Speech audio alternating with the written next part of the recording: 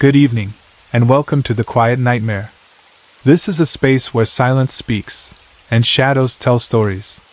Every story you hear is completely uninterrupted, no ads, no distractions. If you enjoy this experience, you're always welcome to stay. Before we begin, tell me where you're listening from, and what time it is. Now, get comfortable.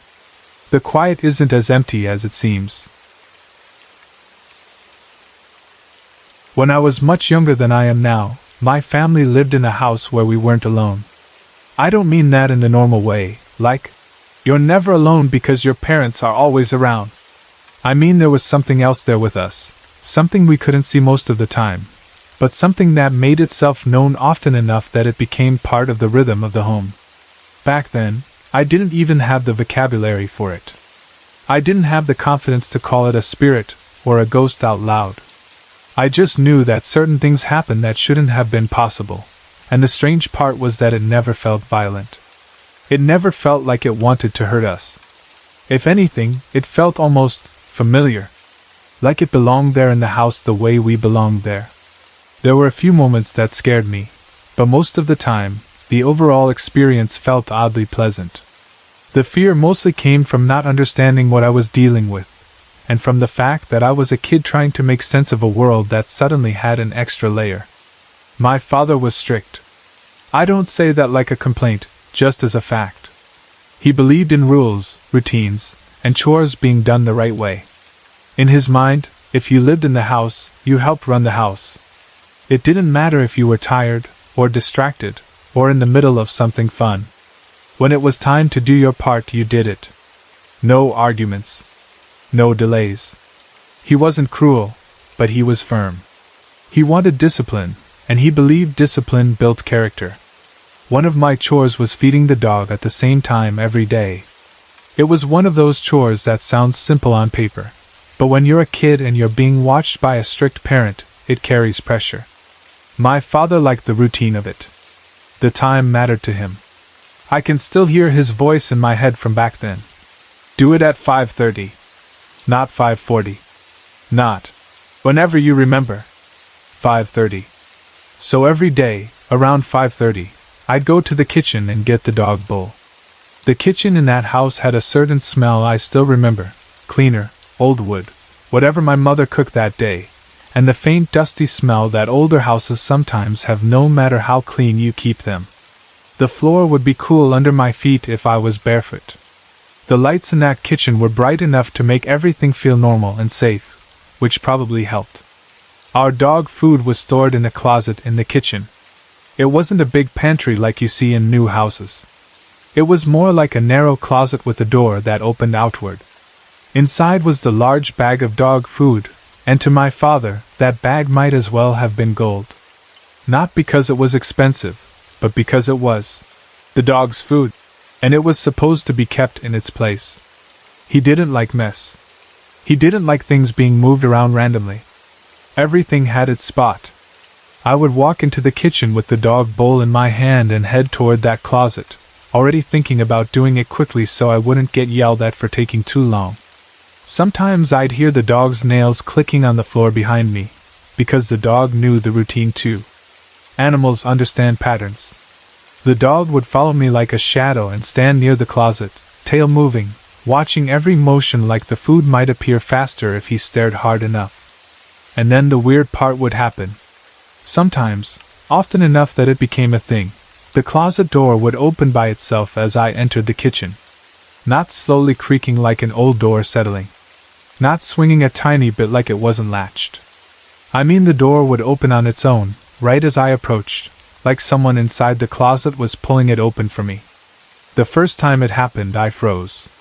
My brain immediately went to the simplest explanation. Maybe the latch was loose. Maybe the air pressure changed when I entered the room. Maybe the door had been left cracked. But I specifically remember the feeling of knowing it had been shut, and then seeing it open anyway.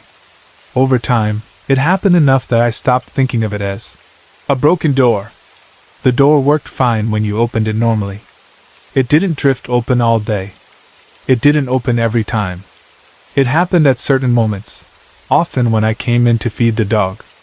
If you had asked me then, as a kid, what I thought it meant, I wouldn't have known. I might have said, "The door opens by itself." That's all. But emotionally, it felt like someone was helping me, like someone was there with me during that chore.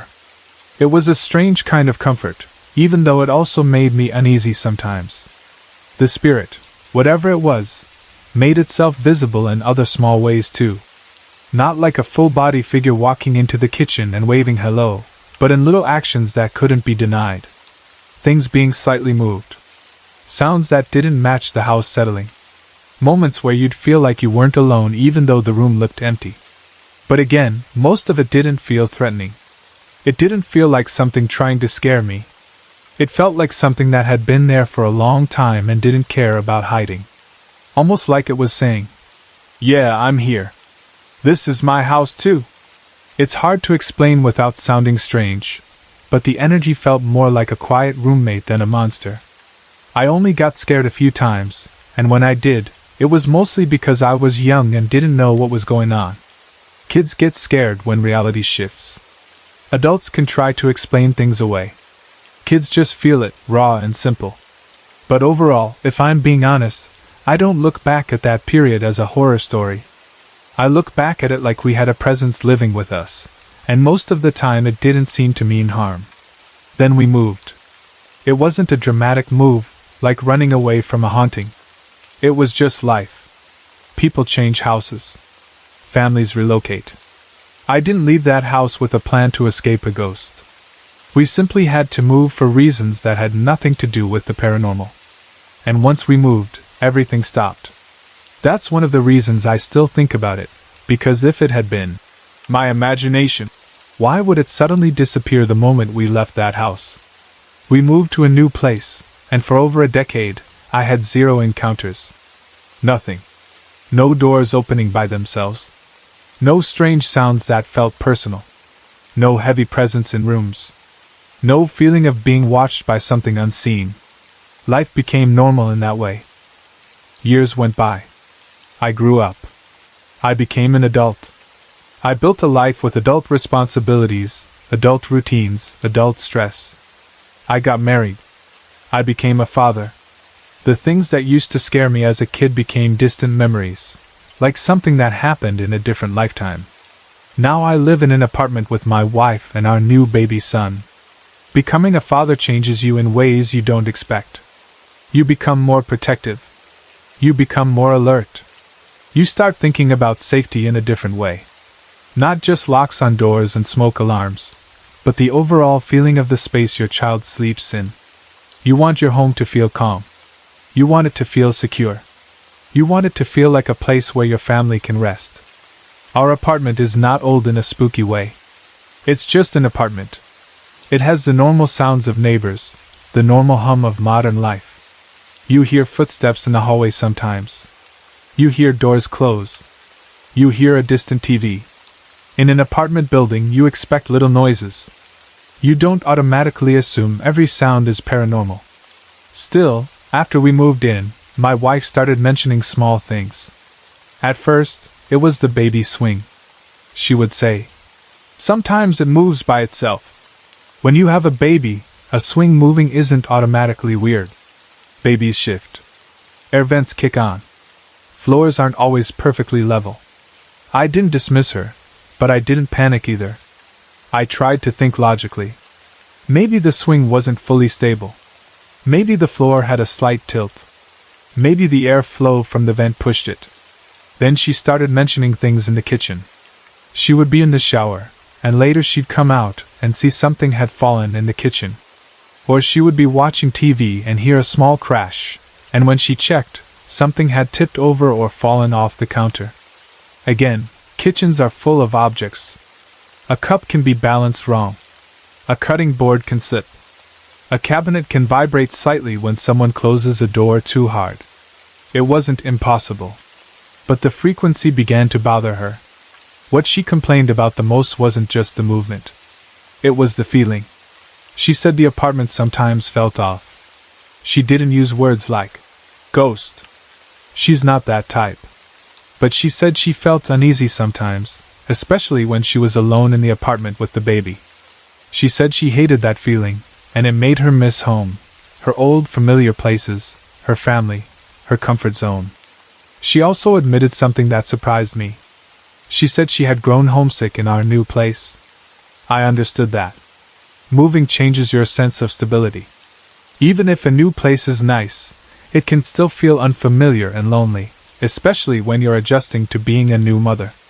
Those early months with a baby can feel like you're living in a loop, feeding, changing, rocking, trying to sleep, repeating. If you don't have family nearby, it can feel isolating. Around Thanksgiving, we decided to travel out of state for a few days. The plan was simple: visit family, have a good time, relax, and come back refreshed. It was supposed to be a break from routine, a chance to breathe. My wife stayed out of state longer than I did because she wanted more time with her family. She missed them, and they wanted to see the baby. I went back first because I had work, and Mondays don't care about your holiday mood. 2 nights ago, I got back home to our apartment for the first time in about 5 days. I was tired. Travel always drains me, even when it's fun. You come back with bags, leftovers, laundry, and that tired mental fog where you just want your own bed. I remember coming in and doing the normal things people do when they get home alone. I checked my email, dragged in my packed belongings, dropped my bags where they belonged, and tried to get ready for Monday like a responsible adult. I didn't turn the apartment into a bright, lively place. I didn't play music. I didn't watch TV. I was too tired. I just wanted sleep. I wanted to reset my body so I could go to work and function. So I went to bed. The apartment felt quiet. That deep nighttime quiet you get when you're alone. Not peaceful, exactly, just empty. I remember thinking briefly about what my wife had said about the swing and the kitchen, but I pushed it away. I didn't want to work myself up. I told myself I was overthinking it and that I needed rest. Sometime during the night, around 3:30 a.m., I woke up terrified. It wasn't a slow wake-up where you open your eyes and stretch and wonder what time it is. It was instant. Like someone flipped a switch inside my body. One moment I was asleep, and the next moment I was wide awake, heart pounding, adrenaline rushing, completely alert in a way that didn't match. Just waking up. All I knew was something wasn't right. That's the only way I can explain it. I woke up with the certainty that I wasn't safe. Not because I heard a crash, not because I saw something moving, but because my body was reacting as if something dangerous was in the room. I tried to call out for help, out of habit, almost. Even though I was alone. Even though my wife wasn't there, and the baby wasn't there. It was like my mind went into that childlike reaction of wanting someone to come protect me. But I couldn't speak. I couldn't move. I tried to lift my arm. Nothing. I tried to turn my head. Nothing. I tried to push myself up. Nothing. My body was locked in place like I had been pinned down. All I could manage was a whisper, and even that felt like it took everything I had. It was like my throat didn't work properly. Like my voice was trapped inside me. I could hear myself trying to make sound, but it barely came out. It felt humiliating and terrifying at the same time. I have only felt this way once before. And the fact that I recognized the feeling made my fear worse, because I knew what it meant, that paralyzed, helpless terror, where you're awake but your body won't respond. When I was younger, between about 3 and 8 years old, I used to have a recurring dream. It wasn't every night, but it happened enough that I still remember it clearly. In the dream, I would be inside a hut lit by firelight. I could hear the fire crackling. I could feel the warmth in the air. The roof of the structure looked like it was made of mud and hay, like an old handmade roof patched together with whatever was available. The light flickered across the inside, making shadows move. It always felt primitive and enclosed, like a small space where the outside world didn't exist. Then, in the dream, I would start to rise. Not by jumping. Not by climbing. It was like something invisible was lifting me toward the roof. The closer I got to the mud and hay ceiling, the more panicked I felt, because I didn't know why I was rising and I couldn't stop it. And then, every time, once I reached the top, I would wake up the exact same way. Paralyzed. Helpless. Terrified. So when I woke up at 3:30 a.m. in my adult body and felt that same paralysis, it dragged all of that childhood fear right back into my chest like it had been waiting there for years.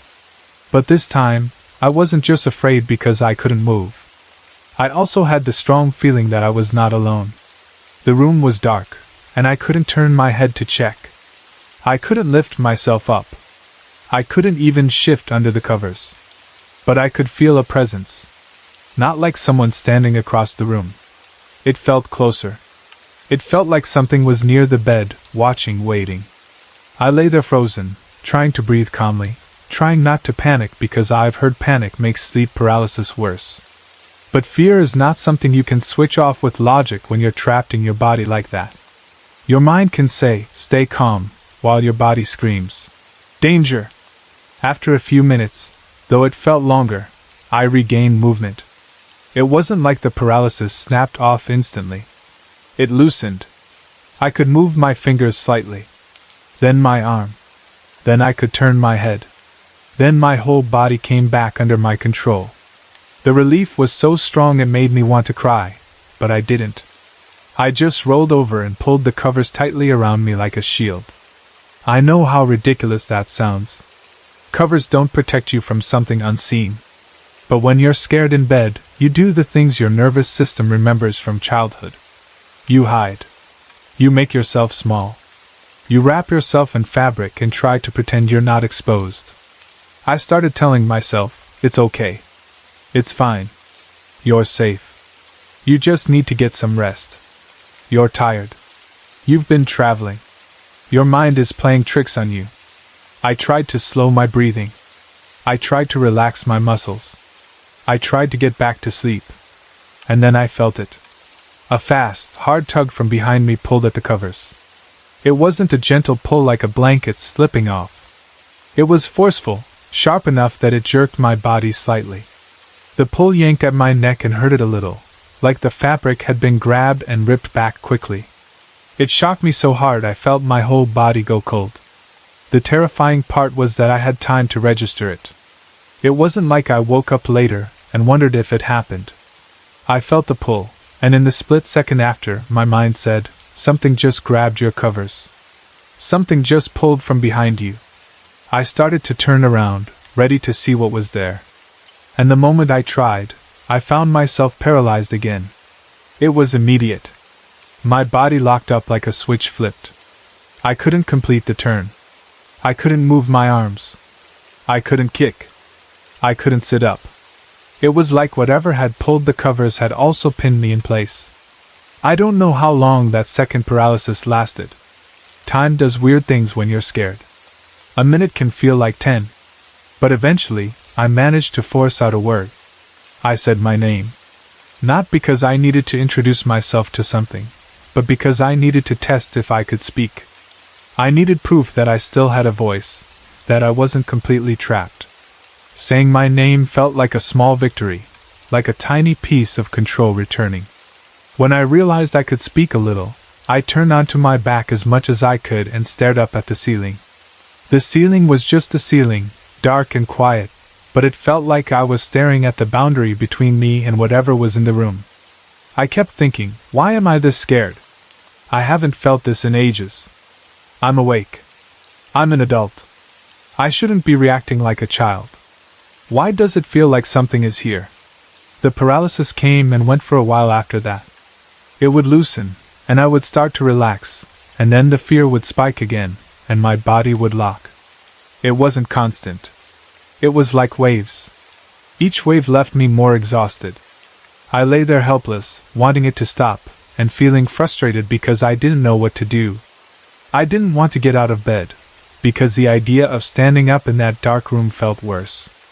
I didn't want to turn on the lights, because moving toward the switch felt like exposing myself.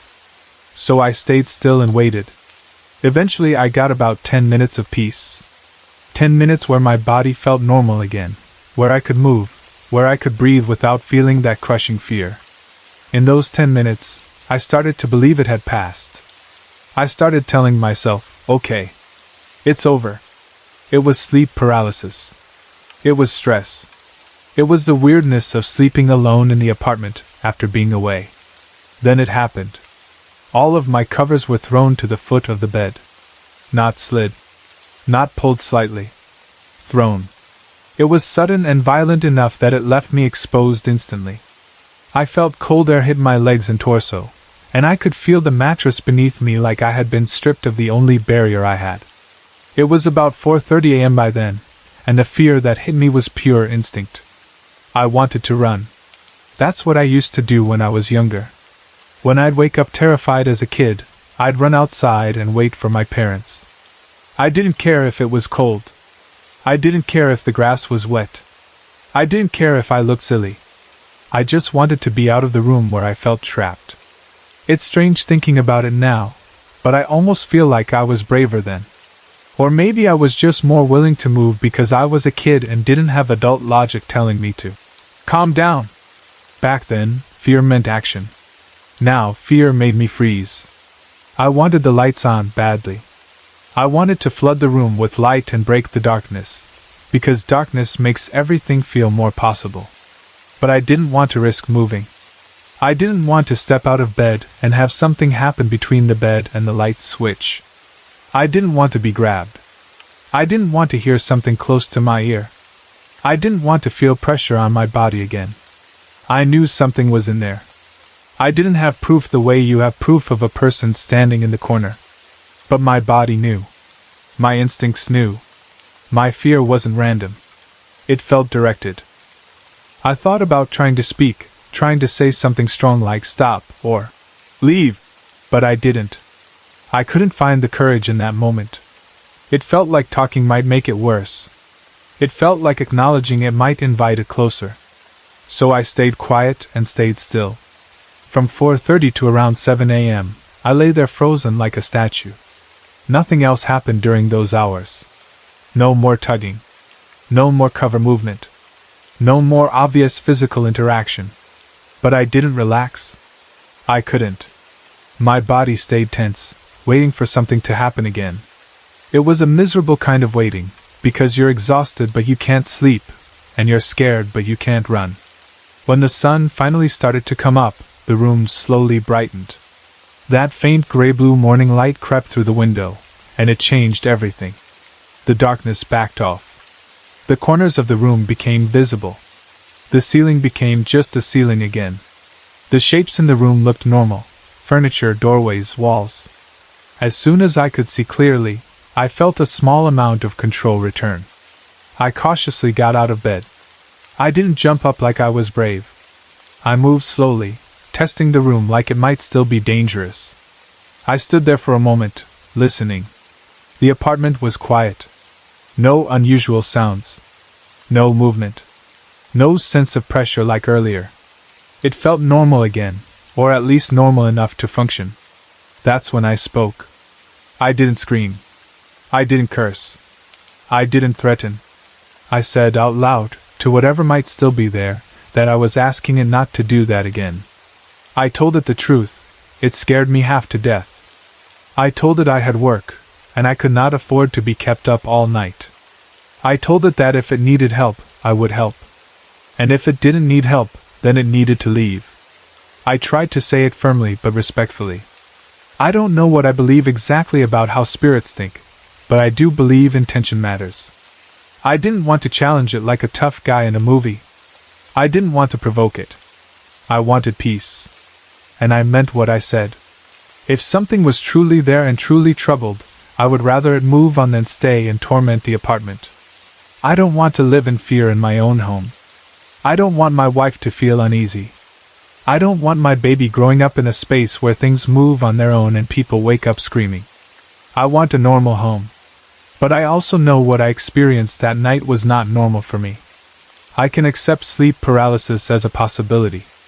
I can accept stress. I can accept that sometimes the mind wakes up faster than the body. But the cover tug that hurt my neck, and the covers being thrown to the foot of the bed, those didn't feel like my body misfiring. Those felt external. Those felt like something interacting with me. And the worst part is that I can't ask my wife yet in a calm way because I don't want to scare her. She already feels homesick. She already feels uneasy in the apartment sometimes. If I tell her I woke up paralyzed and terrified and felt the covers get ripped and thrown, I know it will sit in her mind and make the house feel even less safe. So for now, I'm holding it carefully, trying to decide what it means. I also can't stop thinking about the contrast between my childhood experience and my adult life. As a kid, I lived in a house where a spirit seemed almost helpful, opening the closet door while I carried the dog bowl, showing itself in small ways that mostly felt harmless. Then we moved, and I had nothing for over a decade. Now I'm in a new place, with a wife and a baby, and suddenly there are strange reports from my wife. And then one night I have the most intense fear and paralysis I've felt since childhood. It makes me wonder if something followed me, or if something is attached to places, or if I'm simply the kind of person who occasionally intersects with things I don't understand. All I know is that when the sun came up, I felt grateful. Grateful to see my room clearly, grateful to be able to move, grateful to feel like I could breathe without that heavy fear sitting on my chest. And I meant what I said to the empty air. If you need help, I will help. If you don't, then please leave. Because I can handle a lot in life, but I don't want to spend another night trapped in my own bed, afraid to move, waiting for daylight just to feel safe again. A few years ago, right in the middle of the Christmas season, I was out shopping for gifts in downtown San Diego. It was one of those busy days where the whole city feels like it's moving too fast. The sidewalks were packed. Store doors kept swinging open and shut, and every few seconds you had to step aside for someone rushing past with bags in their hands. It was loud in that normal holiday way, car horns, people calling to each other, bits of music leaking out from store speakers, and that constant mixed smell of perfume, food from nearby restaurants, and car exhaust. The sun was out, but it was winter sun, lower in the sky, not warm the way it is in summer. Even so, the crowd made it feel warmer than it really was. Downtown during the holidays is like that. The weather might be chilly, but the energy of the place feels hot and restless. I was carrying a couple bags and thinking about what else I needed to buy. I remember feeling slightly irritated, not at any one person, just at the pressure of the season. I wanted to get in and out. I wanted to find what I needed and leave. I was trying to stay focused, but my attention kept getting pulled in little directions by the movement around me. That's when I saw a man behind a row of trash cans. At first, it looked like a normal situation you see downtown all the time. Someone crouched down, half hidden, maybe homeless, maybe sick, maybe trying to stay out of the way.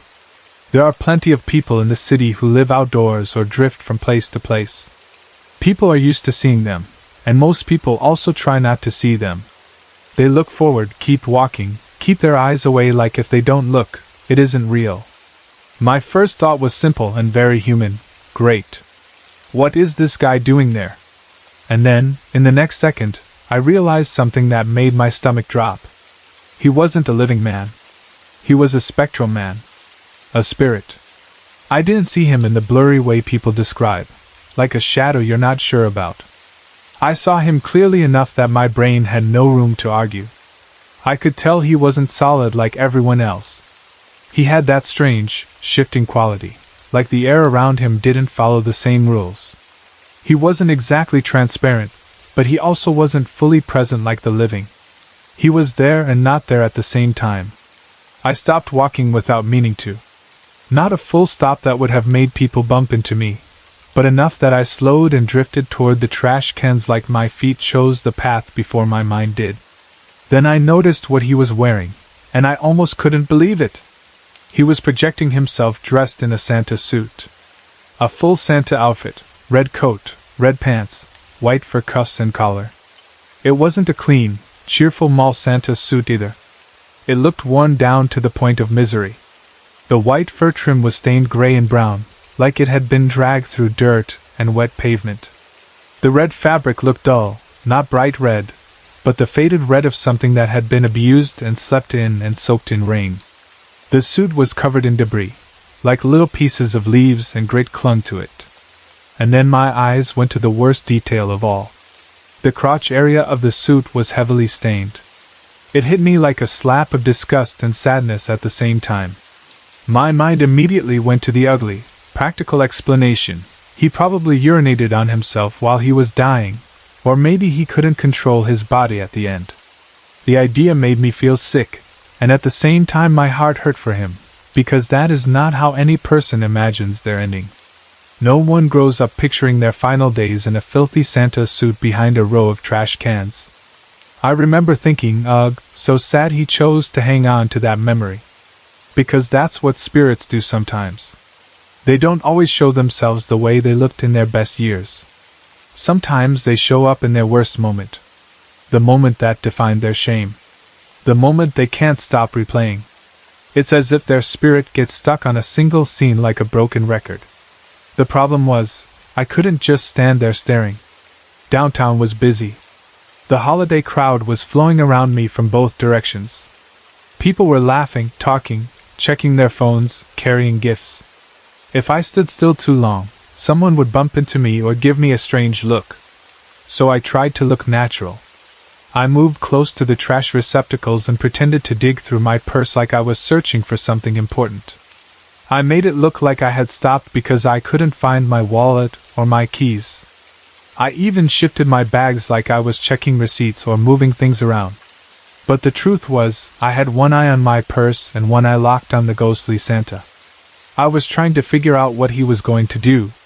Was he going to stand up? Was he going to come toward me? Was he going to vanish? Was he even aware I could see him? Spirits often know. They sense it. They feel when someone is sensitive to them. They notice when someone looks directly at them instead of through them. I kept searching through my bag, acting busy, while my mind ran fast. And then I felt it, the moment he picked up on my energy. It wasn't a sound. It wasn't a touch. It was like a shift in the space, like he suddenly turned his attention toward me and recognized me. The rocking in his body changed. His posture changed. He started to drag himself upright. It wasn't a smooth motion. It looked painful. He rose the way someone rises when every movement hurts. He rocked back and forth as he stood, like he couldn't keep himself steady. And when he rocked, I understood what he was showing me. He wasn't just moving randomly. He was demonstrating pain. He was making me feel, in my own body, the memory of what his body went through. I could sense that he had been in agony before death. The rocking looked like a person trying to survive pain that won't stop. The kind of pain that makes you lean forward and back, trying to find a position that hurts less, but nothing helps. People were still walking past me, completely unaware. That's another thing that always gets to me. You can stand right next to something unseen and most people don't notice anything. To them it's just a normal day. They have no idea that a man's spirit is curled behind trash cans wearing the costume of Christmas joy while reliving a terrible end. I knew I had to do something, but I also didn't want to make a scene. So I did what I often do in moments like this. I lowered myself down closer to the ground as if I dropped something and needed to pick it up.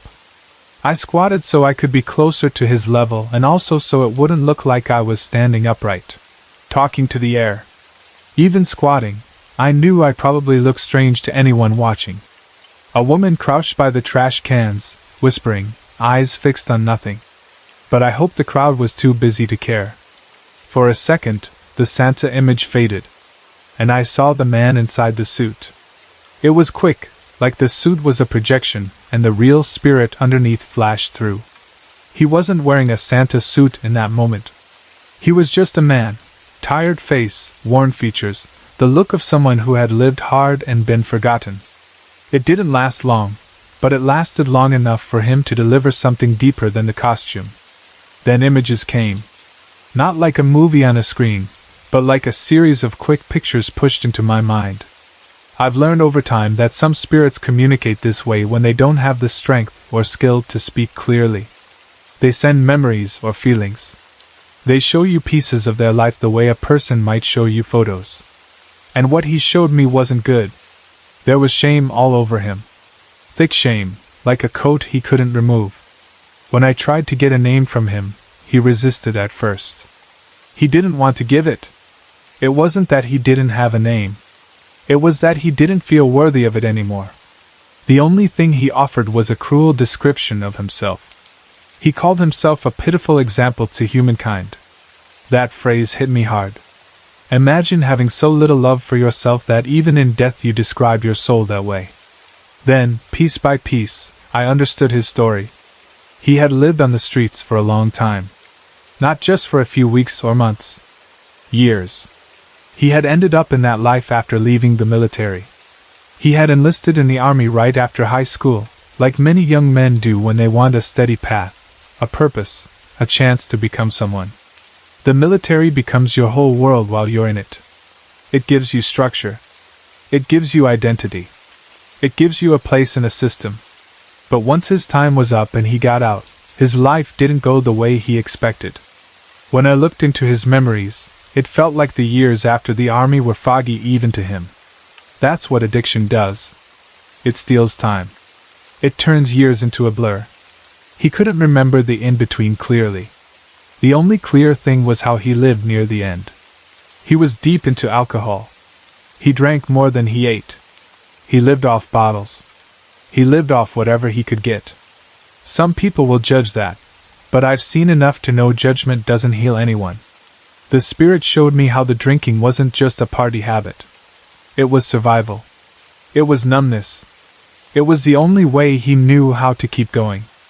I saw the last 6 months of his physical life the clearest. He was sick, more sick than he realized. He had intestinal cancer, and it had spread throughout his system. Cancer like that doesn't politely stay in one place. It spreads like poison. It eats the body from the inside. It steals strength. It steals appetite. It makes your stomach twist, your bones ache, your energy vanish. But he didn't have doctors. He didn't have a bed. He didn't have family taking him to appointments. He didn't have someone watching his decline and saying, "This is serious. You need help." He had the streets. And on the streets, pain becomes normal. People get used to suffering because they have no choice. They ignore symptoms because acknowledging them doesn't magically create healthcare, money, or stability. And for him, alcohol became the only tool he had. He drank to drown the pain. When the pain got worse, he drank more. He showed me how his street buddies would give him bottles. Not because they wanted him to die, but because they didn't have another solution either. They were living the same way. Broken routines, survival friendships, small acts of care that look ugly to outsiders. They knew him as a man who drank. They didn't know him as a man with cancer until it was too late. Somewhere in those final months, someone found an old Santa suit at a nearby Salvation Army. Maybe one of his friends brought it to him as a joke. Maybe someone thought it would keep him warm. Maybe he found it himself. I don't know exactly how it ended up on him, but I understood why it mattered. At least he was warm at night. That hit me hard, because warmth is such a basic human need. People forget that when they judge. They forget what cold nights do to the body. They forget that a cheap coat can mean survival. For him, that dirty Santa suit was a blanket and a shelter. It was humiliating, but it was also protection against winter air. But the pain kept him up. Toward the end, even all the booze in the world couldn't mask it. That's what happens when the body finally reaches the limit. Alcohol stops being a blanket, and pain becomes a flood. He showed me nights where he rocked and moaned and tried to breathe through the sickness. Nights where he couldn't lie still because lying still hurt too much. Nights where he was just a man in a failing body, trapped under the open sky. Then came the ending.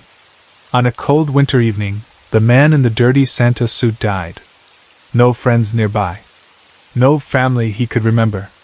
No one holding his hand. No one speaking his name. He was alone behind trash cans while the holiday season went on around him. Lights on buildings.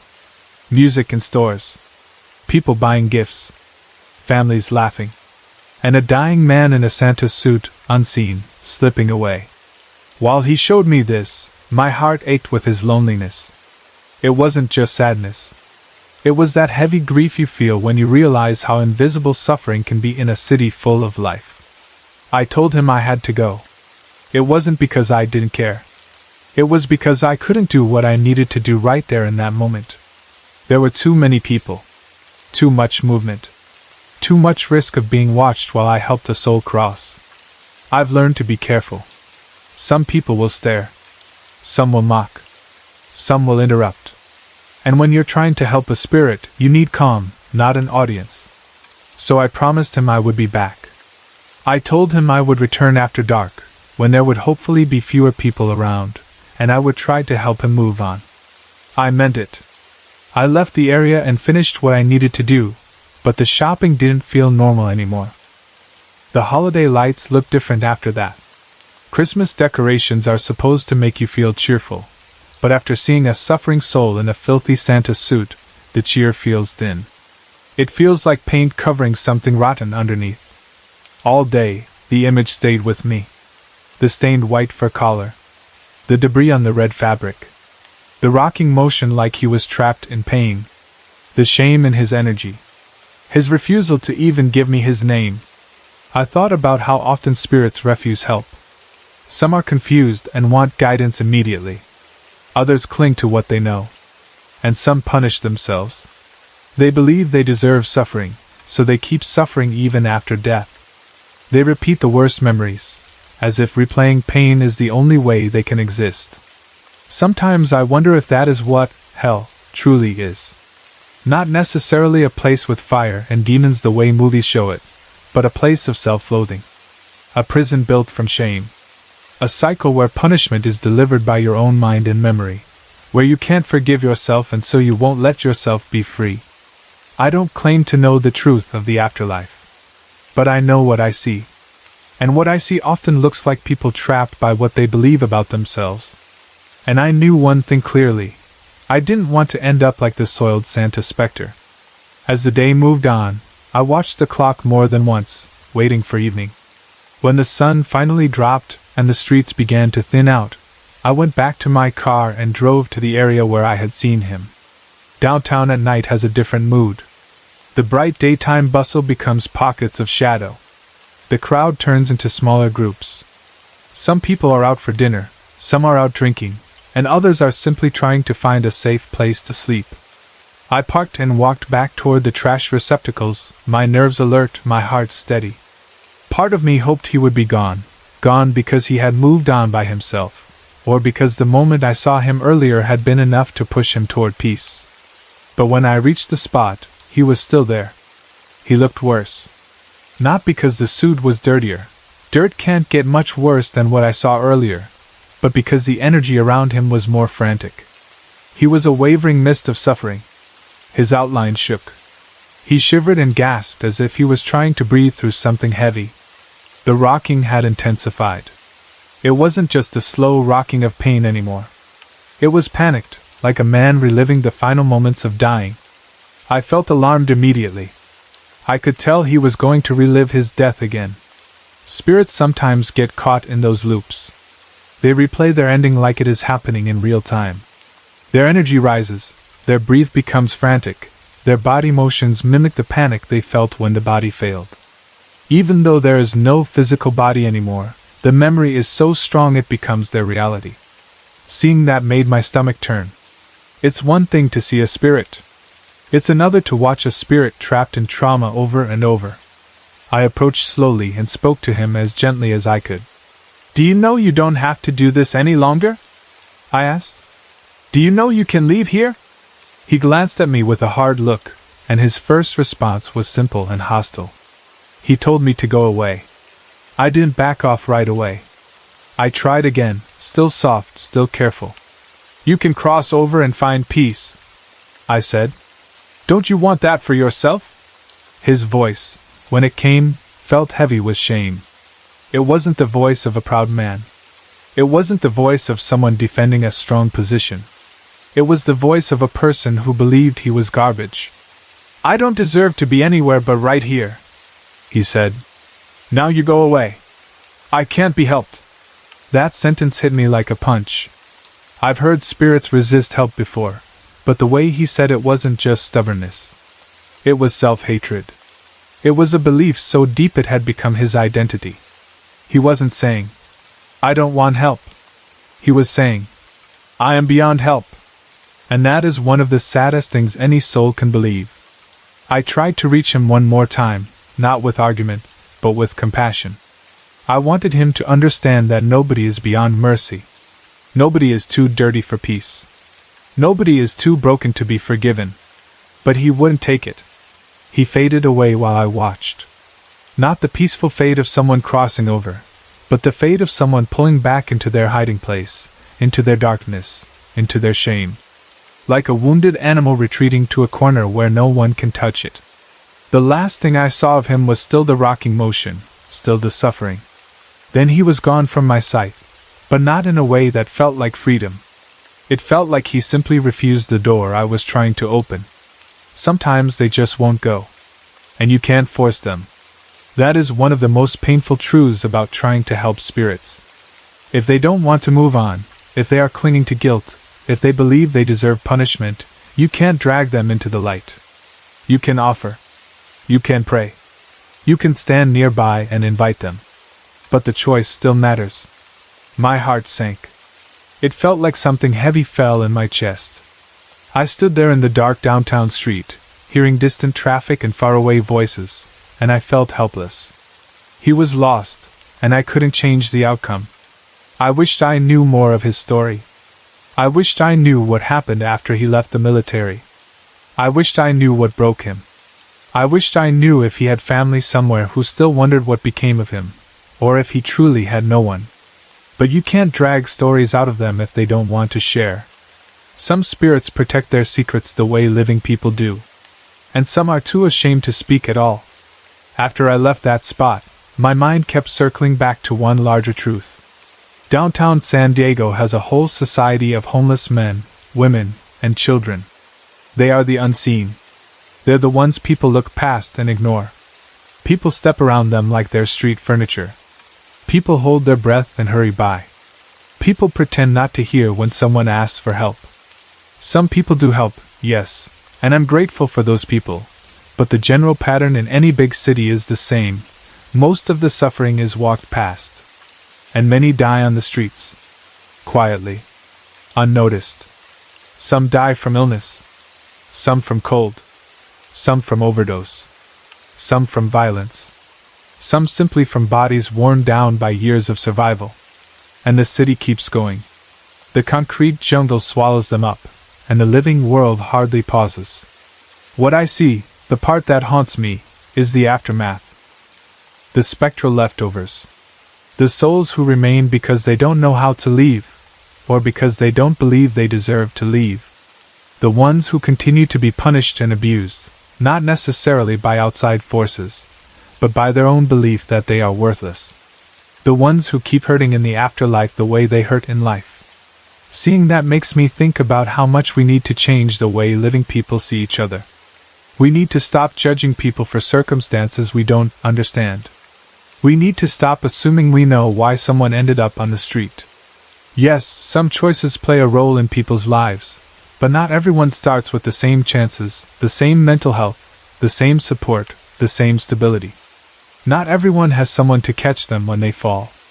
And once a person falls far enough, climbing out can feel impossible even if they want to. Instead of walking past, people need to get involved.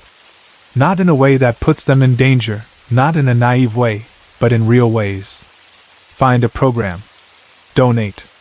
Volunteer. Support shelters and recovery services. Support mental health care. Support veterans who come home and don't know how to belong again. Support families trying to escape addiction cycles. Because if we don't, we keep creating invisible suffering. And sometimes that suffering doesn't end when the body dies. I don't say that to sound dramatic. I say it because I've seen enough to believe it. That day, the soiled Santa spirit reminded me of something simple and terrible. A person can become a symbol of joy to the world and still be dying in pain where nobody looks. And even when someone like me tries to help on the spiritual side, it doesn't erase the real problem on the living side. Until the day comes, if it ever comes, when society sees the homeless as human beings instead of background noise, I believe there will always be more lost souls clinging to the streets. More spirits stuck in shame. More people punished by the belief that they deserve to suffer.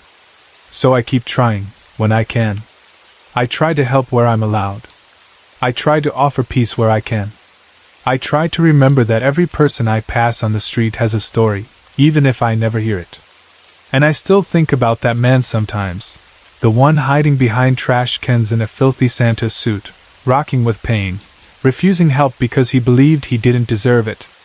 I don't know what became of him after that night. But I hope, somehow, that he eventually got tired of punishing himself. I hope he eventually believed he was worth more than his worst years.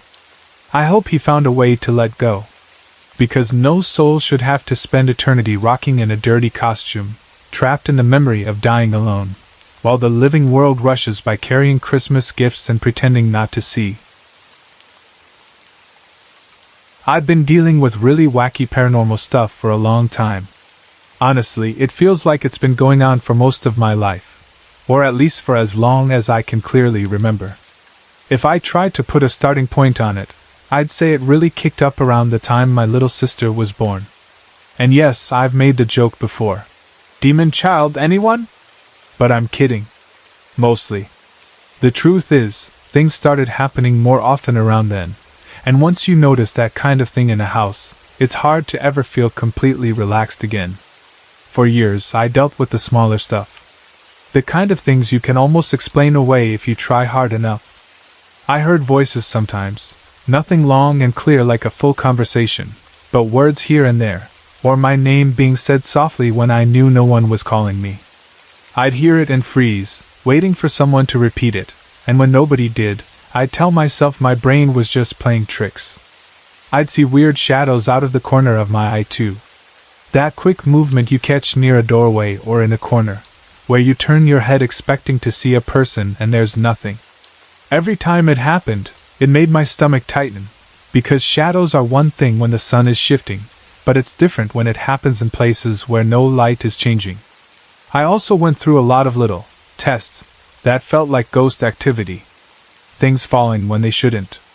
Small noises in rooms that were empty. That feeling that someone is standing behind you when you're alone.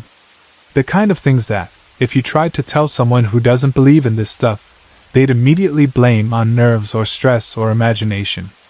And sometimes, I'd even want to believe them. Because the idea that it's just you is less scary than the idea that something is truly there. But even with all of that, there was one thing I hadn't experienced for a long time. I had never actually seen a ghost. Not clearly. Not directly. Not in a way where you could say, that was a person-shaped figure moving through space, and it didn't behave like a living person. Then a few years ago, that changed. I can still picture that day, even though I couldn't tell you the exact date. It must have been a Saturday afternoon, because everyone in my family was gone. They had gone on some trip, something normal and family-related, the kind of trip where everyone leaves the house together. I stayed behind because I had plans of my own. A family friend was going to pick me up later, and I was supposed to babysit that evening. So the plan was simple. I'd stay home alone for a while, then get picked up, go babysit, and come back later. It was one of those afternoons where you're alone but not worried about it. The house felt normal. The light outside was bright, and you could hear the usual daytime sounds if you paid attention. Cars passing now and then, maybe a distant lawn-mower, birds, the faint hum of the neighborhood doing its thing. I wasn't sitting there trying to summon anything. I wasn't watching scary videos. I wasn't playing with a Ouija board or doing anything that felt like asking for trouble. I was just waiting, trying to pass time in a boring way. I sat in the rocking chair in our living room and read a book. That chair is one of those old comfortable chairs that creaks just a little when you rock it, not in a loud annoying way, but in a familiar, this chair has been here forever way. It's the kind of chair you sit in when you want to feel safe. That's probably why I chose it. I remember being curled into it with my book, rocking gently without even thinking about it, letting the story pull my attention away from the empty house quiet. The way the living room is set up matters, because it explains exactly what I saw. When you sit in that rocking chair, you can see into the kitchen. You can see the doorway area clearly, and there's a kitchen door that has a tall glass panel in it, about 2 feet wide and 5 feet tall. It's basically like a built-in window, and you can see through it easily. There's no clutter in the way from that chair. No bookshelf blocking the view, no tall furniture in the exact line of sight. It's a plain, clean angle. So if something passes in front of that kitchen door, you see it. Not a vague blur. Not a maybe.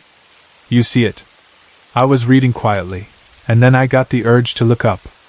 I still don't know why. It wasn't like I heard a crash or a loud noise that forced me to glance over. It was more like a pull, like something in my body said, "Look up now." If I had to guess, I probably wanted to check the time on the clock near the kitchen door, because I knew I needed to be ready when I got picked up. But I don't remember the thought clearly.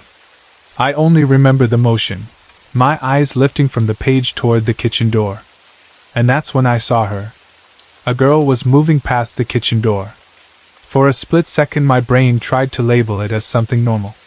Maybe it was one of my family members who came back early. Maybe it was a neighbor passing by outside and I was seeing a reflection. Maybe it was a trick of the light. But within the same second, my brain realized none of that fit. Because she wasn't walking. She was gliding. It's hard to describe her movement without sounding dramatic, but it was smooth in a way that didn't match a human body. When a living person walks, their clothes shift. Their hair moves. Their shoulders rise and fall slightly.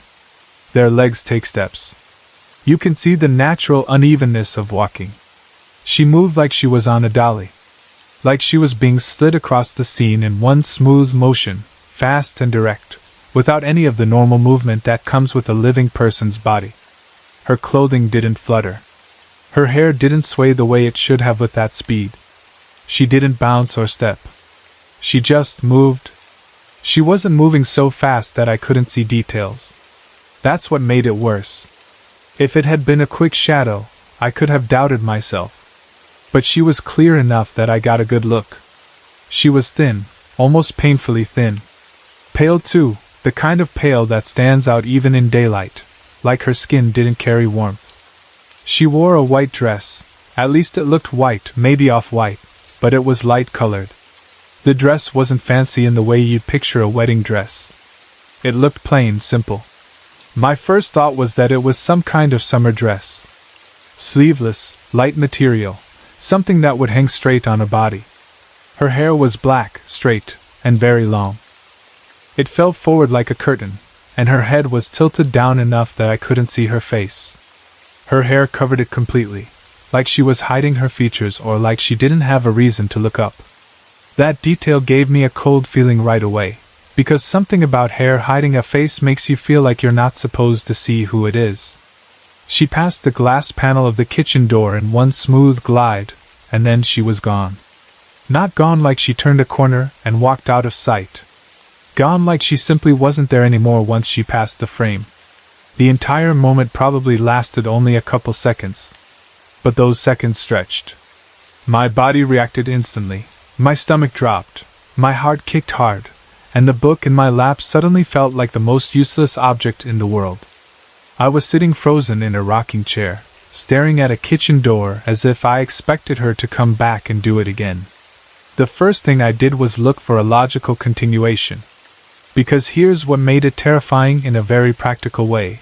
With how quickly she was moving, and with how our windows are set up, I should have seen her again. If a real person had walked past that kitchen door, they would have continued along the outside of the house, and a moment later they would have passed a large dining room window. That window is big, and from where I was sitting, I would have seen movement there too. Even if I didn't see the person clearly, I would have seen the shape cross it. But she never appeared. I waited, staring at the dining room window, expecting the next part of the path. Nothing. No white dress crossing the window. No black hair. No movement. It was like the girl moved past the kitchen door and then simply vanished out of reality. That's when fear took over fully. Not just. That was creepy. I mean real fear, the kind that makes you want to jump up and lock every door. The kind that makes you want to run outside and stand in the open because being inside feels wrong. I didn't run right away, though. I stayed frozen for a moment, trying to make my mind work. I remember my eyes flicking between the kitchen door and the dining room window and the hallway, like maybe I would catch her again if she reappeared. I listened too.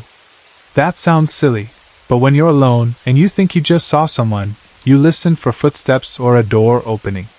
But the house remained silent. No footsteps. No creak of floorboards. No sound of someone walking through the kitchen. Nothing. I finally stood up, slowly, like if I moved too quickly I might trigger something else. My legs felt strange, like they were weak and stiff at the same time. I held my book tightly as if it could protect me, even though I knew it couldn't. I walked toward the kitchen, still half expecting to see her standing there. But the kitchen was empty. I checked the back door. I checked the windows. I checked the hallway that leads away from the kitchen. Nothing. I went to the dining room window and looked outside. No one walking. No one in the yard. No neighbor passing by. No girl in white anywhere. That was the moment my mind fully accepted. I didn't see a living person. I saw a ghost. I remember going back to the living room and standing near the rocking chair, staring at the kitchen door again. The glass panel looked ordinary now, just a piece of glass in a door. But it felt like a screen that had just shown me something I wasn't prepared to see. I stayed terrified for weeks after that. Not the kind of fear that makes you scream every day, but the kind of fear that sits behind your daily life like a shadow. I'd be in the kitchen washing dishes and suddenly look at that door and feel my heart race. I'd sit in the living room and feel uneasy, like maybe she would pass again. I'd be alone in the house and keep checking windows without meaning to. I'd avoid sitting in that rocking chair for a while, because it felt like that chair had become the spot where it happened. Even now, I'm still afraid of seeing her again. And the worst part is, I have glimpsed her a few other times. Not as clear as that first time. Mostly out of the corner of my eye. A pale shape near the kitchen door. A motion near the sink window. A sense of someone moving outside the living room windows. Every time it happens, it hits that same nerve inside me. My body goes cold, my stomach drops, and I turn my head fast, and then, nothing. Gone. Like she can't be looked at directly. Like she prefers to be noticed only in the edges. For a long time, I thought I was the only one. I didn't tell many people. I didn't want to sound crazy. And I didn't want to hear the usual explanations. You were home alone and your mind played tricks. You were reading and daydreaming. You probably saw a reflection. It was a person outside and you got spooked. People say those things because they want the world to stay simple. I understand that. But those explanations didn't fit what I experienced. Still, I kept it mostly to myself. Then earlier this year, I found out I'm not the only one who has seen her. My mom told me something that made my skin prickle.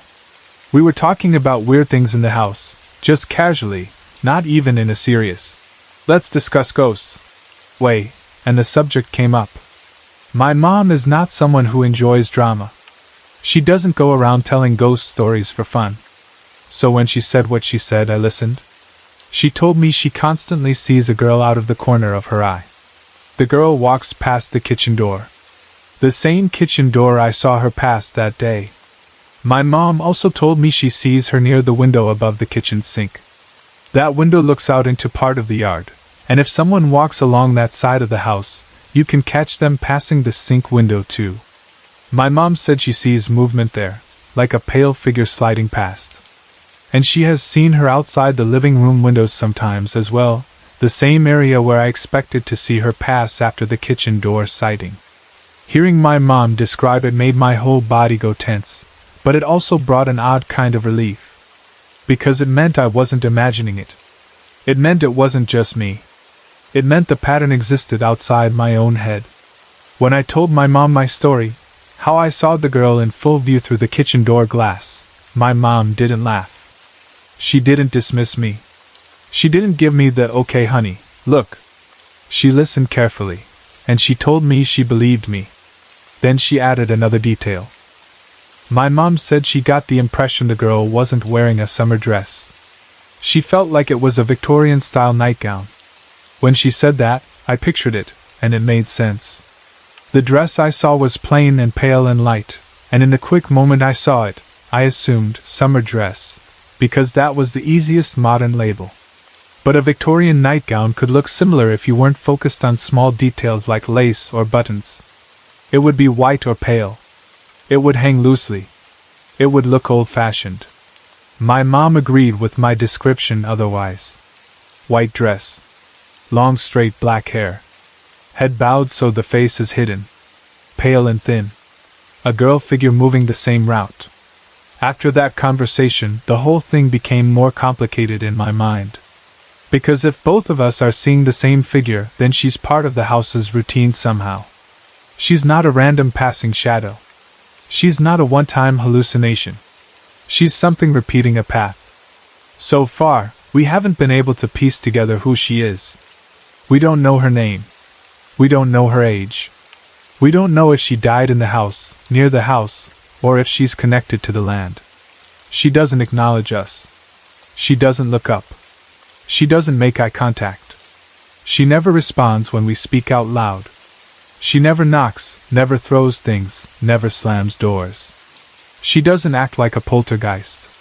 She doesn't feel like she's trying to scare us on purpose, and that's important. But at the same time, she doesn't feel warm either. When I think about her, I don't get a fuzzy comforting feeling. I don't feel like she's a friendly guardian spirit. She's simply there. And because I can't see her face, I can't read her emotions. I can't tell if she's sad, angry, confused, or empty. All I can tell is that her presence changes the air, even if only for a few seconds. My mom, interestingly, has never felt negativity from her. My mom says the girl doesn't feel evil. She doesn't feel like danger. She feels more like a quiet presence that keeps moving through the same space. That's why my mom isn't afraid the way I am. My mom sees her out of the corner of her eye and thinks, there she is again. I see her and my nervous system reacts like it's a threat, because the first time I saw her, I was alone, and it was too clear and too sudden. That first sighting imprinted on me like a shock. We've tried to think about why she walks that path. The kitchen and living room are right next to each other, and that side of the house has a certain flow. If you were a living person walking through the house, you'd pass those points naturally. But she's not walking through the interior. She's passing places where she can be seen through glass, through the kitchen door, the sink window, sometimes the living room windows. That makes us think she might be attached to something on that side of the house. Something that draws her there. Something that makes her repeat the same movement, the way a person might repeat a habit. We've wondered if something in the kitchen is connected to her. The kitchen is often the heart of a home. People spend time there. People argue there. People laugh there. People cry there. A lot of life happens in kitchens. If she had strong memories connected to that space, it could pull her in. But the living room is also a place where people spend time, and she's been seen outside those windows too. So maybe it's not one object. Maybe it's the whole corner of the house. Maybe it's a route she used in life, walking past the kitchen, past the sink, along the side yard. Or maybe she isn't tied to the house at all. Maybe she's tied to the neighborhood. Maybe she's tied to the street. Maybe she's tied to the land. Sometimes spirits don't behave the way we think they should. Sometimes they repeat what they remember, even if it makes no logical sense to us now. A spirit can walk where a path used to be, even if a building stands there now. A spirit can drift toward where something meaningful once stood, even if it's long gone. And then there's another possibility I've thought about but don't always like saying out loud. Maybe she's lonely. Maybe she's simply a spirit who wanders and has found our home as a place she returns to. Maybe she likes the presence of a family. Maybe she doesn't know how to connect, so she repeats the same path, staying near but never fully stepping in. Maybe she wants to be seen but doesn't know how to reveal her face. Maybe she hides behind her hair because she's ashamed or scared. I don't know. It's hard to assign motives to something that never speaks. What makes me think she might not be purely residual, like a recording, is that she seems to show up in moments that feel connected to attention. Like she appears when someone is calm, sitting quietly, not distracted. She appears when you're alone and your senses are open. She appears at times when you look up for no reason, as if she knows when you'll notice. That makes her feel at least somewhat intelligent. Not in the sense that she's plotting something, but in the sense that she's aware of being observed. She knows how to slip past without being fully caught. She knows how to stay on the edge of vision. She knows how to move through the same route without being fully confronted. And the strangest part is that she has never done anything to clearly harm us. No scratches. No choking feeling. No heavy pressure on the bed. No voices screaming. Nothing like that. Just movement. Just presence. Just the same quiet path again and again. Which should make it easier to live with, but it doesn't. Because even if she isn't evil, she's still something that shouldn't be there. And every time I think I've gotten over it, I'll be sitting in the living room and feel that urge to glance toward the kitchen door, and I'll remember the pale thin girl in white gliding past in complete silence. And my heart will still jump as if it's happening again. Sometimes I wonder if I'll ever know who she is. We've tried thinking through history, but we haven't gotten far. We don't have a clear story connected to our house, no obvious tragedy, no family legend. Nothing that points directly to a Victorian girl died here. And because she doesn't communicate, we can't ask her directly. We can only observe. My mom and I have even tried small things, careful things, like acknowledging her presence out loud when we sense her. Not demanding answers, not challenging her, but saying things like, "We see you," or, "If you need help, you can go toward the light," or, "You're not alone." My mom does it with calm, like she's speaking to someone shy. I do it with a little more tension, because I'm still afraid of accidentally making things worse. So far, the girl doesn't react. She just continues her quiet path. And for now, that's where the story sits. A ghostly girl in white, thin and pale, long black hair hiding her face, gliding past our kitchen door, as if pulled by something we can't see. A figure both my mother and I have seen, in the same places, in the same way, without either of us influencing the other. I still don't know what she wants. I still don't know who she is. But I do know one thing. The first time I saw her, sitting alone in that rocking chair with a book in my lap, I learned what it feels like to watch something impossible move through a very ordinary room. And once you've seen that, you never look at your house the same way again. Talk about an active evening. After everything I felt the last time, I finally went back to the gate to nowhere, and this time I went at night. I didn't want to go too late. I wasn't trying to be reckless, and I wasn't trying to push my luck. I wanted the night energy, but I also wanted to stay aware, stay safe, and be able to leave before I got too tired. I planned the whole thing in a calm way, the way you plan something that matters to you, even if you can't fully explain it to other people. I got there around 8 p.m., when the sky had already turned dark and the world felt quieter, but it still wasn't so late that I'd be out there in the deepest part of the night. This environment is full of paranormal activity. I've been to places where you get a small feeling, like a chill, a strange sound, or the sense that you are not alone. This place is not like that. This place feels packed. It feels busy, layered, and alive in a way that isn't normal. The interesting thing is that I felt safer at night than during the daytime visit, and I never expected to feel that way. During my last visit in the daytime, I felt anxious in a way that came out of nowhere. I didn't even notice it at first, but then I realized I was holding my breath over and over. It was like my body was doing it on its own, like my lungs didn't trust the air. I remember standing there with the sun out, and still feeling cold at the edges of my skin, like the heat couldn't fully reach me. I felt accosted from every side with ghostly activity, like the place didn't have one clear direction, but 100. The electrical charge coming off the area felt unreal. I don't mean a simple, static feeling. I mean it felt like the air itself was loaded, like the space was buzzing and pressing against me. My skin crawled with goosebumps and wouldn't settle down. It was too much at once, and it made me feel tense, like something might happen at any second. That is why the night trip surprised me. I had expected the dark to make everything feel heavier. I had expected fear. But what I found was different, and the difference was immediate. The gate to nowhere has a strange way of making you feel like you've stepped into another time, another plane, another layer of reality. Standing there, especially in the center area, makes you feel like you are in two places at once. Your feet are on the dirt, but your mind feels like it's reaching into something else.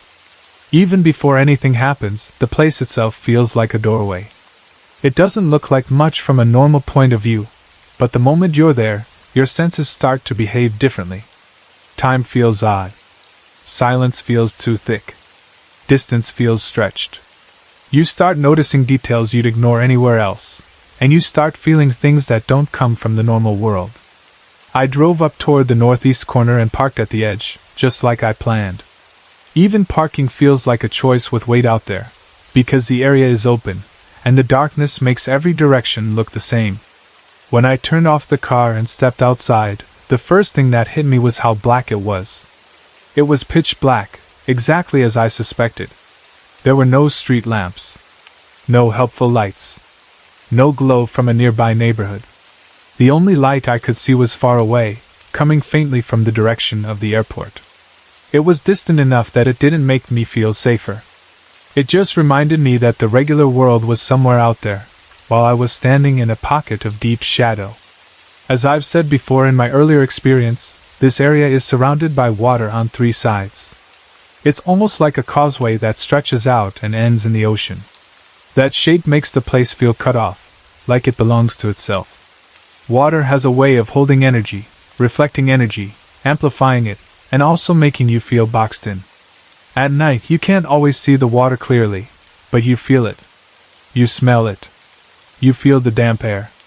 You feel the cold coming in from those directions. It's like being on a narrow piece of land with darkness and ocean on both sides, and it adds to that feeling that you've stepped out of the normal map. I stood there for a while before I moved, because I wanted to check myself. I wanted to see if the daytime anxiety would return. In the daytime, I felt like I was being hit from all sides with emotion and noise, even when I couldn't hear anything with my physical ears. But that night, I didn't feel overwhelmed. I didn't feel pushed. I didn't feel crowded. The stillness was intense, but it didn't feel hostile. It was so quiet that it was unnatural. I didn't hear cars. I didn't hear waves, even though water was so close. I didn't hear the usual night insects. No chirping, no buzzing, no little movements in the grass that tell you nature is awake. It was eerily still, like the whole place was holding its breath. That kind of silence can scare people because your mind starts searching for danger. Your ears strain, your eyes try to adjust, and you start imagining shapes. But I didn't feel afraid. I felt strangely steady. It felt like they knew I had arrived. That's the only way I can say it. It felt like I was expected. It felt like the place itself noticed me and responded to me. And yes, I know how that sounds. It can sound egotistical, like I'm trying to make it about me. But I'm not saying it like that. I'm describing the feeling I picked up right away, the moment I stepped into that darkness. It felt like a gathering was already happening, and my arrival wasn't a surprise. It felt like a room full of people who paused and turned their heads, not in anger, but in recognition. Time felt like it stopped or slowed down. The minutes didn't move like normal minutes. I found myself standing very still, listening with my whole body. When a place is that quiet, you start hearing tiny things you normally ignore. You hear your own breathing. You hear your heartbeat. You hear the small shift of your clothes. But in the middle of that, I heard something else, and it made my skin tighten. Voices. They were very soft. They weren't loud enough to be physical voices, like a person speaking next to you. They were more like a sound carried through layers of air, like whispers traveling from far away but also from close. And they weren't coming from one place. They were coming from all directions at once. At first, I thought I was imagining it because it was so gentle. Then it became clearer, not louder, but clearer, like my ears and mind were tuning in. The voices felt young and old, a mix of ages, and the tone shocked me because it wasn't upset. It wasn't angry. It wasn't crying. It wasn't begging. It was welcoming. This had never happened to me before in such a strong way. Usually, when I pick up messages in active places, they carry distress. I sense angst, frustration, fear, confusion, and sometimes deep sadness mixed with tears. Sometimes I feel like I'm standing inside someone else's pain, and it can pull at you until you feel sick. Sometimes the messages feel demanding, like they want attention, like they want energy, like they want you to fix something you can't fix. And in the worst situations, there's a darker edge, a feeling that something is there that does not care about you at all. But that night, what I received was different. It was the first time I can remember getting so many pleasant auditory messages all at once, and it changed the entire mood. Imagine 1,000 voices, each separate, and somehow none of them get lost. None of them blur together into one big sound. Each voice has its own space, its own identity, its own presence. Yet they were all saying the same kind of thing, like a gentle chorus, not perfectly in sync, but united in meaning. Please come. You are welcome here. Hello? Come forward. Enter. It wasn't like they were shouting. It wasn't dramatic. It was soft and steady, like they were calling me in the way a host calls a guest, the way someone invites you to step inside from the cold. The words came from every direction, and it made me feel like I was standing in the center of a circle, but not a threatening circle. More like a circle of watchers, waiting to see what I would do. I listened for a long time, because I didn't want to rush the moment. I didn't want to break the feeling. My body stayed calm, and that alone felt like a message. In the daytime, my chest tightened and my throat felt dry, like something was trying to pull the air out of me. But at night, even with all those voices, my breathing stayed more even. I felt a kind of protection around me, like there were presences there that were stronger than the rest and were keeping order. The welcome felt real, and it also felt deliberate. It didn't feel random. It felt as if they had chosen to respond to me that way. I went to my car and grabbed my camera, like I always do. I never go into places like this without it, even though I've learned the hard way that electronics don't always behave around heavy paranormal energy. Some places drain batteries fast. Some places cause screens to freeze. Sometimes the flash won't fire. Sometimes the camera will work perfectly for 5 minutes and then shut down like it's exhausted. I've seen strange glitches that I can't explain, and I've also seen normal equipment failure. So I never expect too much, but I always try. Before I started walking, I stood again and listened. The voices were still there, soft and inviting, and that helped me take the next step. I moved toward the dirt road to the left of the field. In the dark, the road looked like nothing special, just a rough strip of ground, but it felt like a path into something deeper. The moment I stepped onto it, it felt like crossing an invisible line. The cold hit me instantly. It was icy cold, the kind of cold that feels sharper than normal night air, especially near the ocean. This wasn't just a breeze. It felt like the temperature dropped around my body, like I stepped into a pocket of cold. That kind of cold is not unusual when there are many entities in one place. It happens in other locations too, but here it felt concentrated, like the air itself was different. For a moment, I waited for the usual follow-up, the emotional pressure, the tugging feeling, the sensation that something wants your attention so badly it will take your energy if you don't give it. But that didn't happen. Instead, I felt restraint again. It felt like they were careful with me.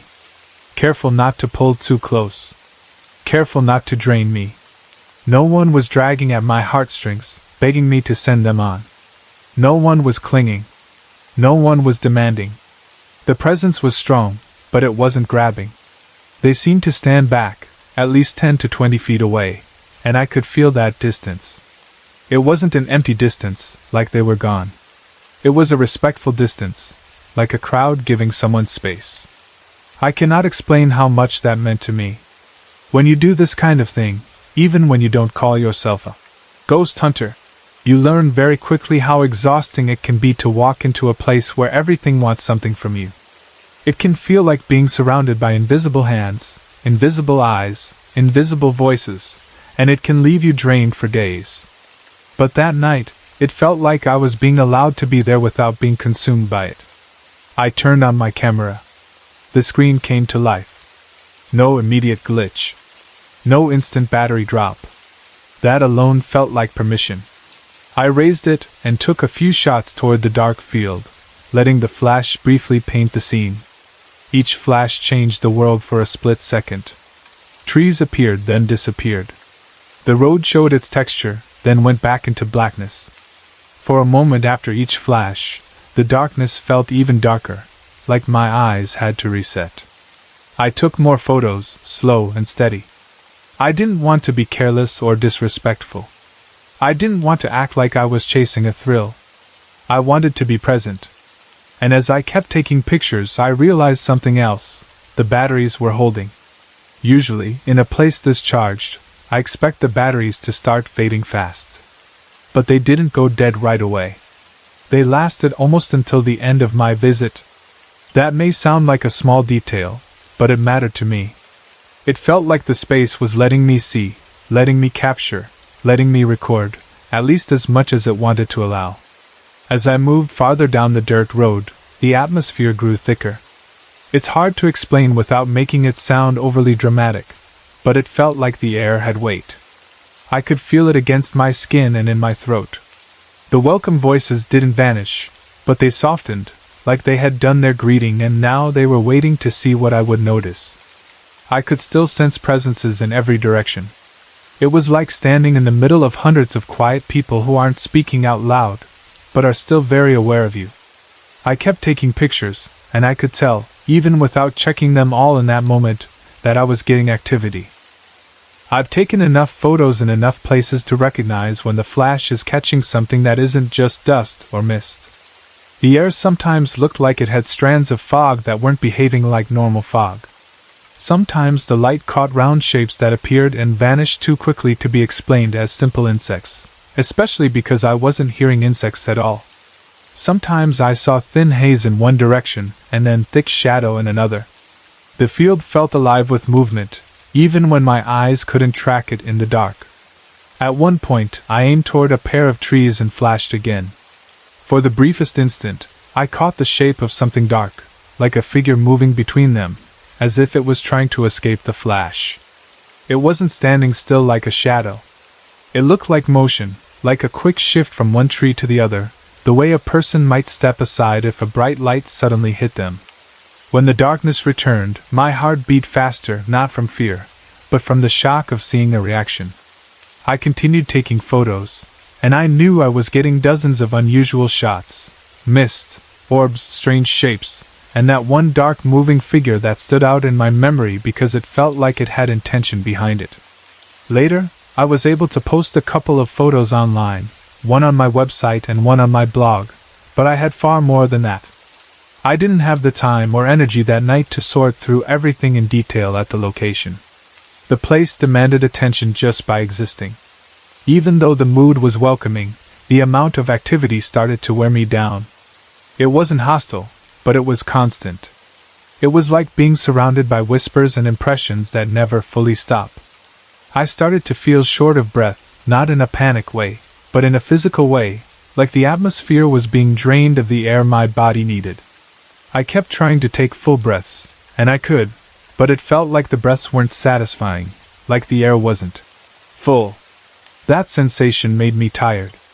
I don't usually believe in or encourage ghost hunting as a hobby, because I think many people go in unprepared and they don't understand what they might bring home with them. But there are certain areas that pull at me. They intrigue me. They call to me in a way that feels personal, and when I feel that call strongly enough, I go. Not to show off. Not to fight anything. Just to witness, to listen, and to learn what I can. That night, I was shown so much that it's hard to describe all of it. It wasn't like watching one clear movie scene. It was more like standing in one spot while layers of time rippled through the same space. I felt like I was seeing time periods coming and going through the location, as if the land was remembering different lives and letting me catch glimpses. At one moment, I saw what felt like ancient Hawaii. The figures I sensed were barely dressed, near naked compared to modern standards, but it didn't feel inappropriate. It felt natural, like a different era with different rules. I didn't just imagine them. I felt their presence and their motion, like they were moving through their own world that overlapped mine for a few seconds. The air around that impression felt warmer and more earthy, as if the land itself was younger in that moment. Then, as quickly as it came, it shifted again. I sensed the overdressed missionary type, heavy clothing, stiff energy, a seriousness that felt like it belonged to a different mindset. Along with that, I picked up the presence of field workers. Many of them. Not one or two, but groups, like labor and routine had once filled this place. Their energy felt tired, persistent, like people who had worked under heat and pressure and didn't have the luxury of rest. The emotions attached to that time felt complex. Not all sadness, not all anger, but a mix of struggle and endurance. Trying to focus on all of these wavering layers became exhausting. It's hard for one person, one mind, to take in hundreds of impressions and make sense of them. And the visuals, what I can only call the colors, of the energy, started to hurt my eyes. That might sound strange if you've never experienced it, but in active places, I sometimes see brightness and shadow in a way that isn't normal sight. It's like your vision is trying to process something that isn't fully physical. I saw bright white, so bright it felt sharp. Then I saw a shadowy mist that looked thick, like smoke but heavier. And there was a feeling of heavy ectoplasm in the air, again, hard to explain in normal words. It looked, in certain flashes and certain angles, like the air had substance, like it was wet, like it was clinging. At times it even seemed like it was dripping from some of the trees, as if something unseen had poured through the branches and left residue. The movement around me felt like it was in the hundreds, maybe more, and it wasn't one type of movement. Some felt like full figures, some felt like floating haze, some felt like quick darts of shadow, and some felt like calm presences standing in place and observing. The strange part was that even with all that activity, I still didn't feel like I was in danger. I felt tired, yes. I felt physically affected, yes. But I didn't feel threatened. I didn't sense demonic entities. I didn't feel that nasty, predatory attention that some places have. Instead, I felt protected, like there were strong presences among the crowd that were keeping the space balanced. Some of the entities there had what I can only describe as an almost angelic presence. I don't mean they looked like angels with wings. I mean their energy felt clean, steady, and calming, like a bright wall between me and anything harmful. At moments when I felt my breath getting thin, it was like that protective energy tightened around me, reminding me that I was allowed to leave, allowed to be safe, allowed to take what I could handle and not more. The longer I stayed, the more I understood that this place might be sacred. Not sacred in a religious building sense, but sacred in a land sense. A place that holds deep history, deep memory, deep crossing. There was a seriousness under the welcome, like the land had been used for things that mattered, and the presences there were not random. They felt connected to the space in an organized way, as if the gate to nowhere is not just a haunted location, but a point of connection. I wanted information. I always do. When I'm there, I ask questions. Not in a loud, dramatic way. I ask with my mind and sometimes with a whisper. What is this place? Why is it active? Who are you? What do you want? What are you doing here? Are you stuck? Are you visiting? Are you guarding something? But the entities wouldn't, or couldn't, give me direct information. Believe me, I asked. I tried to focus on the voices. I tried to see if any single presence would step forward and communicate clearly. I tried to slow down and listen for something more specific than the welcome. But I didn't get answers in words the way a person would speak. I got impressions, layers, feelings, and glimpses, but not the kind of facts that would satisfy the human need to know. And still, I couldn't shake my own theory. I still think it is a travel portal of some kind. I don't say that because it sounds exciting. I say it because the place feels like an intersection, It feels like a point where things come through, move through, or at least touch through. It feels like a gate, not just a haunted field. But I also have to admit I don't understand what these portal areas connect to. I don't know where they lead, or why they exist, or what rules they follow. I only know what it feels like to stand there and be surrounded by time that doesn't behave. One of the most frustrating parts is that the local people I've asked about this place don't want to talk about it. They shut down. They change the subject. They give short answers and then look away. Many of them are afraid of the way it makes them feel. Even if they don't believe in ghosts, they believe in the feeling. They believe that something about that place is wrong, or heavy, or dangerous, or simply too much. And when people who live near a place refuse to speak about it, that tells you something. People can ignore a lot, but they don't ignore a feeling that has touched them deeply. I stayed as long as I could, but I could tell my body was reaching its limit. The constant apparitional utterance, the constant murmuring presence around me, was draining my focus. Even though they kept their distance, it was like my senses were being worked non-stop, like my mind was trying to translate too many signals at once. My breathing kept feeling thin. My muscles felt heavier. My eyelids felt tired. It wasn't just regular tiredness. It was the tiredness you feel when your energy has been pulled outward for too long. I took a few final photos, not because I was chasing more evidence, but because I wanted to capture the last moments before I left. I wanted something to look back on, something to study later when I wasn't standing inside the intensity. The camera still worked, and that felt like another quiet gift. When I lowered it and looked into the darkness, I sensed the presences watching me with the same calm attention they had from the beginning. I didn't feel like I was escaping. I felt like I was saying goodbye. As I walked back toward my car, the cold eased slightly, and the welcome voices faded into the background, not like they were gone, but like they were stepping back again, returning to whatever they were doing before I arrived. The silence returned in that heavy way, but this time it didn't feel empty. It felt full, like a closed book that still holds every story inside it. When I got into my car, I sat for a minute without starting the engine.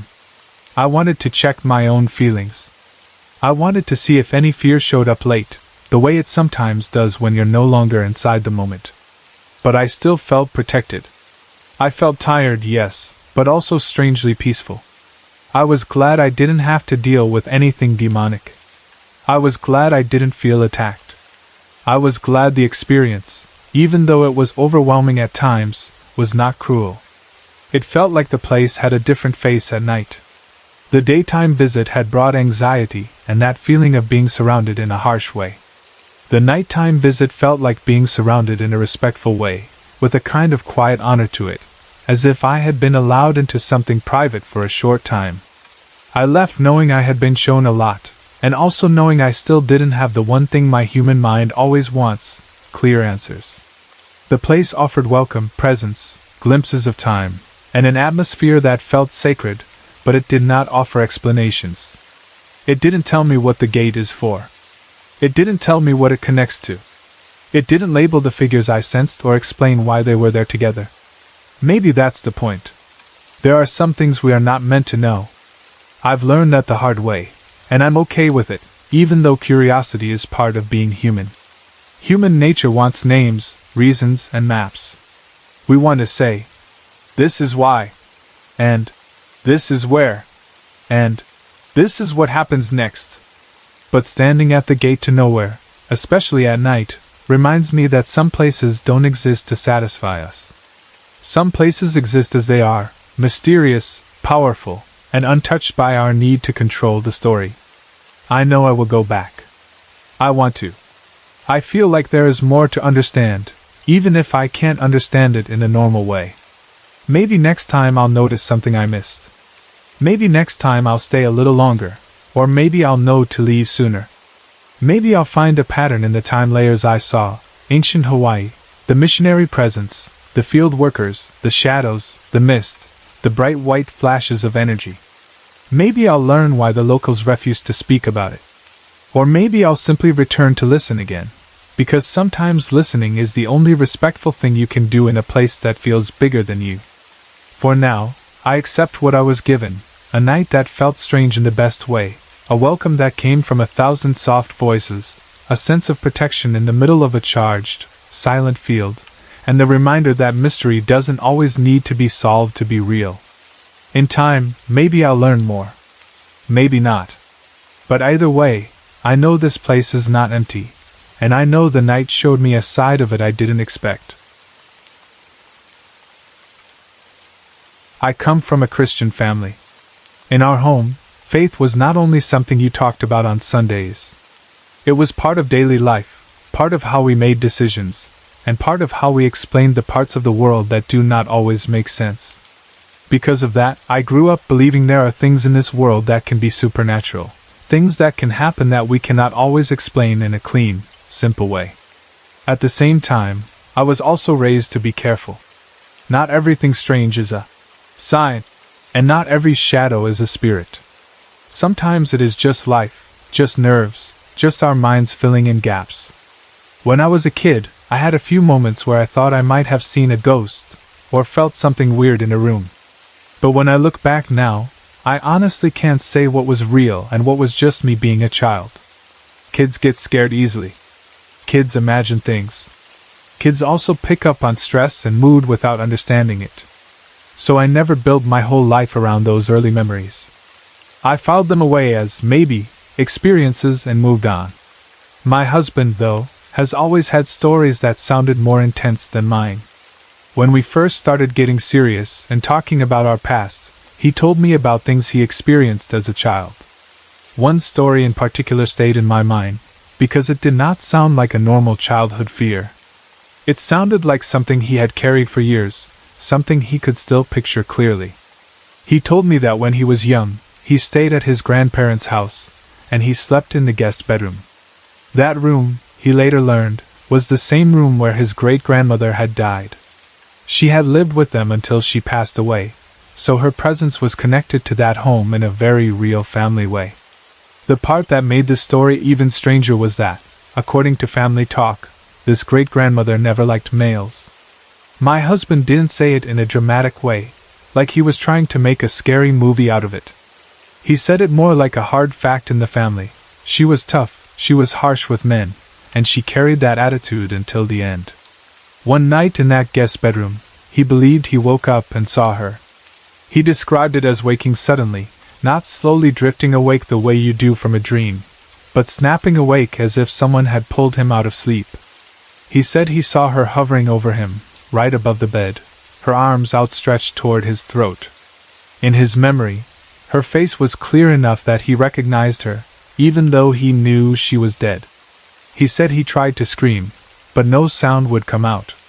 His mouth opened, his chest tightened, and it was like his voice was trapped.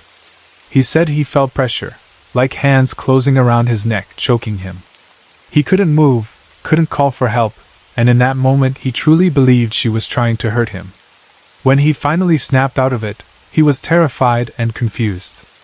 Was it a nightmare? Was it sleep paralysis? Was it something else? He didn't have the words as a kid to explain it, and even as an adult he still talks about it carefully, because he knows how it sounds. But what made it even harder for him to dismiss was what happened after. For years after that night, he would occasionally smell the unique scent of her perfume in strange places where it made no sense. Not in her house. Not around her old belongings. In random locations, sometimes even outside. It would hit him suddenly, sharp and familiar, and then disappear. He said it was like being reminded, out of nowhere, that she was still around, in some way. When we moved in together about 6 years ago, we were living in San Diego. We were excited, like most couples are when they first build a life in the same space. We were young enough to believe love and hard work could solve almost anything, and we had that feeling of, this is our home now. This is where our real life starts. Looking back, I can see how normal our hopes were, and how strange it is that what happened next became part of our normal. The first really big incident happened during our first, real, fight.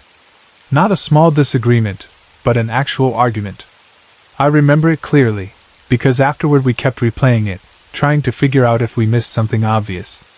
The argument itself wasn't about anything paranormal. It was just a couple fight, stress, misunderstandings, emotions boiling over. In the middle of it, our huge living room window suddenly burst. It didn't crack slowly. It didn't break from a visible impact. It burst out violently, and the entire thing shattered, glass going everywhere. For a moment we both just froze. The sound was shocking, like an explosion. My first thought was that someone had thrown something at it, or a bird had hit it, or the frame had shifted. But when we looked, there was no rock, no sign of impact, no reason. The glass was just gone, shattered in a way that felt wrong. We called people, asked questions, tried to find an explanation that would make us feel normal again. No one could give us one that fit. Even the way it happened felt timed to the argument, like the house itself reacted. A week later, something else happened that pushed us from weird coincidence into what is going on? Our water heater literally exploded. It wasn't a small leak. It blew out and flooded our entire apartment. Water was everywhere, soaking carpets, walls, our stuff. It was chaos, expensive, exhausting. Again we looked for a normal reason. Appliances can fail, sure. But this was extreme, and it happened so soon after the window. It felt like the moment we started living together, the environment around us became unstable. We moved out shortly after that. Not only because of the water damage, but because we didn't feel settled there anymore. It's hard to relax in a place once your mind starts waiting for the next incident. Our next apartment was newer, nicer, and in a better neighborhood. We told ourselves the last place was just bad luck, old building problems, maybe cheap materials, maybe poor maintenance. We wanted to believe that changing the setting would change the feeling. For a while, we tried to settle into normal life again. Around that time, we adopted a Cocker Spaniel puppy. She was sweet, friendly, the kind of dog that wants to be loved by everyone. She brought warmth into the home, and for a bit she made everything feel lighter. But not long after, we started noticing a strange feeling in the master bedroom. It wasn't that we saw anything right away. It was more like the room didn't feel empty, even when it was empty. Sometimes I would walk in and get a sudden chill, like the air was colder in one spot. Sometimes I would feel watched, but in a way I couldn't prove. I tried to ignore it. I didn't want to create fear out of nothing. Then our dog started doing something that made ignoring it almost impossible. At night, she would wake up and growl and snarl at the corner of the room. Not a playful growl. Not a, "I heard a noise outside," growl. This was deep, serious, like she was warning something to stay away. And she did it almost every night. She would lift her head suddenly, stare into that corner like something was there, and her whole body would tense. Sometimes the hair along her back would rise. She was otherwise a very friendly dog. She didn't act aggressive with people. She wasn't nervous by nature. So watching her react that way, night after night, made us feel like she was seeing or sensing something we couldn't. We tried to rationalize it. Maybe a sound in the walls. Maybe a neighbor. Maybe a bug. Maybe shadows from outside lights. But there was a pattern to it, and it always happened in the same corner. I remember laying there in the dark, listening to her low growl, trying to slow my own breathing. My husband would sit up and stare too, like if he looked hard enough he could force his eyes to see what the dog was responding to. But we never saw anything clearly. It was just that feeling, that tension, that sense that something was there. Over time, we noticed these types of things happen to us everywhere we went. We have lived in 5 places now, and in every place, something strange has happened. Sometimes it was small. Sometimes it was big enough to stop you in your tracks. Sometimes it was a feeling that stayed in one area of the house. Sometimes it was something physical that made no sense. We started to realize it wasn't only about the building. It felt like it might be about us. The scariest incident for me happened later, in our bedroom in a house we lived in Temecula, California. That night, my husband and I were both drifting off to sleep. The room was calm. The lights were off. We were in that in-between state where you're not fully asleep, but you're not fully awake either. Then suddenly we heard an extremely violent sound. BM! Bam! Bam!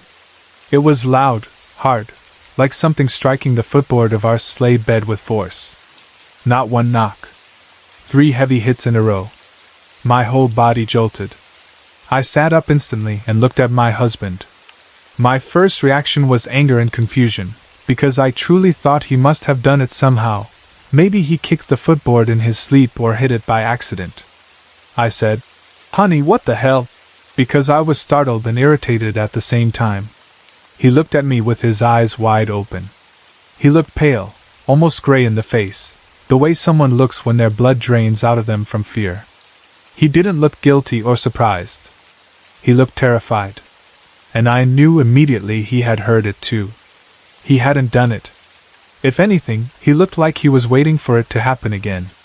We sat there in the dark, listening. The house was quiet after that, quiet in that awful way where the silence feels like pressure. Nothing else moved. No footsteps. No creaking. Just the echo of those 3 hits in our minds. I remember thinking, very clearly, something just announced itself. In that same house, another incident happened that shook my husband more than it shook me, because it involved our young daughter. One evening, I went out to do some shopping. It was normal, nothing unusual. When I came home, the mood was wrong the moment I walked in. My husband was awake and looked fearful, like he'd been sitting with adrenaline running through him. He told me that while I was gone, our daughter had been sitting on the living room floor. She was looking up the stairwell, smiling and waving like she was greeting someone. She kept saying, "Hi, Mama! Hi, Mama!" while waving up the stairs. But I wasn't there. My husband said he felt his stomach drop, because she wasn't just playing randomly. She was focused on one spot, watching something, reacting like she truly saw a person. He asked her who she was talking to, and she just kept waving and repeating it, like she was sure Mama was up there. The stairwell was empty. He checked. Nothing. Around that same time, our Cocker Spaniel would sometimes stare up the stairs and growl in that exact same location, the hair on her body standing on end. The way she looked wasn't playful curiosity. It was warning. It was, "I don't like what I see." There's something deeply unsettling about a dog responding to empty space, especially when your child seems to be interacting with something you cannot see. A couple months later, still in that Temecula house, I had another incident that bothered me because it felt targeted. It was midday. My child was down for a nap. I sat on the couch eating lunch and watching a TV show, trying to enjoy a quiet moment the way parents do when they finally get one. The way our front porch and door were built, I could see anyone who walked up to the door through a narrow window next to it. It wasn't a wide view, but enough to see movement. The doorbell rang twice, quickly. 2 rapid rings, like someone impatient, like someone who wanted me to answer right now. I got up fast, thinking maybe it was a delivery, a neighbor, anyone. I looked through the window and saw no one. I opened the door and stepped out, scanning the porch and walkway. No one was there. I felt a wave of fear, but I was also determined to find a normal reason. I didn't want to stand there telling myself ghost stories. So I walked quickly down the walkway, looking in both directions, expecting to see someone walking away, someone getting into a car, anything. There was no one around at all. No footsteps fading. No car starting. Nothing. It was like the sound came from nowhere, and then the world returned to stillness. After we moved again, we ended up in Oceanside, California. That house was a duplex with a shared laundry room. Compared to some of the other places, this one had the least amount of strange activity, but there was still activity. It never fully stopped, and I remember thinking, even when it's calmer, it's still there. The first incident there happened when my husband went into the laundry room to switch over a load for me. It was an ordinary task. He walked in, and then he came back out looking confused and a little shaken. He told me that when he stepped into the laundry room, he swore he saw 2 large men in the room out of the corner of his eye. He said they looked so real, so solid, that his first instinct was to apologize for interrupting. He was about to speak like, "Oh, sorry," because he thought he had walked in on someone. Then he looked up fully, and there was nothing there. The room was empty. No one. No movement. He stood there for a moment, trying to figure out how his eyes could have made such a vivid mistake. But he insisted it wasn't a vague shadow. It was the clear impression of two large men standing there. And then, nothing. About a month later, we started having arguments with our neighbors who lived on the other side of the duplex. They played their music loudly at all hours. They took our parking spot. They left the laundry room a mess, as if they didn't care that anyone else used it. It created tension, and over time that tension turned into real confrontation. A few nights after a heated argument with the woman who lived there, we had an incident that made us both uneasy. We thought we heard something in the den, like a noise that didn't belong, maybe a thump, maybe movement, something that made us think someone was outside or someone was in our yard. We checked. We looked around the house, looked out windows, checked the locks. Nothing was wrong. No one was in our yard. Everything was normal. But the very next morning, something truly disturbing happened. When my husband went outside, he found a cashier's check for our neighbor's rent lying in our lawn. Not near the sidewalk. Not near the shared walkway. It was in a spot where it made no sense for it to be, especially because for them to drop it there they would have had to be in our yard, and there was no reason for that. It was the kind of check that matters, the kind that could cause a major problem if it went missing. Our first thought was panic, because we worried the neighbors would accuse us. We didn't want to be involved in any kind of situation where someone thought we stole something. So we did the safest thing we could think of. We gave the check to the landlord and explained exactly what happened and where it was found. We told the truth and tried to remove ourselves from the drama. After that, we never heard anything about it again.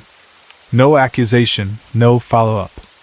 It just vanished into silence, like the incident happened and then the world moved on. But in my mind it stayed as another example of how strange, unexplainable things seem to orbit our lives, especially around conflict. Then we moved again. Still in Oceanside, but this time it was a brand new house. We told ourselves, okay, this is it. A new house. Nothing old. No history. No weird energy soaked into the walls. We truly believed nothing strange would happen there. Shortly after we moved in, though, we started to get a very eerie feeling right at the bottom of the stairs next to the kitchen. It became a specific spot in the house that felt different, like the air changed when you stepped there. Sometimes I would walk past and my skin would prickle. Sometimes I felt like I needed to hurry, like staying there too long was a bad idea. More than once, out of the corner of my eye, I would see a very dark something near the ceiling in that spot. Not a clear shape like a person, but a darkness that looked thicker than a normal shadow, like it didn't match the lighting in the room. The moment I turned my head to look directly, it would be gone. That made it even more frustrating, because I couldn't prove it, couldn't show my husband, couldn't even reassure myself by staring at it. It was always just outside direct vision. My husband had his own moments there too. He would occasionally think he saw our daughter standing on the stairs. He would glance up, sure that she was there, and then when he looked again, nothing. She would be in another room, or not even home. It became a weird pattern, like the house liked to imitate the shape of our child in our peripheral vision, just enough to make our hearts jump. One day, I was polishing our dining table next to the kitchen. The house was quiet. My husband wasn't home. My daughter wasn't home. The dog was sleeping on the couch in the other room.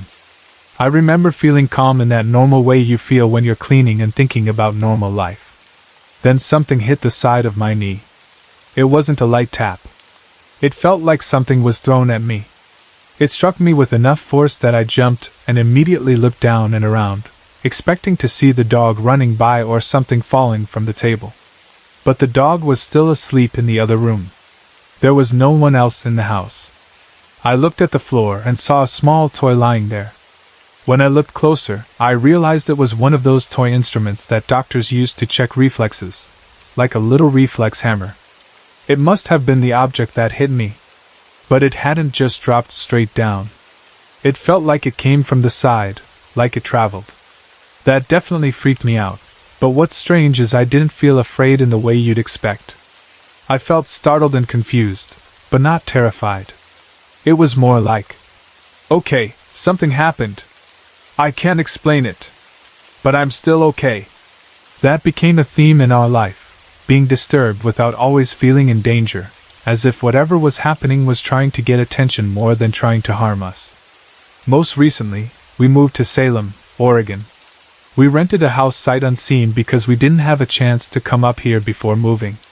It was one of those stressful life moments where you take a risk because you have to. We found what looked like a great house, built in the 1950s, and on paper it was perfect for us. It had the right layout, the right feel, the kind of place where you imagine holidays, routines, and a fresh start. After we moved in, we found out something that made my stomach tighten. The house belonged to the mother of the owner, and she had just recently passed away. I don't know whether she died in this house or not, and honestly, I don't want to know. I like this house. I don't want my mind painting pictures. I don't want to create fear where there might not be any.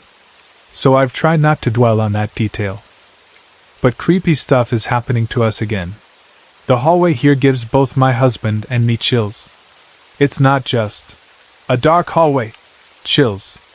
It's the kind of chill that makes you feel like your body is reacting before your mind catches up. We both see shadows out of the corner of our eyes in that hallway. Sometimes it's like a quick movement, like something passing from one side to the other. Sometimes it's like the darkness itself shifts. Every time we look directly, there's nothing solid to see, but the sensation remains. And now, things are physically happening again, and I feel like I am reaching my limit. I can deal with feelings. I can deal with chills. But when objects and systems in the house start changing on their own, it becomes harder to stay calm. The thermostat here is not digital. It's one of the old manual ones where you physically move it and adjust the temperature by hand. Since it's getting cold here, at night we set the thermostat around 70 or 72 degrees before we go to bed. We do it as part of our normal routine, the same way you lock doors and turn off lights. Then we go to sleep. For almost every night for a month, we wake up extremely hot. Not a little warm. Sweating, uncomfortable, like the heat is blasting. The first time it happened, I thought maybe the weather changed suddenly or the heater was malfunctioning. So we got up to check. And like clockwork, the manual thermostat had been changed to between 80 and 85 degrees.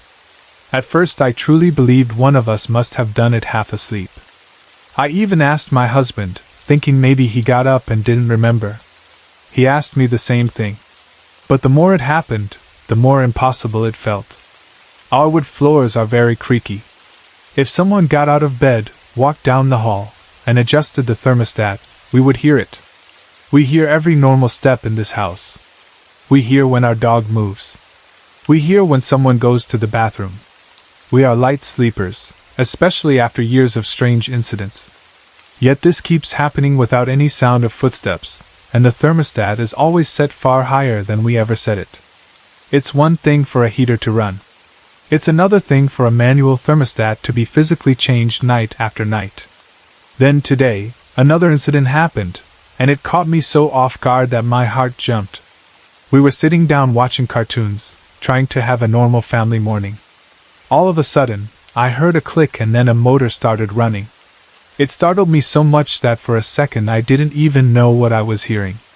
My brain went into alert mode, like, what just turned on? I got up, walked into the kitchen, and realized the dishwasher had turned on by itself. It was only half full and not ready to run. I know for a fact I didn't start it. My husband didn't start it. And it wasn't a delayed cycle, because it wasn't set up for that. It just started, like someone pressed the button. The timing of that made me think of something else. I just found out I'm pregnant again, and I haven't been feeling well these last few weeks. I've been tired, nauseated, low energy, the normal early pregnancy stuff that makes daily tasks feel heavier than they should. And the thought crossed my mind, half serious and half trying to not lose my mind. What if the spirit of the woman who lived here thinks she is helping me? What if she turns the heat up because she thinks it's too cold at night? What if she starts the dishwasher because she thinks she's doing chores for me? I know how that sounds. I know some people would say I'm reaching, or I'm making stories because I'm stressed and pregnant and tired. But when you live through years of strange patterns, your mind starts searching for the least scary explanation. A helpful ghost is easier to emotionally handle than something angry or dangerous. And truthfully, I don't feel in danger here. I don't. That's what makes it so hard to explain. It's like I feel watched, but not hunted. Like someone is present, but not trying to hurt us. Still, it wears on you. It's exhausting to feel like your house has another personality inside it. At times, I have this heightened sense of awareness, like someone else is here. It's not constant, but it comes in waves. I'll be walking down the hallway and suddenly I'll feel that chill run through me, and it's like every sense sharpens at once.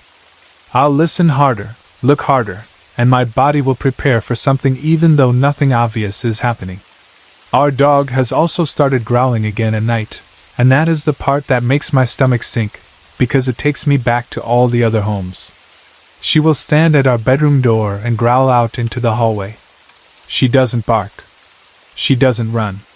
She just stands there, focused, tense, watching the hall as if she sees someone standing there. One night was the only night in this house where I actually felt afraid. Not just uncomfortable or creeped out, but afraid in a deep way. That night, our dog growled and then her eyes tracked something moving. I watched her head and eyes follow it from out in the hall toward our room, then toward the nightstand next to my bed. The whole time, she was standing up with her hair standing on end. She looked like she was guarding me, like she was warning something not to come closer. Her growl wasn't random. It followed the movement. She stared near the nightstand like something had stopped there. And then, after what felt like forever, she stopped growling and lay down. But she didn't relax. She kept watching that spot near the nightstand for another hour or so into the night, eyes open, body still, like she was waiting for it to move again. I laid there feeling my heart beat in my chest, trying to breathe quietly so I wouldn't wake my child, trying not to panic. My husband was tense too, watching the dog, listening for any sound in the hallway. The house was quiet except for the normal creaks that happen when a building settles. But the dog's behavior felt like proof. Not proof you can show on a screen, but the kind of proof that hits you in the gut when you live with an animal you know well. She wasn't imagining it. She was reacting. After nights like that, you start to wonder what's really going on. My husband and I have thought for years that possibly one or both of us are sensitive to spirits. We don't even like that label because it feels dramatic, but we don't know what else to call it. Either something follows us, or we simply sense things other people might not notice, and because we notice, we become part of the environment in a way that sparks activity. Sometimes I wonder if the activity is different in every place, but our reaction is the constant. Other times I wonder if there is a single presence that has been around us for years, appearing in different forms, using different methods to get attention. We've also noticed a pattern that makes everything more uncomfortable. When my husband and I argue, when we fight, when emotions rise in the house, the strange happenings occur more often. It's as if conflict fuels it. It's as if whatever is there becomes more active when the air between us becomes tense. That pattern has repeated too many times for us to ignore. The window shattering during our first big fight. The chaos that seemed to follow arguments with neighbors. The way the mood of the house changes when we are upset with each other. It's like negativity opens a door, or like strong emotion acts like a signal. Because we come from a Christian background, our minds also go in that direction sometimes. We wonder if we should pray more in the home, speak scripture out loud, bless the rooms, ask God for protection. We have done that at times. And sometimes it helps. Sometimes it feels like the air gets lighter for a while. But then something else happens, and we're back in that same place of questioning. I feel stuck between two fears. One fear is that I'm overreacting, that I'm letting stress and pattern making turn normal events into paranormal ones, that I'm becoming the kind of person who reads meaning into every sound. The other fear is that I'm underreacting, that something real is happening, and I'm trying so hard to stay calm that I'm ignoring what I should be paying attention to. The truth is, after years of this, it's becoming normal to us. That's the strangest part. When the thermostat is suddenly set to 85 degrees again, we don't scream. We sigh, we turn it back down, we look at each other like, here we go again. When the hallway gives us chills, we walk faster, but we still walk through it. When the dog growls at empty space, we try to comfort her, but we also watch the darkness like we're waiting for confirmation. I don't want to live in fear. I have a family. I'm pregnant again. I want a calm home, a safe home, a place where my children can sleep without strange energy hanging around them. I also don't want to make a big dramatic story and claim things I cannot prove. I don't want to sound crazy. I know how people can react when you tell them your house changes temperature by itself, or your dog tracks something you cannot see. But I also know what I have lived. I know what my husband has lived. I know what our dog has done in multiple homes, in multiple states, in different buildings with different histories. I know the feeling of hearing violent knocks on your bed when both of you are lying still. I know the feeling of standing at a door after the doorbell rings twice and seeing no one anywhere. I know the confusion of finding an important check in your yard with no explanation. I know the cold, eerie feeling at the bottom of stairs in a brand new house. I know what it feels like to be hit by an object when you are alone.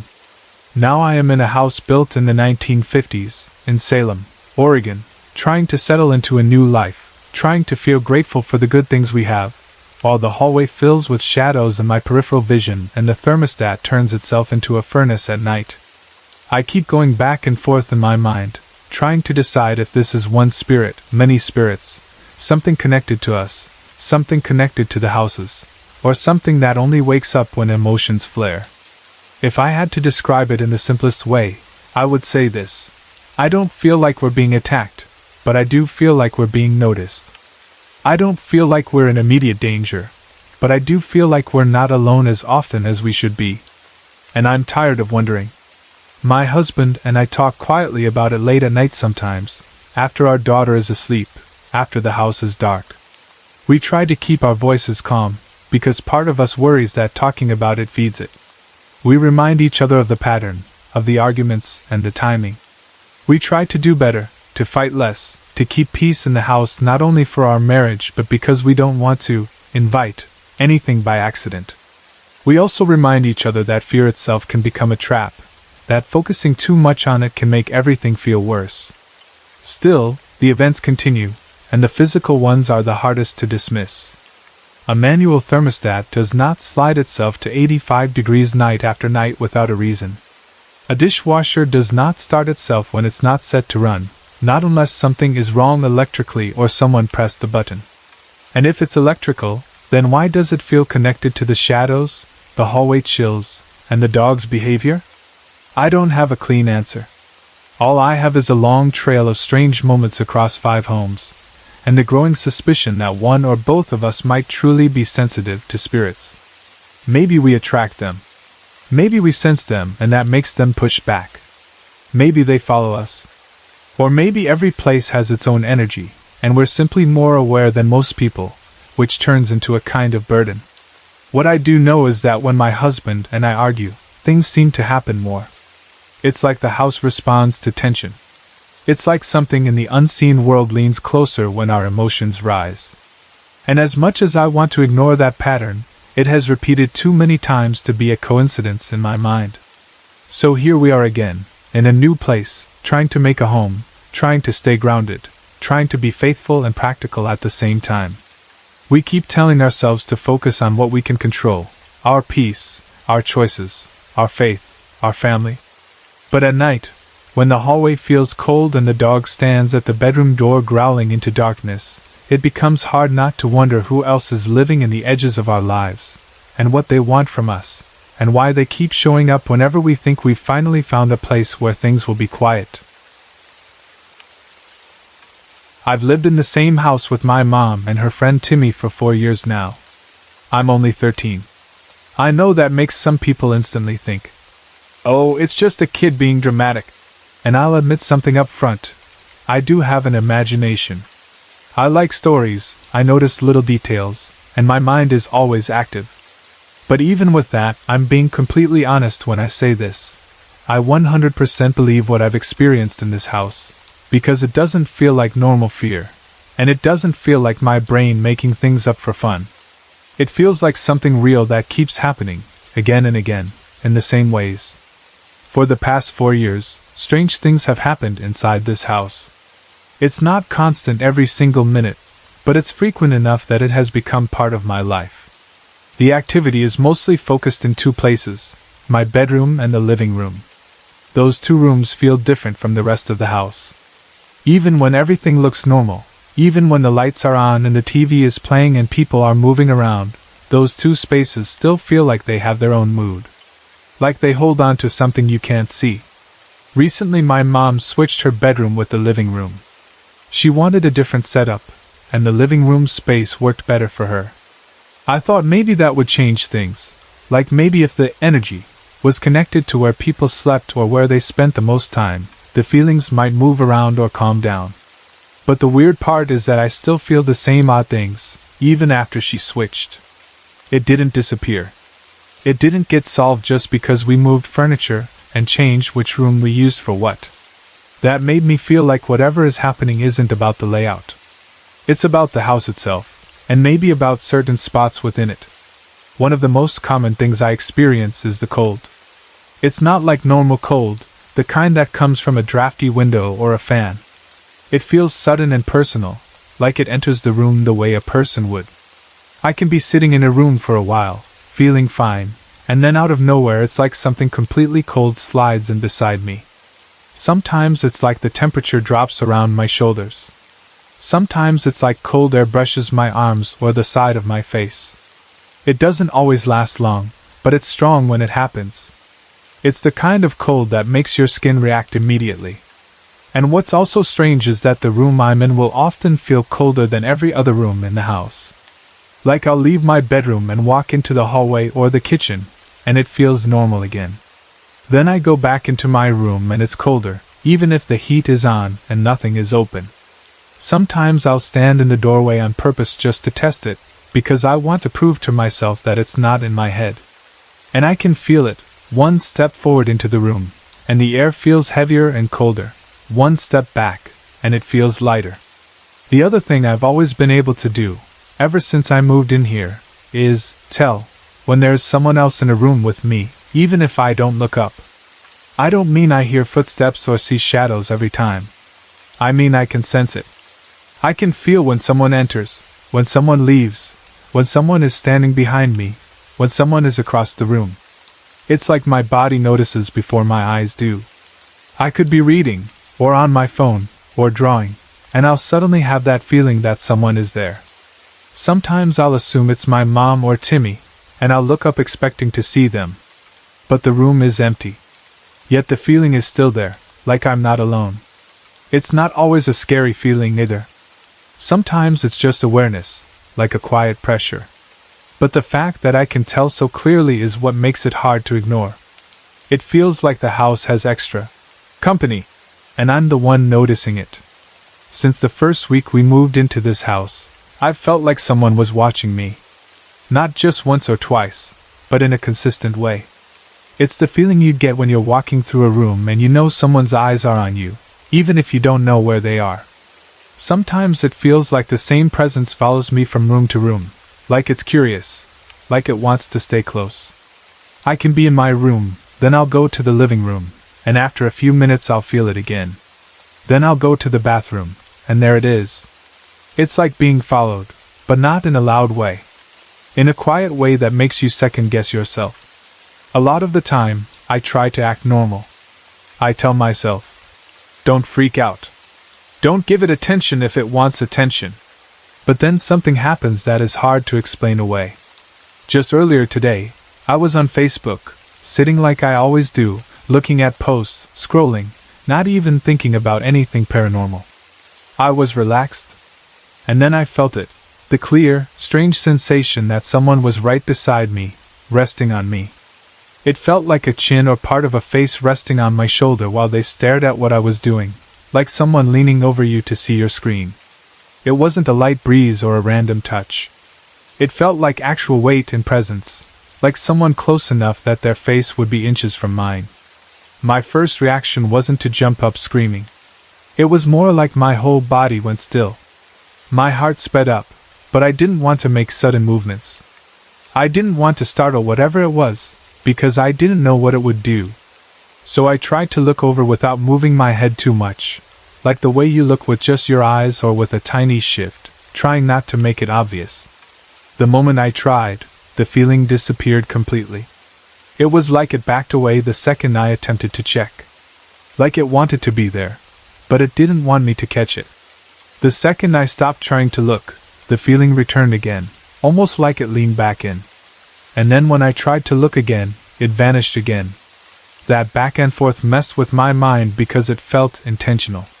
It wasn't random. It wasn't like a draft that comes and goes.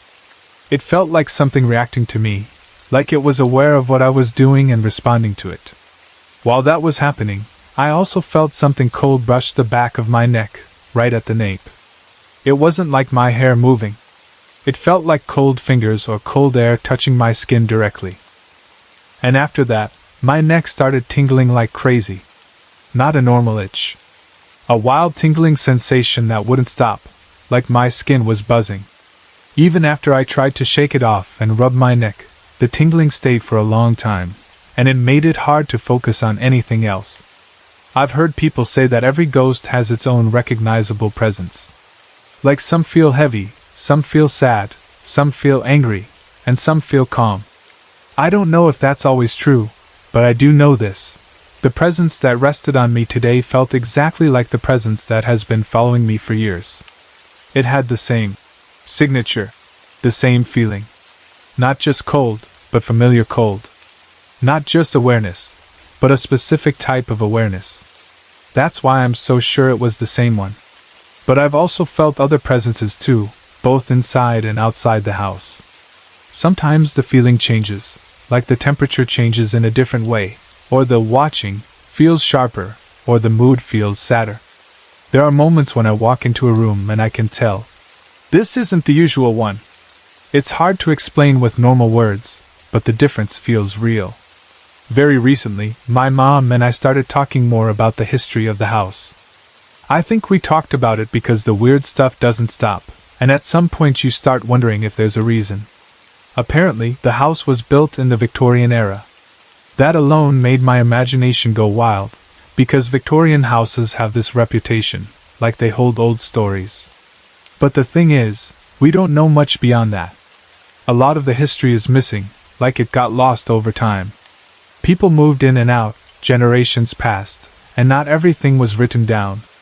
Still, we do know one detail that stuck with me. The owner of the house, a long time ago, had 2 daughters. One was said to be very kind. Her name was Alice. The other was said to be very mean, and also neglected. Her name was Samantha.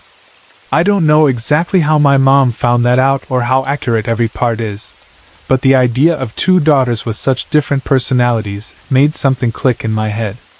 Because what I feel in this house isn't always the same. Sometimes it feels gentle, like curiosity. Other times it feels sharp, like anger. There's also something inside the front door that has always felt important to me. Right by the entrance, there is a Jewish carving on a green piece of wood. It was already there when we moved in. We didn't put it up. It came with the house. From what my mom told me, it's believed to keep malevolent spirits outside of the home. Basically, it's meant to protect the house from anything evil. We never felt the need to remove it. If anything, knowing it was there made me feel a little safer, like the people who lived here before us believed in protection too. Sometimes I tell myself that the nicer daughter, Alice, is the one who follows me around inside the house.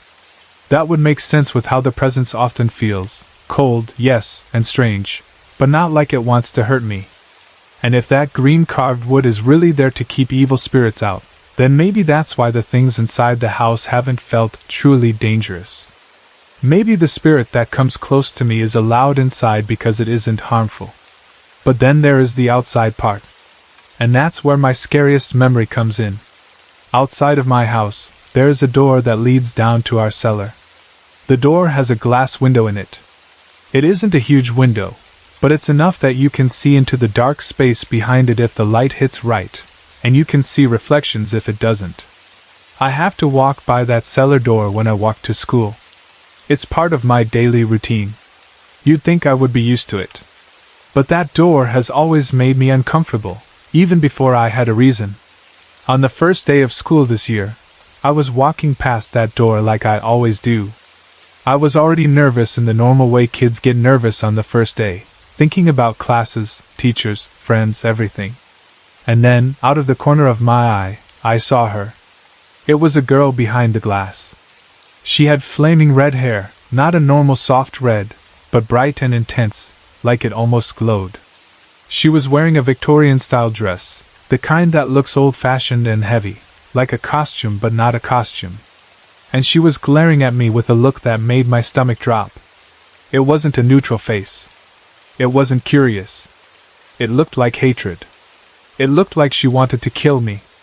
I know that sounds extreme, but that is honestly the best way to describe the feeling that came from her expression.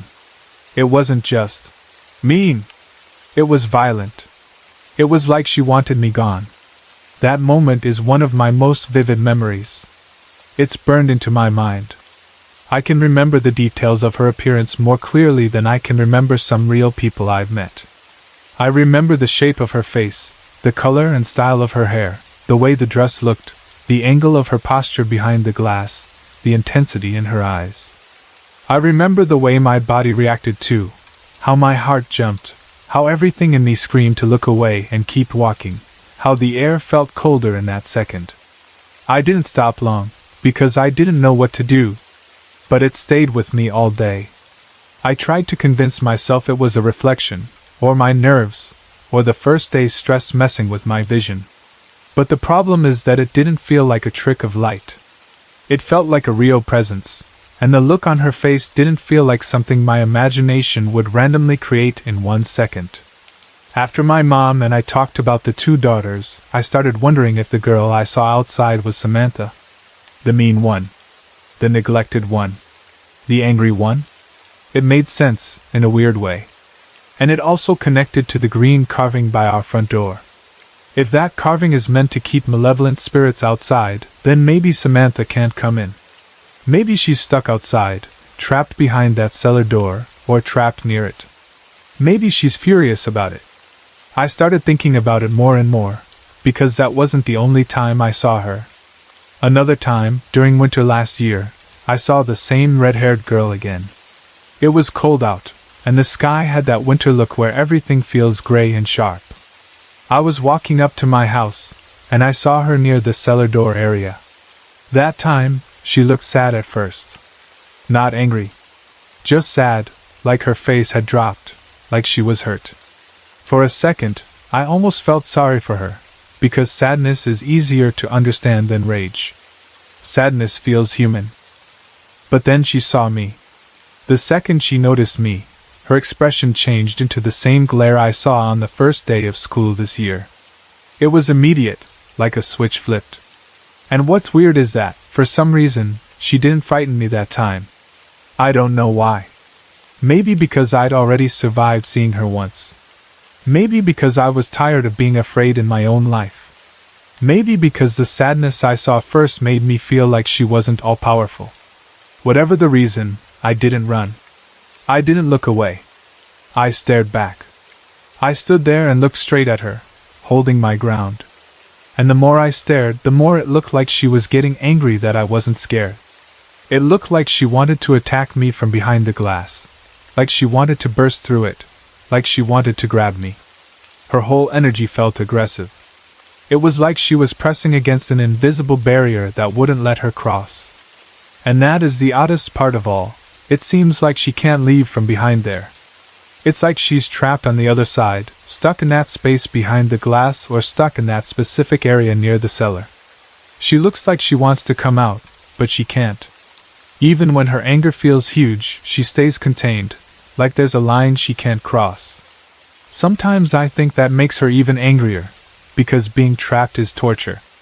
If she really is Samantha, The daughter who was neglected, maybe she's been angry for a very long time. Maybe she learned cruelty because she was treated cruelly. Maybe she became what she became because of pain. I don't know. I don't even know if spirits think the way we do. But when I picture that glare behind the glass, it feels like a person with a story, not just a random shadow. Inside the house, the presence that follows me doesn't feel like that. It feels closer, calmer. Not warm exactly, because it still comes with cold, but not hateful. That's why I keep thinking there might be more than one spirit connected to this place. I also want to say something important. I'm not the only one who's noticed things. It's not like this is just happening in my head while everyone else lives normally. Timmy and I talked about it today, and he admitted that sometimes when he is alone, he feels like someone is watching him too. He didn't say it like a joke. He said it like a confession, like he'd been thinking about it for a while and didn't want to sound crazy. He said there are moments where he'll be in the house by himself, maybe in the living room or walking through the hall, and suddenly he gets that feeling that he isn't alone. Like someone is standing just out of sight. Like eyes are on him. Like the air changes. It's the same kind of feeling I get, that awareness that doesn't match what you can physically see. Hearing him admit that made me feel two things at once. On one hand, I felt relieved, because it meant I'm not imagining everything. If another person feels it too, then it's not just me. On the other hand, it made me feel uneasy, because it confirmed that whatever is in this house can affect other people, not just me. The strange thing is that my mom doesn't seem to experience much of it. She lives here too. She walks through the same rooms. She sleeps here. But she doesn't talk about being touched, or being watched, or feeling cold presences the way I do. And that made me start thinking. If the house is active, why does it focus on me and Timmy more than her? I have a theory. I know it might sound far-fetched, but I've been trying to make sense of the pattern, and this is the best idea I've come up with so far. People always say that ghosts are more open to children than adults. Like spirits might find it easier to connect with younger people, or younger people might be more sensitive because their minds aren't as closed off. Adults get busy. Adults get skeptical. Adults train themselves to ignore things that don't fit into daily life. Kids, on the other hand, notice everything. We're still in that stage where the world feels mysterious, and we're not ashamed to say, "That was weird." I'm 13, so I'm not a little kid, but I'm still young. I'm still a bit of a child. And yes, I can be immature. I'm honest about that. Timmy is also very immature in his own way. He jokes around, acts silly, and he doesn't carry himself like a serious, closed-off adult all the time. So maybe that's why the spirits bother us more. Maybe they feel like we're easier to reach. Maybe we react more strongly, and that reaction gives them something, attention, energy, proof that they can be felt. It's just an idea, but it's the only explanation that fits what I'm seeing. The activity is strongest around the people who are mentally more open, whether because of age or personality. Sometimes I wonder if the spirit inside the house follows me because it's curious about me specifically. Like maybe it likes watching what I do, what I look at, how I live, because I'm different from the people who lived here long ago. Maybe it's lonely. Maybe it wants to be noticed. The moment today on Facebook felt like that, not an attack, but a closeness. Like someone leaning on you because they want to be near you. But then I think about the red-haired girl behind the cellar door, and my chest tightens. That presence does not feel lonely. It feels angry. It feels like a storm trapped in a small space. And even though she hasn't physically hurt me, the look in her eyes felt like pure threat. I keep thinking about how the green carved wood by the front door was already here when we moved in. That's not a normal decoration you see in every house. Someone put it there for a reason, and they left it there even when the house changed owners and people came and went. That makes me think the house had a reputation even before we lived here. Maybe the people before us experienced things too. Maybe they tried to protect the inside of the house from something outside. If that's true, then the idea that Samantha can't enter because of that carving starts to feel less like a fantasy and more like a possibility. It could explain why the inside presence feels safer and the outside presence feels dangerous. It could explain why the red-haired girl stays behind the glass and seems unable to cross. At the same time, I know I'm young, and I know how adults can react when a 13-year-old talks about ghosts. They think it's just scary stories, movies, or attention. But I'm not trying to entertain anyone. I'm trying to explain what my life feels like in this house. I'm trying to explain why I sometimes walk from my room to the kitchen faster than I need to. Why I sometimes avoid looking toward the cellar door when I leave for school. Why I sometimes sit very still at night because I feel like if I move, something will notice. I also try to be careful about how I behave when I feel a presence. Like today, when I tried to look over without moving my head, I was doing that because a part of me believes the spirits react to us. I didn't want to startle it. I didn't want to challenge it. I didn't want to do anything that would make it angry or make it leave and come back worse. It sounds ridiculous until you've felt it. Until you've felt a chin on your shoulder and cold brushing the back of your neck. Sometimes I talk to myself in my mind when I feel it. Not out loud, because I don't want to make a big scene, but in my head I'll think things like, "Please don't scare me," or, "If you're here, don't touch me," or, "I'm not trying to bother you." I don't know if that does anything, but it makes me feel like I'm not completely powerless. What bothers me most is how clear some of these moments are. The red-haired girl wasn't a vague shadow. She was a full image, detailed enough that I could describe her even now. And the feeling of her glare wasn't mild. It was intense, like something aimed directly at me. I don't forget things like that easily. And the inside presence isn't just a temperature drop. It's a behavior. It comes close, then backs away when I try to look. It seems to follow me. It chooses moments when I'm alone or distracted. It's like it wants to be near me but doesn't want to be fully seen. When I think about the two daughters, Alice, kind, and Samantha, mean and neglected, I can't help connecting them to what I feel. If Alice is inside, maybe she isn't trying to hurt me. Maybe she watches me because she's curious or because she's protective in her own way. Maybe she follows me around the way an older sister might follow a younger kid, not to scare them, but to keep an eye on them. But if Samantha is outside, trapped behind that cellar door, maybe her anger has nowhere to go except into her glare. Maybe seeing me, someone living in her family's old space, makes her furious. Maybe she thinks I don't belong. Maybe she thinks I'm taking something from her, even if it's just the house itself. I don't know what the truth is. I only know what it feels like, and what I've seen, and what Timmy has admitted he feels too. My mom is still the calm one. She doesn't seem bothered the same way. Sometimes I wonder if she's experienced things and just doesn't talk about it, because adults often try to protect kids by acting like everything is fine. Other times I wonder if she truly doesn't feel anything, and that makes me think my theory might be right, that spirits are more open with people like me and Timmy. I don't want to pretend I have all the answers, because I don't. I'm 13. I'm still trying to understand the world. But I do know the difference between a normal chill and a cold presence that moves like a person. I do know the difference between being alone and feeling like someone is in the room with you. I do know the difference between a random scary thought and seeing a detailed girl in a Victorian dress glaring at you through glass like she wants to hurt you. And I know, deep down, that whatever is happening in this house has been happening for a long time. It feels older than us. It feels connected to the building and whatever happened here back when it was first built. So for now, I live with it. I keep walking to school past the cellar door, even though I hate it. I keep sleeping in my room, even though it's colder than the others and I sometimes feel watched. I keep trying to act normal when I feel a presence near my shoulder or behind my back. And I keep thinking about Alice and Samantha, wondering if one is inside, one is outside, and why it seems like they both notice me. I've had strange experiences off and on since I was a kid, and almost every single time I've tried to explain it away as my imagination. I've always been the type of person who second-guesses myself. Even when something feels very real in the moment, later I'll replay it in my head and start asking, was it really that?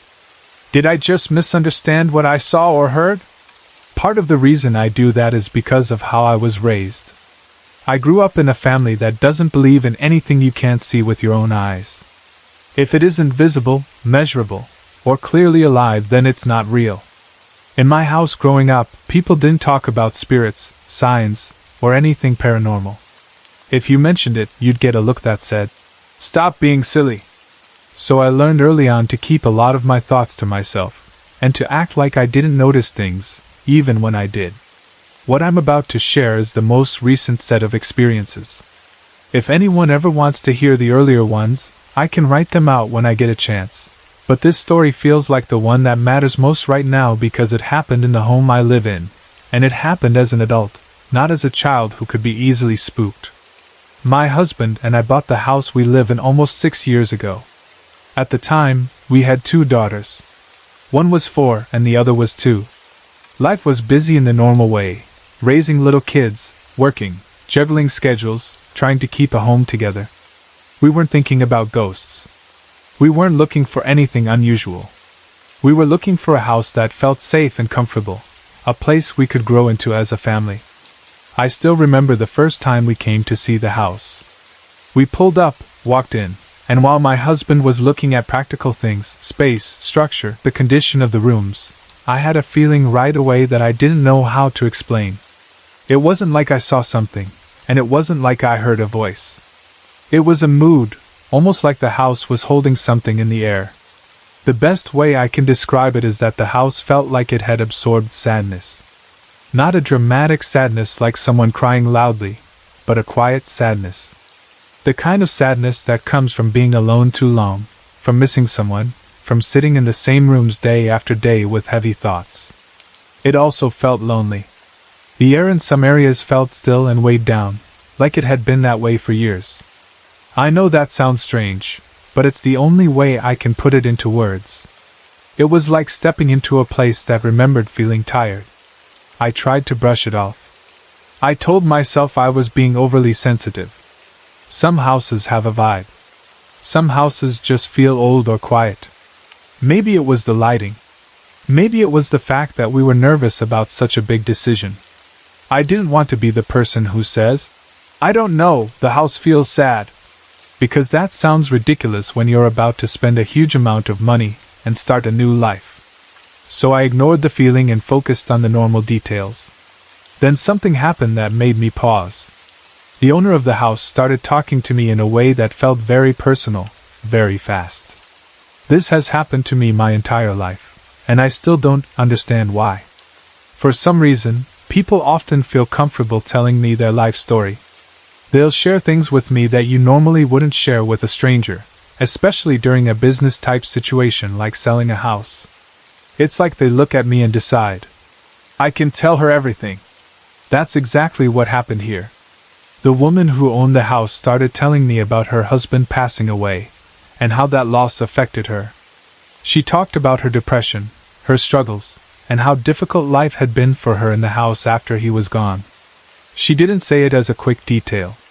She really talked. It felt like something she had been carrying and needed to release.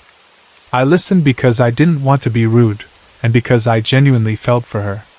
But while she was talking, I kept thinking about that first feeling I had the moment I walked in. That quiet sadness in the walls, that loneliness in the rooms. For a second, I almost felt guilty. Like the house itself had been a witness to her grief. Like it had held her pain, night after night, and I had sensed it without even trying. Still, I told myself it was a coincidence. A sad story plus an old house can make anyone feel emotional. I didn't want to connect dots that weren't really connected. So we continued with the process. We looked around more, we talked about the purchase, and in the end, we bought the house. After we moved in, the first odd things were small. They were easy to explain away, which is exactly what I did. The girls' toys would sometimes play music or make sounds when no one was in their bedrooms. It wasn't constant, but it happened enough that I noticed. You know those toys that light up or sing when you press a button? We had plenty of those because the girls were little. Every once in a while, I'd be in the kitchen or walking down the hall and I'd hear one of those toy songs start up from a bedroom that was empty. The first time it happened, I barely reacted. I said to myself, "Low batteries." Or, a button got stuck. Or, maybe one of the girls left it in a position where it can be triggered. I didn't want to entertain any other explanation, especially because I had experienced strange things before. It's like there is a part of me that knows what these moments could mean, and another part of me that refuses to let my life become that kind of story. So I stayed practical. I changed batteries. I moved toys around. I told myself it was normal. For the next 2 years, time passed in the usual way. We settled into the house. The girls grew older. Life stayed full of daily noise and routines, school preparations, meals, laundry, work schedules, bedtime routines. There were still little odd moments here and there, but nothing that made me truly afraid. More like small reminders that something about the house felt slightly off. But I kept my thoughts to myself. Then I got pregnant again, and I gave birth to our son. By that time, the girls were both in school during the day, so the house was quieter during the mornings and afternoons. I was home with the baby, and our days had a different rhythm. If you've ever had a newborn, you know what I mean. The world becomes naps, feedings, diapers, trying to keep up with chores, trying to rest when you can, trying to keep your mind steady even when you're exhausted. 2 years into living in this house, when my son was around 4 months old, something happened that changed everything for me. It was a regular day. Nothing special. The baby was sleeping in his swing in the living room. It was just him and me at home. The girls were at school and my husband was at work or running errands. I don't remember exactly, but I know I was alone with the baby. I was using the baby's nap time to catch up on housework, trying to be productive while the house was quiet. I was at the kitchen sink, doing something simple, washing dishes, rinsing bottles, wiping things down. The kitchen and living room are connected in a way where you can walk through a doorway and immediately see into the living space. At some point I turned away from the sink and started walking through the doorway into the living room because I wanted to check on my son, to make sure he was still sleeping safely. As I stepped through, I saw her. There was a little girl walking from the hallway into the living room. It happened fast, but not so fast that it was just a blur. I saw her clearly enough that my brain reacted before I even had time to think. For one split second, my first thought was, "That's my daughter." It was an automatic mother reaction, seeing a child's shape in your home and assuming it's your own child. But in the very next second my mind corrected itself because my daughters were not home. They were at school. And even if they had somehow come home early, this little girl didn't look like either of them. Her hair was darker than my daughter's hair. She was wearing a nightgown. It wasn't modern pajamas like my kids wear. It looked like the kind of nightgown you'd picture in an older time, and there was something on the front of it, some kind of design. I remember thinking it looked like a teddy bear or a stuffed animal, something childlike printed or stitched onto the fabric. She moved like a real child. Not floating. Not fading in and out. She simply walked as if she belonged there, as if it was her home and she was just crossing the room. Then she turned her face toward me.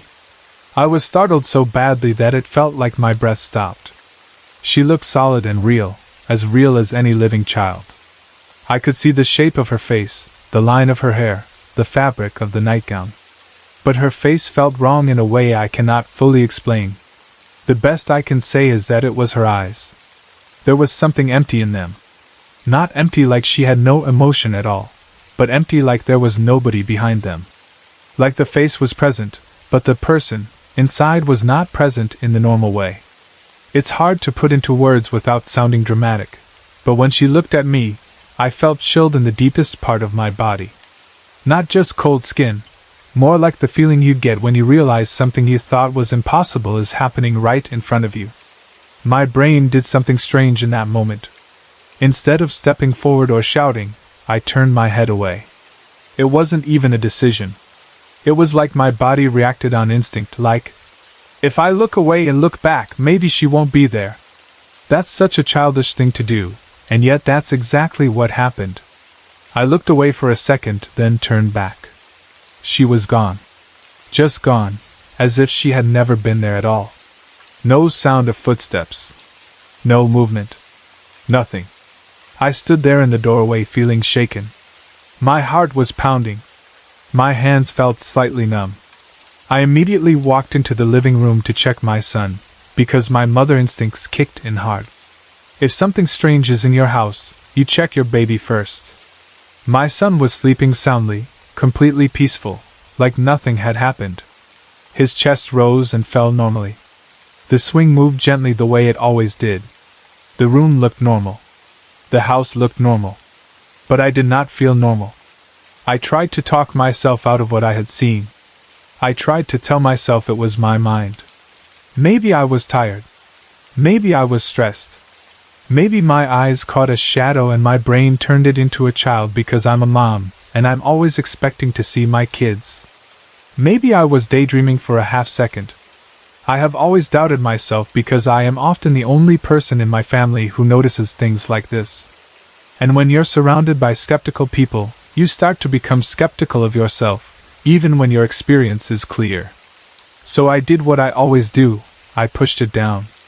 I didn't tell anyone. I didn't want to be laughed at or dismissed. I told myself it was a fluke. And for the next few weeks, I managed to keep it in the back of my mind. But it didn't stay there. A few weeks later, another incident happened, and this one made it harder to pretend. It was night. I was in the kitchen doing dishes again, trying to keep up with the endless cycle of cleaning that comes with kids. My husband was gone to work. He works third shift, so he leaves at night and comes home early in the morning. The house was quiet. The kids were asleep.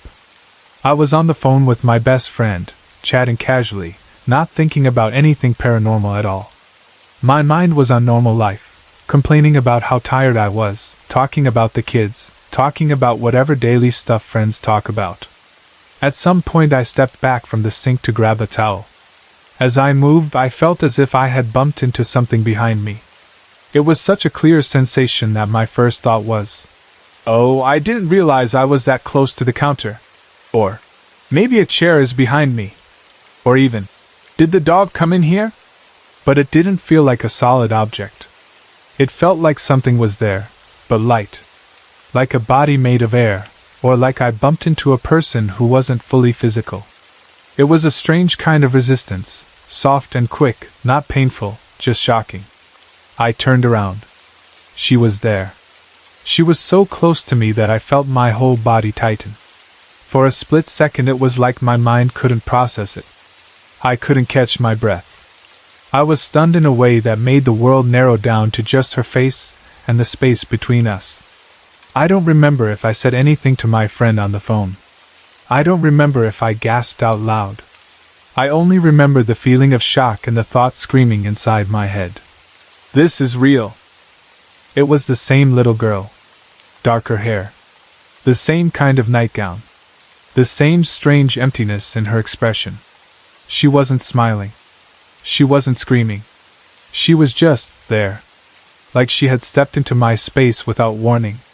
Again, my body did the same thing as before. I turned my head away and then back. She was gone. Just like that. No fade. No sound. No movement away. It was as if the moment broke and she was no longer in our world. After that second time, I couldn't explain it away as easily. Seeing something once, you can argue with yourself. Seeing it twice, clearly, in two different areas of the house, makes it harder to dismiss. I remember standing in the kitchen afterward, feeling my hands shake slightly, trying to keep my voice normal on the phone. I didn't even know how to tell my friend. How do you casually say, "I just saw a little girl that isn't mine standing right behind me"? I didn't tell her. Not that night. I think I just tried to get off the phone and go to bed, pretending I was tired. I didn't want to speak about it out loud in the house, because I didn't know if talking about it would make it worse. After that, other things started happening. Not big dramatic things like furniture flying across rooms, but small, personal things that felt even more unsettling because they were so close to everyday life. I started staying up late sometimes, either because I was restless or because I was catching up on chores when the house was quiet. And late at night, I would hear what sounded like a child's voice calling out, "Mommy!" It wasn't loud. It sounded like it came from down the hall, like from near the bedrooms, the way your own child calls you when they wake up and want comfort. Every mother knows that sound. It's like your brain is wired to react to it instantly. The first time I heard it, I stood up so quickly my chair scraped the floor. I immediately went to check my kids. But every time I checked, my children were sleeping. Their rooms were quiet. Their faces were relaxed. They weren't sitting up. They weren't calling me. They weren't even stirring. And the voice didn't sound like either of my daughters. If you're a mother, you understand what I mean when I say you know your own child's voice. Even in a crowd. Even through walls. Even when they whisper. There's something about the tone and the way they say, "Mommy," that is unique. This voice was different. It was still a child's voice, but it didn't match my kids'. The first few times it happened, I tried to blame it on the house, pipes, settling noises, sounds from outside, the way your brain can turn random sounds into words when you're tired. But the more it happened, the clearer it felt. It wasn't a creak that sounded like a voice. It sounded like a voice. Then one morning, something happened that shook me in a different way. It was early, the time of morning when the house is quiet and the light is still soft. I was in bed, not fully awake. The bathroom next door to my bedroom is close enough that you can hear things clearly if someone is in there. I heard what sounded like a child in that bathroom, playing. It sounded happy. The child was humming, like a little tune, and there were small noises like items being touched or moved on the bathroom counter, like someone tapping bottles, touching toothbrushes, gently clinking things the way a child does when they're exploring. Right away I thought one of my daughters must have gotten up and gone into the bathroom, even though they know they are not supposed to play in there. The bathroom isn't a playroom, and kids can make a mess or get into things that aren't safe. I was annoyed and tired, and I didn't want to jump up immediately, so I sent my husband to check. He went down the hall and looked. There was no one there. The bathroom was empty. Nothing was out of place. No water running. No cabinet doors open. Then we checked the girls. They were sleeping soundly. Not pretending. Not half awake. Fully asleep. The kind of sleep where you can tell they have been asleep for a while. And the part that made it impossible in my mind was this. There is no way one of them could have gone down the hallway, into the bathroom, made those sounds, then gone back to her bed and climbed in without us seeing or hearing her. Our house has the kind of floors and hallway sounds that you notice, especially early in the morning when everything else is quiet. If a child ran down the hall, we would have heard it. If she opened and closed doors, we would have heard it. Yet there was nothing. Only that humming and the sound of someone playing with the items on the counter. That was the point when I felt like I had to tell someone. Keeping it inside was starting to feel like carrying a weight. I didn't want to panic, and I didn't want to scare my children, but I also didn't want to be alone in it anymore. So I finally told my husband and my brother about the little girl. Even as I said it, I felt embarrassed. I felt like I was handing them a story that sounded crazy. I tried to be careful with my words. I tried to present it calmly, like, "I know this sounds strange, but this is what I saw, and it happened twice." I told them about the kitchen incident, the hallway to living room sighting, the way she looked solid, the nightgown, the strange eyes. I told them about the "mommy" voice. I told them about the bathroom humming. They were skeptical. Of course they were. That's the kind of people they are. My husband didn't call me a liar, but I could tell he was trying to fit it into a normal explanation. My brother had that look like he wanted to believe me because I'm family, but he also didn't want to accept that something paranormal could be happening in my house. And honestly, I can't completely blame them. If you've never experienced something like this, it sounds like imagination, stress, tiredness, maybe even hormones after having a baby. I know all the arguments people make, because I've made them to myself. Still, it hurt a little to see that they didn't fully take it in the way I needed them to. After that, I never saw the little girl again. At first, I felt relief. I thought maybe telling someone somehow broke the cycle. Maybe it was all in my head and speaking it out loud made me realize it wasn't real. Or maybe, if it was real, maybe it moved on. Maybe it didn't want to be noticed. But then something else started. I've only seen it twice, and both times were quick, but it was disturbing in a different way because it didn't look like a normal person at all. It looked like a shape made of pure black. There was no transparency to it. It wasn't like a shadow cast by a lamp. It didn't match the lighting.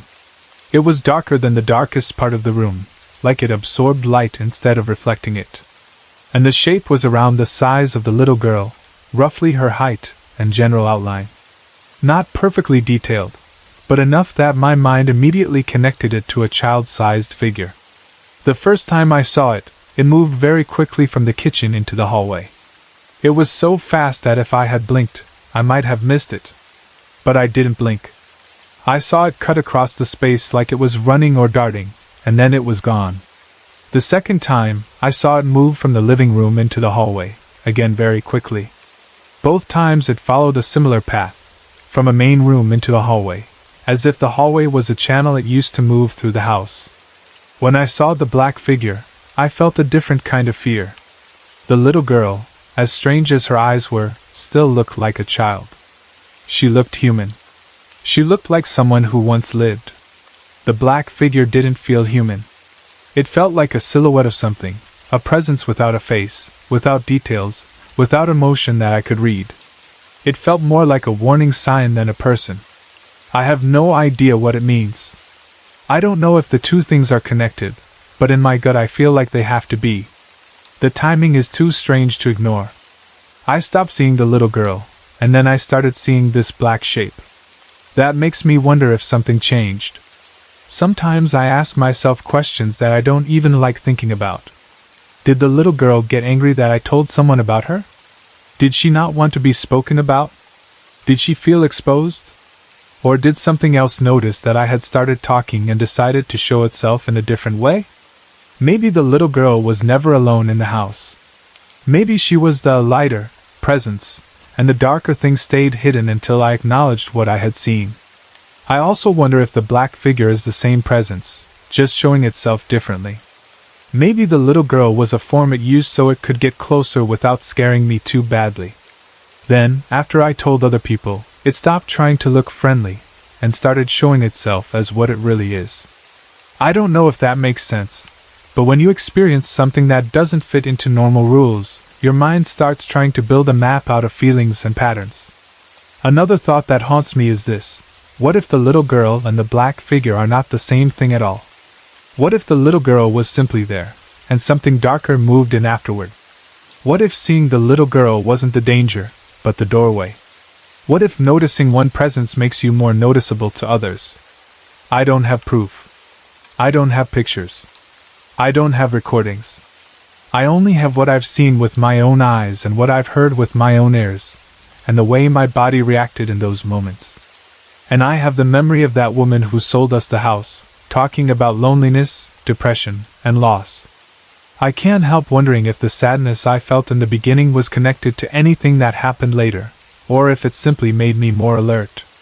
Even now, I still catch myself trying to minimize it. I'll think, it was just the corner of your eye. Or, it was just stress. Or, you were tired. But then I remember how solid the little girl looked when she turned toward me in the doorway, and how close she was in the kitchen when I turned around after bumping into that strange light resistance.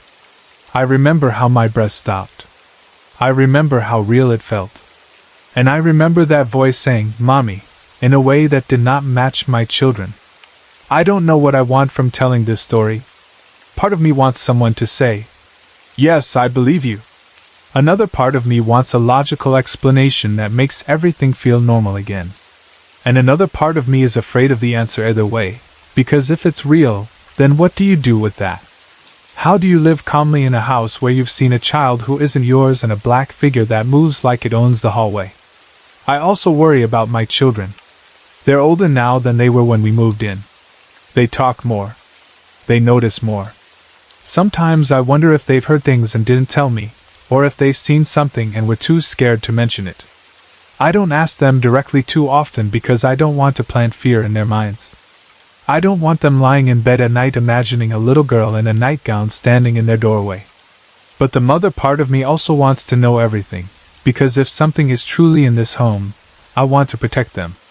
If there is any pattern I can point to, it's that the little girl appeared during a time when I was alone a lot with the baby, when the house was quieter, when the daytime was empty of the girl's noise. It's like the calm open space for something else to be noticed. And the black figure started after I finally spoke about it to my husband and brother, as if the act of sharing shifted something in the air. I wish I could end this with a clear conclusion, like, then we had the house blessed and everything stopped. Or, then we found out a family had lived here and a little girl had died. Or, then we discovered the toys were malfunctioning and I was imagining the rest.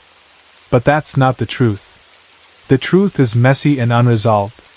All I can say for sure is that something happened in my home that I cannot explain, and I saw it with my own eyes more than once.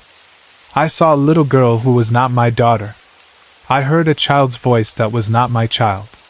And after the little girl vanished, I saw a black figure shaped like a child move quickly through my kitchen and living room into the hallway, as if the hallway was its path. And the hardest part for me is not even the fear. The hardest part is not knowing what it means. Not knowing whether it's a child's spirit, something pretending to be one, something attached to the house, something attached to me, or something that simply appears when the house is quiet enough for me to notice. Sometimes I think about the first feeling I had when I walked into the house, that sadness and loneliness in the air.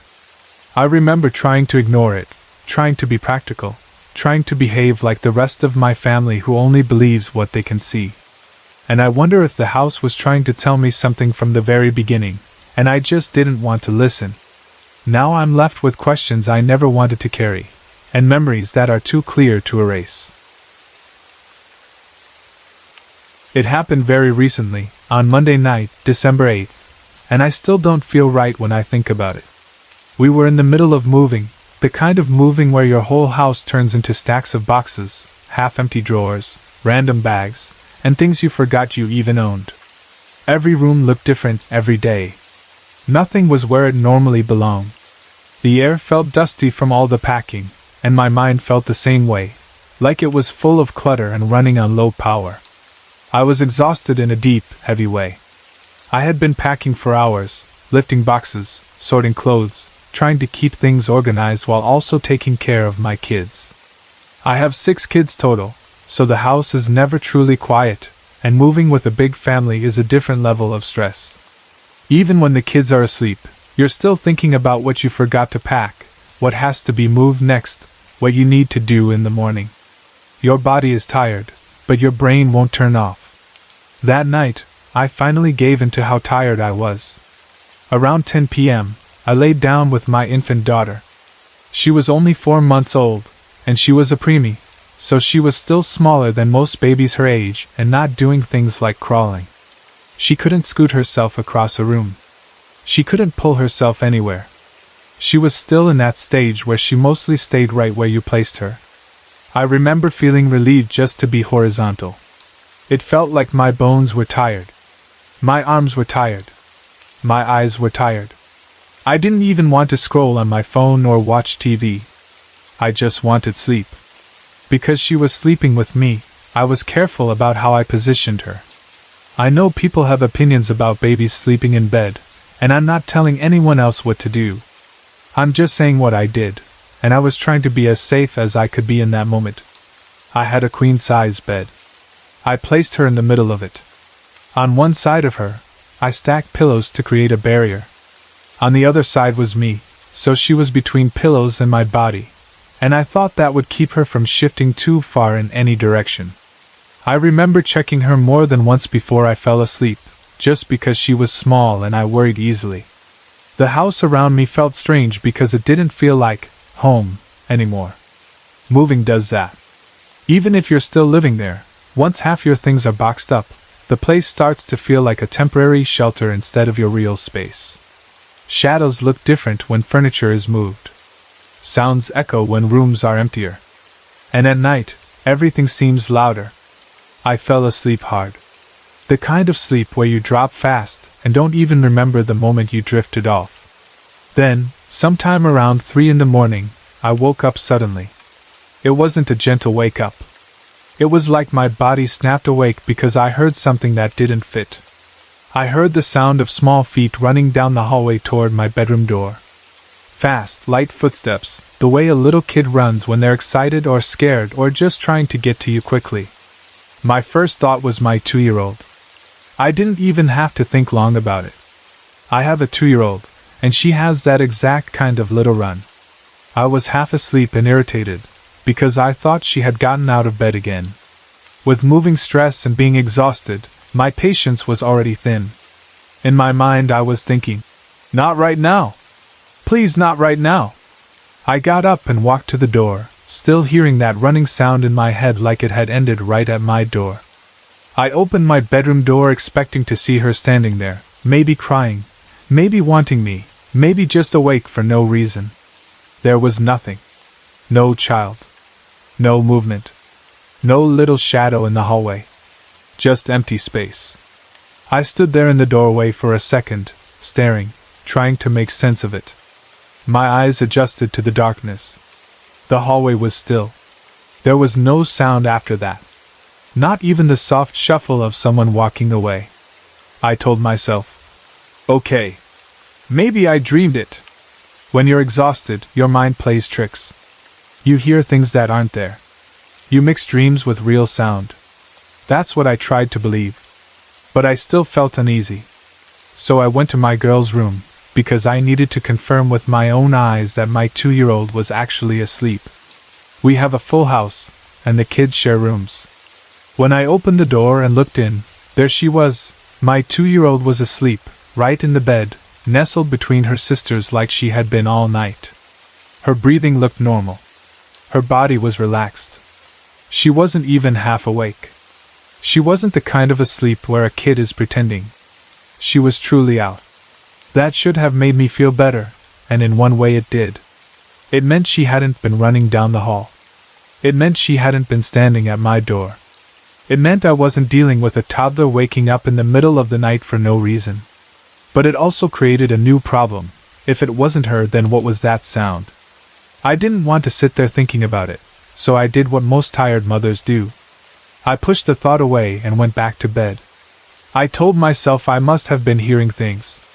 I told myself the house makes noises, and my mind shaped it into footsteps. When I got back into my room, my baby started fussing. Not full crying, just that restless sound babies make when they're about to wake up or when they want comfort. I reached for her pacifier and gave it to her.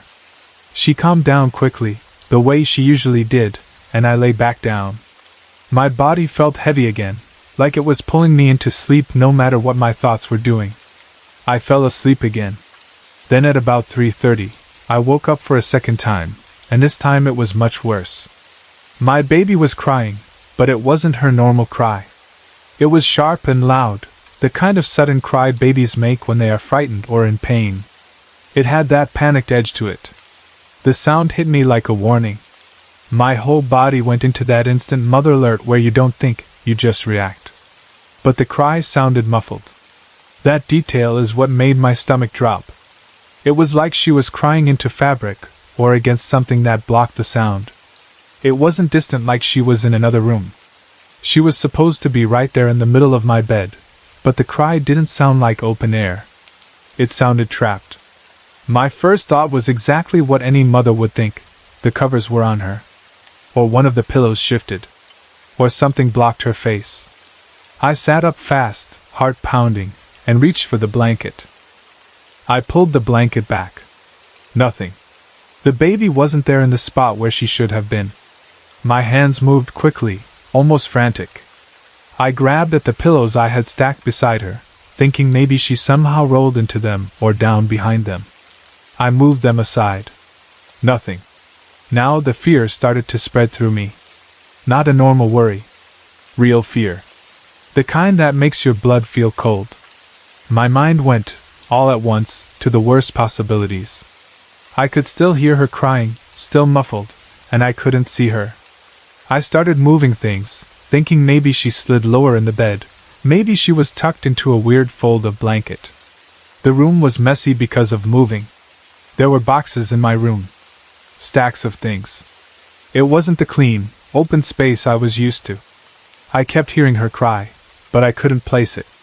It sounded like it was coming from somewhere close but blocked. Then I felt that sick, rising feeling in my chest, the kind of feeling where you can't fully breathe because your body is bracing for something awful. I jumped out of bed and started searching the room more aggressively. I moved boxes near the bed because my brain was screaming. Find her now. The crying continued, still muffled, still sharp, still panicked. I was calling her name out loud, even though she was a baby and wouldn't respond. It was more like I was talking to myself, trying to stay focused and not fall apart. As I moved around the bed, I caught a glimpse of something that made my heart stop. I saw her foot. It was under the bed. For a second, my brain didn't accept it. It didn't make sense.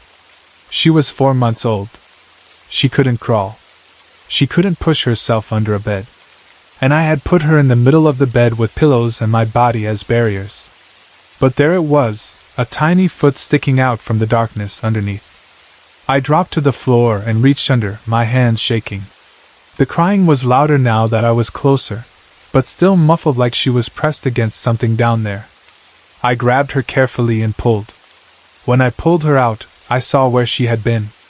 She was under the bed toward the headboard, in the middle. Not near the edge where she could have just fallen right off. Not near the side where a blanket could slide. She was under there in a spot that felt impossible, like she had been placed there rather than accidentally ending up there. I held her in my arms immediately, checking her fast the way you do when your mind is racing. I looked at her face, her breathing, her color. I ran my hands over her body, checking for anything wrong. She was crying hard, and she looked scared, but she didn't seem injured. Still, the whole thing felt wrong, and my hands wouldn't stop trembling. Then I noticed something else. She smelled weird. It was a strong smell, not like a baby's smell, not like laundry detergent, not like anything normal in my house. It smelled oily. Like some kind of old oil or grease. It clung to her in a way that made me want to wash her immediately, but it was the middle of the night, and I was still trying to understand what had just happened. The smell scared me almost as much as finding her under the bed, because it made it feel physical. It made it feel like something had touched her, or like something had been on her skin, something that didn't belong there. I kept sniffing and thinking, where is this coming from? It wasn't the bed. It wasn't the blankets. It was on her, like she had rubbed against something under there. I was shaking so badly that I had trouble standing up. I sat on the bed with her, holding her tight, and my eyes kept flicking toward the space under the bed as if I expected to see something move. I checked on my other kids. I had to. I walked through the house holding my baby, looking at each sleeping child, making sure everyone was still in bed, still breathing, still safe. They were. Every single one was asleep, unaware, peaceful. That made me feel a weird mix of relief and isolation. Relief because they were okay. Isolation because I felt like I was the only one awake in a house that suddenly felt dangerous. I let my dog in after that. Her name is Sugar. Normally, she's affectionate and happy to see me, especially if I open a door in the middle of the night. But this time was different the moment she came in. Sugar ran straight for my room like she knew exactly where the problem was. She didn't wander. She didn't sniff around the kitchen. She didn't pause like, why am I awake? She went directly to my bedroom and started growling. She was trying to get under the bed. Not like she wanted a toy. Not playful. She was low, tense, focused, making that deep sound dogs make when they feel threatened. She pawed at the space under the bed and shoved her nose toward it, growling like she wanted something out of there or wanted to go in after it. Watching Sugar act like that made my fear spike again, because dogs don't play pretend. They don't get scared because of a story. They react to what they sense. And Sugar was reacting hard. I kept my baby on me, holding her close, rocking her while trying to calm her down. My hands were still shaking, and my mind kept looping around the same question, over and over. How did she get there? I tried to build explanations. I tried to force logic into the situation. Maybe I moved in my sleep and pushed her. Maybe she somehow slid. Maybe the bed shifted. Maybe the pillows created a ramp. But every explanation felt weak when I pictured where she was found, under the bed near the headboard, in the middle. That was not a simple, rolled off the bed situation. If she had fallen, she would be near the side and near the edge of the bed, not pulled inward under the center. It felt like something had taken her. Or like something had moved her. I hated myself for even thinking that. My brain didn't want to go there, but it went there anyway, because I had no other explanation that fit. My husband works nights. He wasn't home. So I was alone with this experience, alone with my fear, alone with a crying baby that smelled like oil and a dog growling at the space under the bed. I wanted to call someone, but who do you call at 3:30 in the morning to say, "My baby was under the bed and I don't know how she got there"? So I stayed awake. When my husband came home in the morning, I was still awake. Naturally. There was no way I could sleep after that. I felt like if I closed my eyes, something would happen again. I felt like the room itself wasn't safe. I stayed with the baby in my arms for a long time, then kept her close, checking her constantly, watching her breathe. When my husband walked in, he looked at me like he could tell something was wrong just from my face. I told him what happened. I tried to keep my words steady, but my voice kept breaking because I was still scared and still confused. I told him about the footsteps at 3 o'clock, how I thought it was our 2-year-old, how I opened the door and saw nothing, how our toddler was asleep in the girl's room. I told him about 3:30, the muffled crying, the searching, and then finding our baby under the bed by the headboard in the middle. He listened, but I could see that look people get when they don't want to believe something.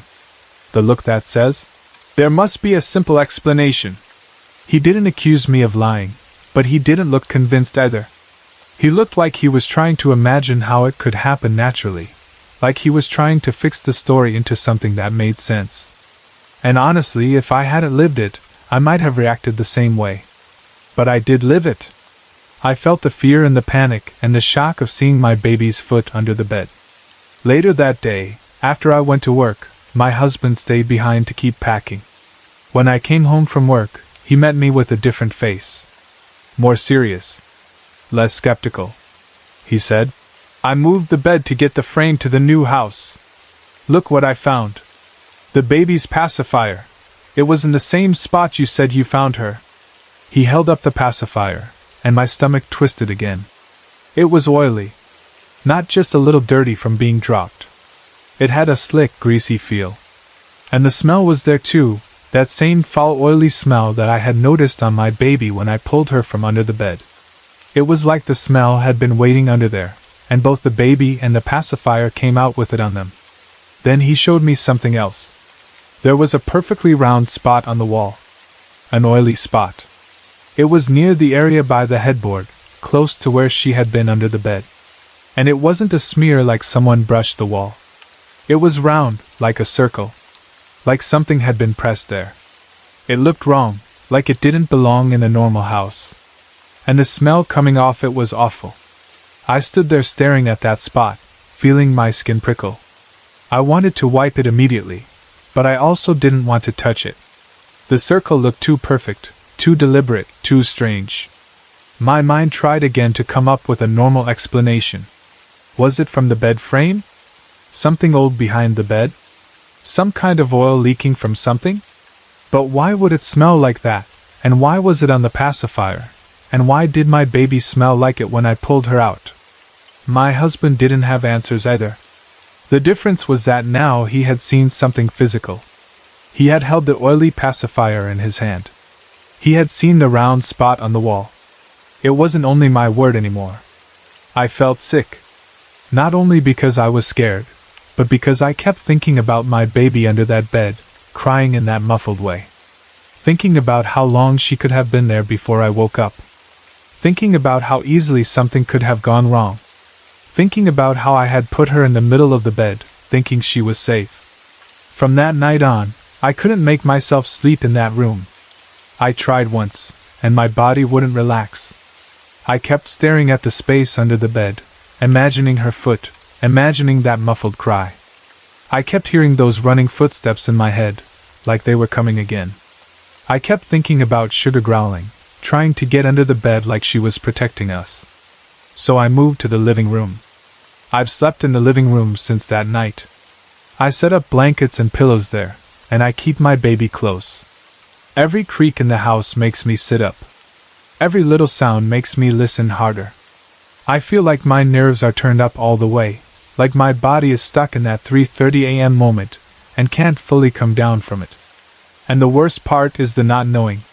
If I knew it was something simple, I could fix it. If I knew it was the bed frame shifting, I could change the setup. If I knew it was a pest problem, I could handle it. If I knew it was a mechanical issue or an accident, I could accept it. But I don't know what it was. All I know is this: my baby was asleep with me, placed safely in the middle of my queen-size bed, with pillows on one side and me on the other. She cannot crawl. She cannot move herself across a room. Yet at 3:30 in the morning, I woke up to her muffled, frightened cry, searched everywhere, and found her under the bed near the headboard, in the middle. When I pulled her out, she smelled oily. My dog ran into the room and growled at the space under the bed, trying to get to something. Later, my husband moved the bed and found the pacifier in the same spot under the bed, oily, and there was a perfectly round oily spot on the wall that smelled foul. I don't know what happened. I don't know what that smell was. I don't know why the spot on the wall was so perfectly round. I don't know how my baby ended up there. I only know that it scared me enough that I haven't been able to sleep in that bedroom since. It's been a few weeks since the last really clear paranormal thing happened to me, and I honestly thought maybe whatever it was had finally stopped, or at least backed off. For a while, things felt normal again.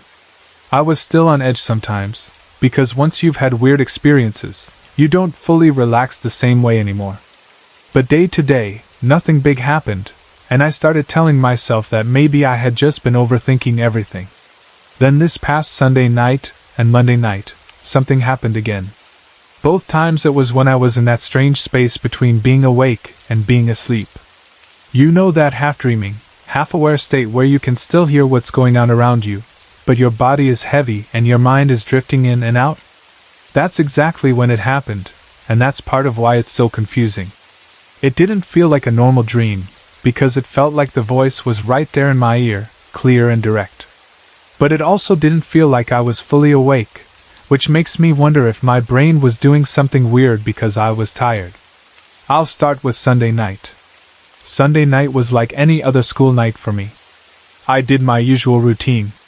I got ready for bed, tried to get everything done so I wouldn't be stressed in the morning, and I went to sleep around 10 p.m. I'm pretty strict with myself about going to bed at a decent time, because if I stay up too late, I feel awful at school the next day. Plus, I've noticed that when I'm overtired, I'm more likely to feel creeped out by normal house noises, and I hate that feeling. So I try to keep my schedule steady. Before I went to bed, I put my cat Salem outside for the night. I know some people think it's mean to put a cat outside, but Salem is honestly the weirdest cat I've ever had, and he seems to like being outside at night. Also, he has this habit that drives me insane. He will sit in the hallway in the dark and meow for no reason. And I don't mean a normal little meow once or twice. I mean he will sit there like a statue and just keep meowing, over and over, like he's talking to someone or complaining about something only he understands. The part that makes it even more frustrating is that I try everything to solve it, and none of it works. If he meows in the hallway, I'll get up and try to let him outside, and he doesn't want to go. I'll open the door and he'll just stand there, staring like he's not sure if he wants to step out, and then he'll walk away and go right back to the hallway. If I try to give him food, he won't eat. If I shake treats, sometimes he ignores them completely, which is weird for a cat. If I call him into my room, he refuses. He will look at me like he heard me, and then he'll turn his head away and keep sitting in the hallway, meowing into the darkness. It's hard to explain why that bothers me so much, but it does. I think it's because the hallway at night is the creepiest part of the house for me. It's always darker there than everywhere else, and sounds travel weird down that space. So when Salem sits out there meowing, it feels like he's reacting to something I can't see. I try not to think that way, but when it's 1 a.m. and the whole house is asleep, a cat meowing into a dark hallway starts to feel like a horror movie, even if it's probably nothing. So most nights, I put him outside before I go to bed.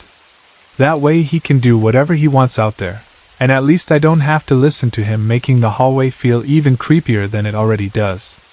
Lately, though, he's been doing something new. He's been climbing up to my window in the early morning hours and scratching at it, meowing like crazy for me to let him back inside. The timing is always around 3 to 5 a.m. It's become so regular that it almost feels like an alarm clock. I'll be asleep, and then suddenly I hear scratching on the window and that loud, demanding meow like he's saying, "Let me in right now." At first, I would get up and let him back in. I didn't want him out there alone, and I didn't want him scratching the window for an hour. But I quickly realized something. If I get up at 3 or 4 in the morning, I can almost never fall back asleep afterward. I'm the kind of person who wakes up and then my mind turns on, like a switch. I'll start thinking about school, about what I need to do tomorrow, about random stuff, and then I just lie there awake.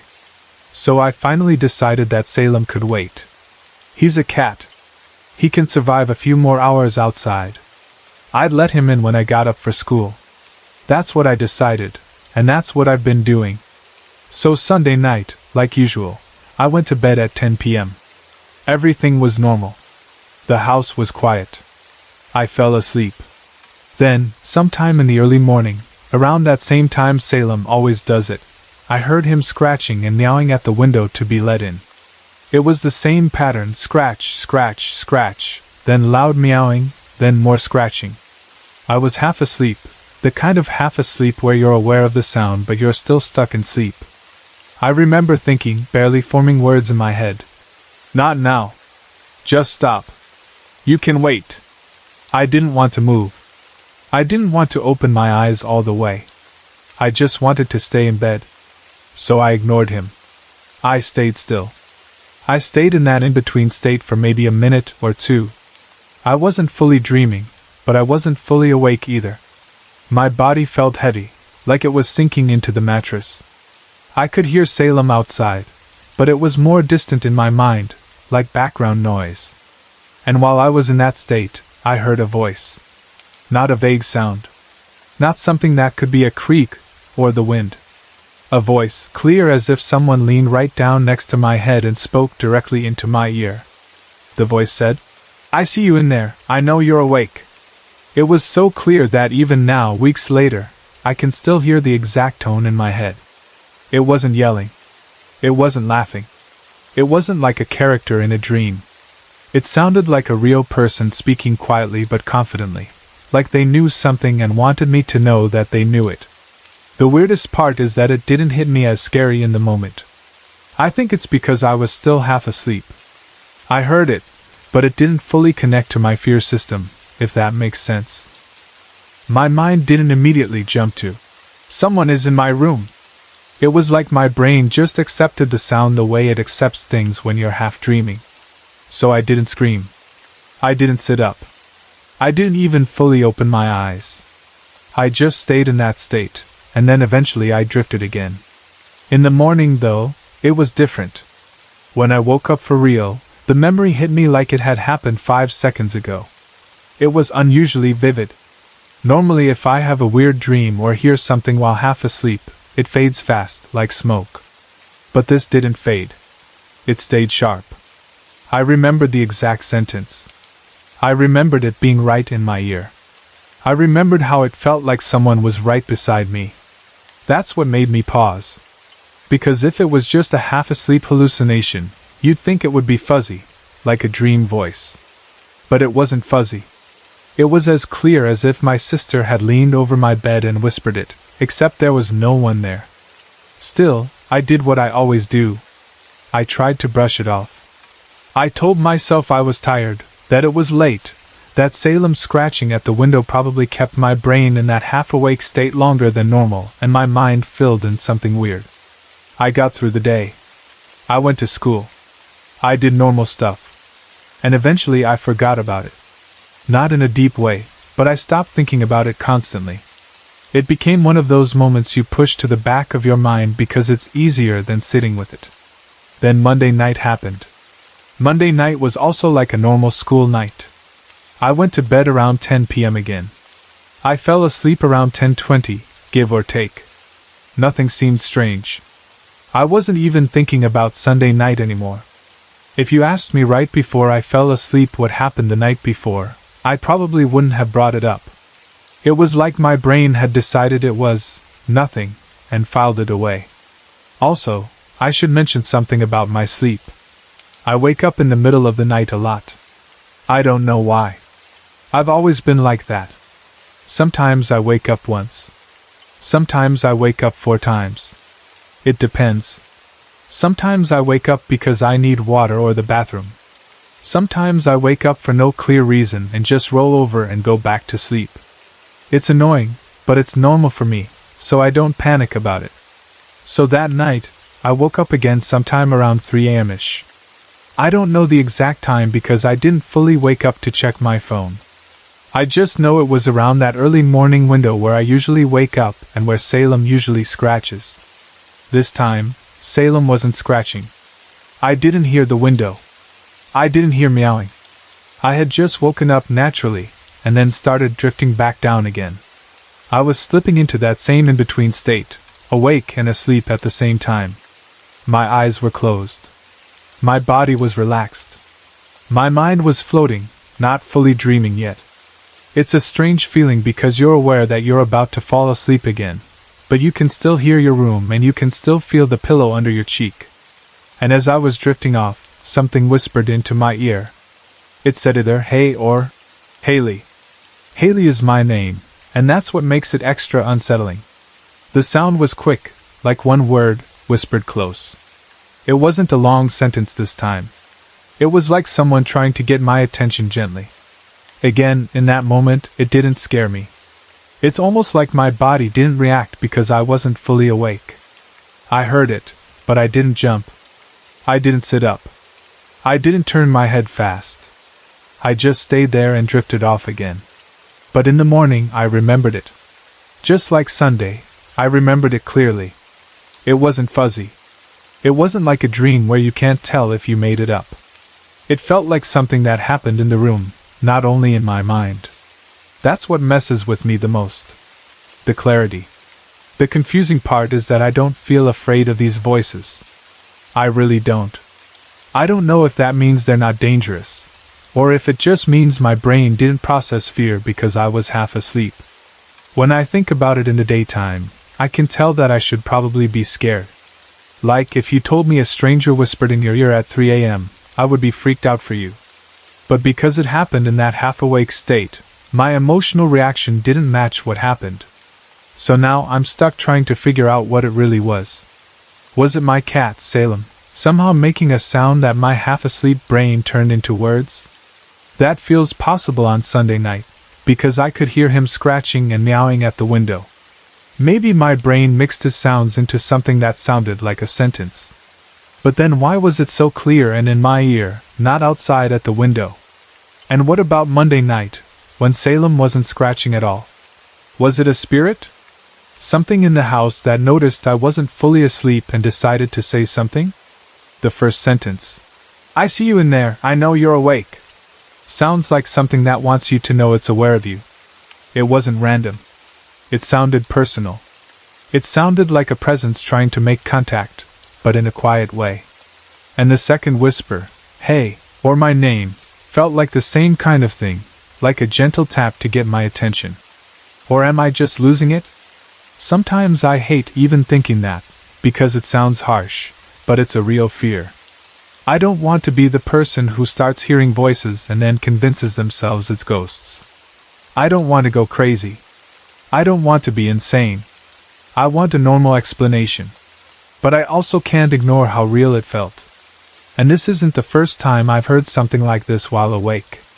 A few weeks ago, before Sunday and Monday, I had another strange moment. I was walking toward a spare room in the house to see my bunny. That room is down the hall.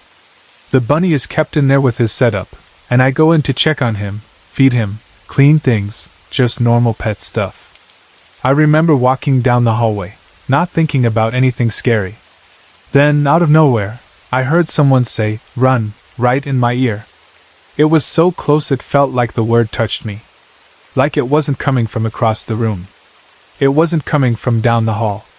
It felt like someone leaned in and whispered it straight into my ear canal. It should have made me panic, but again, it didn't fully scare me.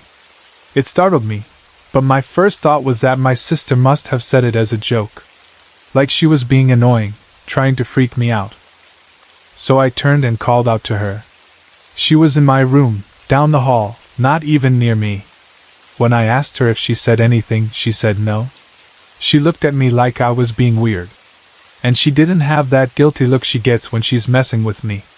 She genuinely seemed confused. Also, the sound didn't match where she was. It sounded right in my ear, not down the hall. Even if she had yelled, the sound would have traveled differently. This was like a whisper directly beside me. That's what makes all of this feel connected. It's not just one weird night. It's a pattern of hearing something right at my ear, like whatever it is wants to be close enough that I can't deny it. Another thing that happens a lot, and has happened for a long time, is hearing someone call my name. Sometimes I'll be in the kitchen or in my room and I'll hear, "Haley," like someone said it from another part of the house. And I'll answer or I'll go look, and no one called me. My sister hears it too sometimes, which makes me feel less crazy because it isn't only me. But usually, it's just my name, nothing more. That's why the Sunday sentence felt different. It was the first time it felt like a full message, like something actually talking instead of just getting my attention. Ever since Sunday and Monday, I've been thinking about it more than I want to. I keep replaying the sentence. "I see you in there, I know you're awake." It feels like the kind of thing you'd say through a door, or from the outside, like someone watching you. It's creepy because it suggests awareness. It suggests intention.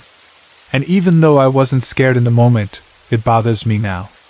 I keep asking myself questions, and I don't know which answers are logical and which answers are just fear. Has anyone else experienced this? If so, what are you supposed to do? Do you ignore it? Do you talk back? Do you tell it to stop? Do you pray? Do you tell your family?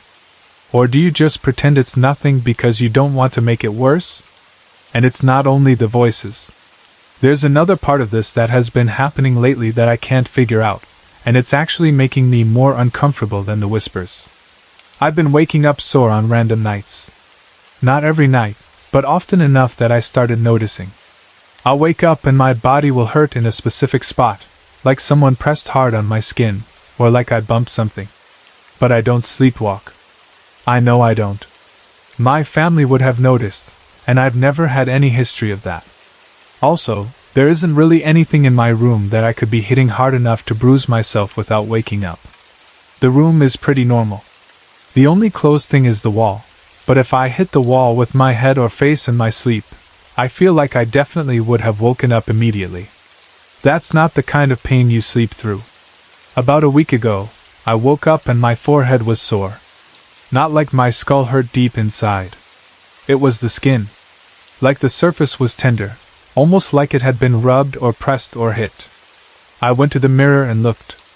I didn't see a huge mark right away, but it felt sore enough that I kept touching it, trying to figure out what I did. Then the next day, the soreness moved down my face, closer to around my nose. It was weird. It didn't feel like a normal bruise that stays in one spot. It felt like the pain was traveling, like swelling moving. I kept thinking, did I get sick? Is it sinuses? Is it allergies? But it didn't feel like that kind of pressure. It felt like the skin itself had been affected. Other times, I've woken up with sore spots that turn into bruises later in the day. That's part of why it bothers me. Because at first I'll wake up and think, maybe I slept wrong. And then later, I'll look and there's an actual bruise forming where it hurt. And I didn't do anything that day to cause it. I don't work out. I'm not playing sports where I get hit. I'm not falling downstairs. I'm not running into furniture. I'm not doing anything that should leave bruises, especially in random places. I promise I've tried to sort it out into a reasonable explanation. That's my first instinct. I don't want everything to be paranormal. I don't want to live like that. So I try to track it. I try to remember if I hit myself. I try to remember if I bumped a door. I try to think if I'm low on something or if my body bruises easily. But it doesn't add up, especially when it happens on nights that feel completely normal. The creepiest part is that sometimes I will have a dream where I feel pain, like I'm being harmed in the dream. In the dream, I'll feel like someone grabs me, hits me, or hurts me, and the pain feels real enough that it shocks me awake. And when I wake up, I'll be sore in the exact same place where I felt pain in the dream. That makes me feel trapped in my own sleep, like even if nothing is happening in the room, something is happening in my head or to my body when I'm vulnerable. I don't know if it's stress causing vivid dreams, or if my brain creates the dream to explain the pain, or if the pain comes from the dream itself. I don't know which direction it goes. All I know is that the match between dream pain and real soreness has happened more than once, and it makes me uncomfortable to go to sleep sometimes. I talked about this with a friend at school the other day because I didn't know what else to do with it. I was explaining the whispers and the bruises, trying to say it without sounding dramatic, because I hate being that person who makes everything into a big scary story. I expected her to laugh or tell me it's just stress. But she got serious and told me something that shocked me. She said that over the summer, she woke up one day with a busted lip and bruises on her arms. She said she doesn't sleepwalk either. And she said she knows she doesn't, because I've stayed over at her house many times and I'm a light sleeper. I would have noticed if she got up and started walking around at night.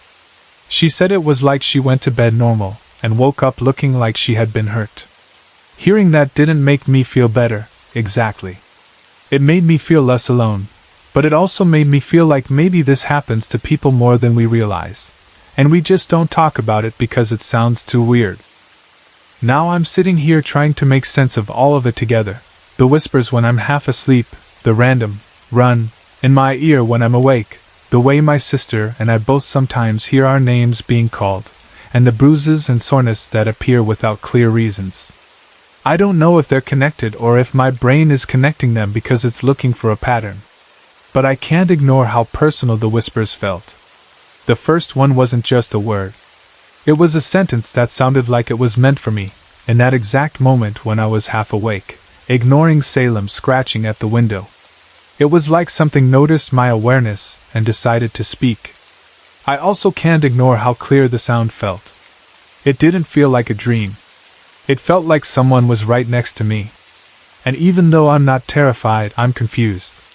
I'm frustrated. I'm tired of feeling like there's always one more weird thing, one more moment where I have to stop and ask myself if I really heard what I heard. I keep thinking about Salem, too. I know he's a weird cat, but the timing is strange. He scratches at the window at the exact hours when these whispers happened. And he also sits in the hallway meowing into the darkness like he's focused on something. I've tried to treat it like normal cat behavior, but sometimes it feels like he knows something is there. Sometimes I wonder if he's reacting to a presence in the hallway, and that's why he refuses to come into my room, refuses food, refuses outside, and just sits there making noise like he's arguing with something invisible. But then I think about Monday night, when he wasn't scratching, and the whisper still happened. That makes it harder to blame the cat. I don't know what I'm supposed to do next. I don't feel like it's threatening me directly, but the sentence, "I see you in there, I know you're awake," feels like something that wants to be acknowledged. And the fact that I'm waking up sore and bruised sometimes makes me feel uneasy, because I don't want to ignore something that could get worse. So I'm left with questions that loop in my head, especially late at night. Is this just my sleep messing with me? Is this stress? Is it my mind creating voices during that half-awake state? Or is it something in the house that has figured out when I'm most vulnerable and most likely to hear it? And if other people have experienced this, what did you do? Did it stop on its own? Did you ignore it and it faded? Did you set boundaries? Did you tell it to leave you alone? Did you talk to someone about it, Or did you keep it quiet because you didn't want to sound crazy? I wish I could say I have a clear answer. I don't. All I have are these moments that feel too clear to dismiss, and too strange to explain. When I first got married, I was so excited to move into our first house together. I remember feeling like it was the beginning of real adult life, the kind of life I had pictured for years. We weren't living in an apartment anymore, and we weren't staying with family. This was ours. A place where we could build routines, have holidays, maybe raise kids someday, and just feel settled. The house was a 2-story place with 3 bedrooms upstairs. It also had an enclosed side porch, the kind that feels like a bonus room even if you don't fully know what to do with it at first. The porch had windows, and depending on the time of day, it would fill with light or sit in shadows. The layout was pretty normal: living room, kitchen, stairs leading up to the bedrooms, and a basement that you only thought about when you had to do laundry or store things. The house sat close to the highway. That was one of the first things we noticed, and I won't lie, it took some getting used to. During the day it wasn't too bad, but at night the sound traveled differently. You'd hear trucks passing, cars speeding up, tires humming on the road. Sometimes you could even feel a slight vibration in the air, especially when a big vehicle went by. At first, I thought the traffic noise would be the hardest part of adjusting to the new place. In time, though, the highway became background noise. I got used to it the way you get used to a clock ticking or a refrigerator humming. It became the least of my worries, and I didn't realize that could be true until everything else started. The first time I felt like I was being watched, it happened late at night. My husband was working, and I was waiting for him to come home. We didn't have kids back then, so the house was usually quiet, especially after midnight. Quiet enough that you noticed every small sound: the furnace clicking on, the house settling, the wind hitting the windows, and yes, the highway in the distance. That night I was lying on the couch with a book. I remember the living room light being low, not fully bright, just enough for me to read comfortably. The couch was positioned so that I was facing the open stairway. It wasn't a closed staircase with a door you could shut. It was open, part of the room, and you could see up toward the landing even from the couch. I was comfortable, relaxed, and sleepy in that normal late-night way. The house felt like it was holding its breath, waiting for my husband's key in the door. I checked the time and realized it was around 2 in the morning. I remember thinking, he's running late. And I also remember thinking I should just go upstairs and sleep, because the longer you stay awake, the more your mind starts playing games. But I stayed on the couch and kept reading. Then I felt it. It started as a chill that didn't match the rest of the room. It wasn't like the heat turned off. It wasn't like a draft from a window. It was a sudden coldness that seemed to drift right into my space. At the same time, I got that awful feeling in my stomach, like the sense you get when you know someone is staring at you. I lowered my book and scanned the room. I looked toward the staircase first because that was where my body seemed to be pulling my attention. I looked at the landing, then the hallway upstairs, then back down into the living room corners. Nothing. No movement, no shadow that made sense, no face peeking out, no reason for that feeling. Still, the feeling didn't go away right away. It hung in the air like pressure. I told myself it was nothing. I told myself, you're alone, it's late, you're tired, and this is a new house. I tried to laugh at myself internally, because I didn't want to become the kind of person who scares herself over nothing. But I couldn't ignore the sensation that eyes were on me. It wasn't mild. It was direct, like someone wanted me to notice them. So I got up. I walked around downstairs, turning on a couple lights as I went, not because I truly expected to find an intruder, but because I needed to reassure myself. I checked the kitchen. I looked down the short hall. I glanced at the porch door. I even checked the front door lock again. Everything was normal. No one was there. I stood in the living room and listened. The house was quiet except for the distant road noise. My own breathing sounded loud. There was no sound of footsteps. No whispering. No creak on the stairs. Nothing. I went back to the couch and lay down again, telling myself I'd imagined the whole thing. I started reading again. For a minute or two, it was fine. My eyes returned to the page, and my mind slipped back into the story like it wanted to. Then the feeling came back, the same uncomfortable awareness. Like someone had stepped closer. The chill returned too, and my skin tightened. That was the first night I tried to explain it as me, feeling weird, in a house that was still unfamiliar. I knew the house had been there for many years. It looked like it had stories. You could feel age in the floors and the walls even though it wasn't falling apart. I knew people had lived there before me, and I figured maybe I was simply reacting to that. New place, old building, late night, alone. What I didn't know then was that a woman had died in the house. At the time, it was just a feeling I didn't want. I wanted to enjoy my first home, not lay there wondering if something was watching me from the stairs. So I pushed it away. I didn't even mention it to my husband the next morning. I didn't want him to think I was being dramatic, and I didn't want to make the house feel haunted in our minds. But it didn't stop. It came back, not every night, but often enough that I started noticing a pattern. It was usually when I was alone. Usually late at night. Usually in moments where the house was quiet enough that my mind could feel everything around it. After a while, I couldn't keep it to myself anymore. I finally asked my husband if he ever noticed anything strange. I tried to ask casually, like I was making conversation, not like I was accusing the house of being haunted. "Do you ever hear anything odd?" I asked him one day. "Like footsteps or noises when no one's moving around?" He looked at me like I was talking about a movie. He shrugged and said no. He told me he didn't believe in that stuff. He was the kind of person who needed proof in his hand. If he couldn't see it, he didn't want to think about it. That made me feel alone in it.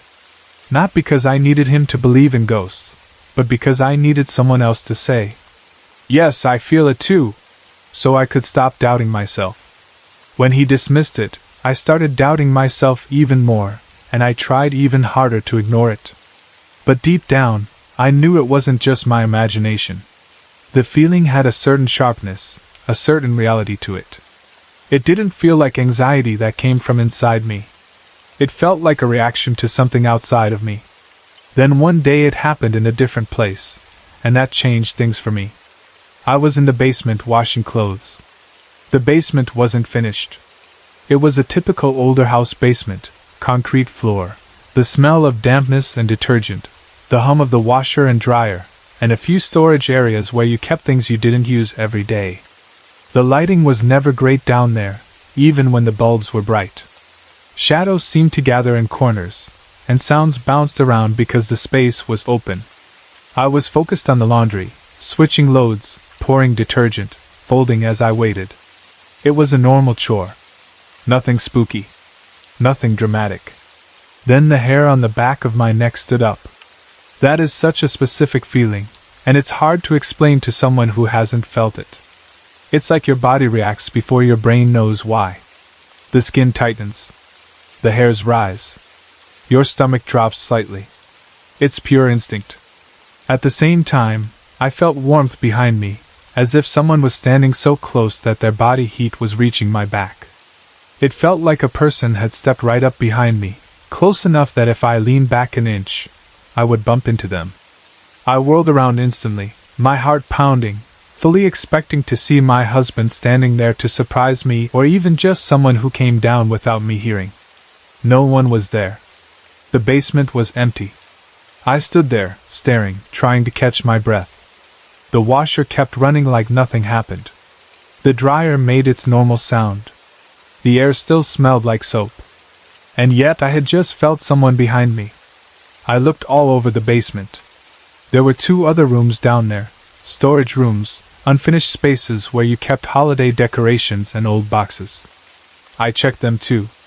I told myself I was being ridiculous, but I checked anyway. Nothing. No one. I remember feeling foolish.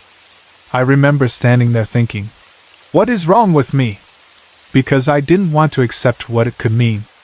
I wanted a normal explanation. But as days and weeks passed, these moments increased. They didn't stay rare.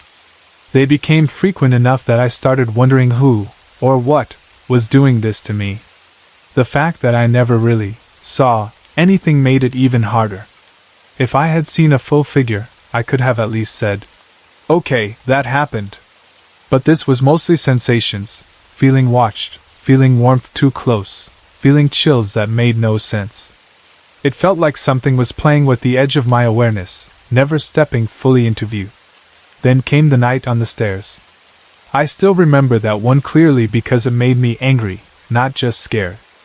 I was doing housework, trying to keep things clean the way you do when you're building your first home. I was running the sweeper on the stairs leading up to the bedrooms. The stairs were open to the living room, so it wasn't like a closed stairwell you could ignore. It was right there, and the sound of the sweeper echoed through the house. I was halfway up, concentrating, moving the sweeper carefully along each step. It's a simple task, but you have to focus because it's easy to miss corners and edges. Then I felt it again. A body close behind me. Not just a presence in the house, but something right at my back, so close I could feel heat coming off it. It felt like someone had stepped onto the stairs behind me, close enough that they were almost touching me. It was intimate in the worst way, like someone standing too close on purpose. My first thought wasn't ghost. My first thought was my husband. I thought he had come home quietly and decided to mess with me. I got annoyed immediately, because I was in the middle of cleaning and I didn't want to be startled. I didn't want to jump and fall down the stairs. I didn't want to deal with someone trying to scare me like a prank. So I looked over my shoulder, ready to snap at him, ready to yell, ready to tell him to knock it off. There was nothing there. No one. The stairs behind me were empty. My hands tightened on the sweeper handle. I felt my heart pounding and a cold wave move through me, because the anger had nowhere to go. If it had been my husband, I could have blamed him. I could have shouted and gotten it out of my system.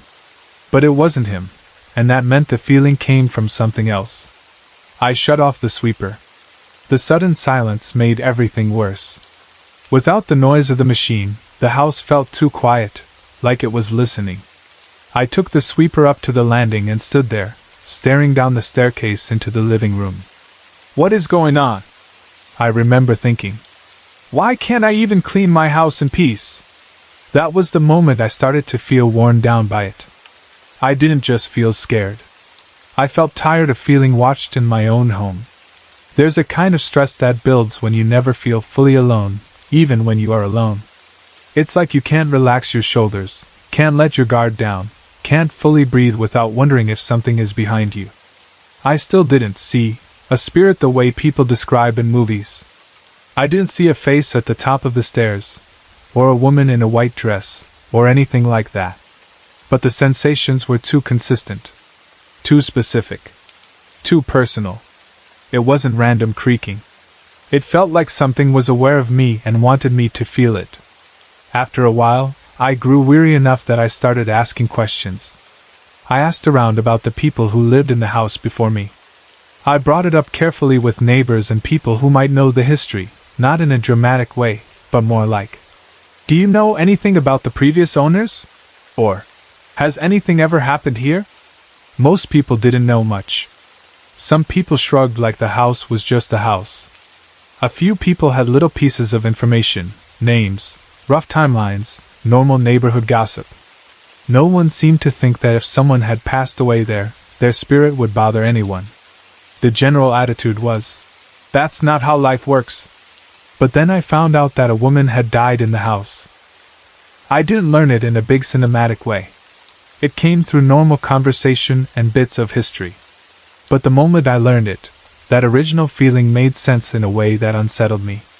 The sadness I felt when we first viewed the home. The loneliness in the air. The heavy mood that I couldn't explain. It all seemed connected.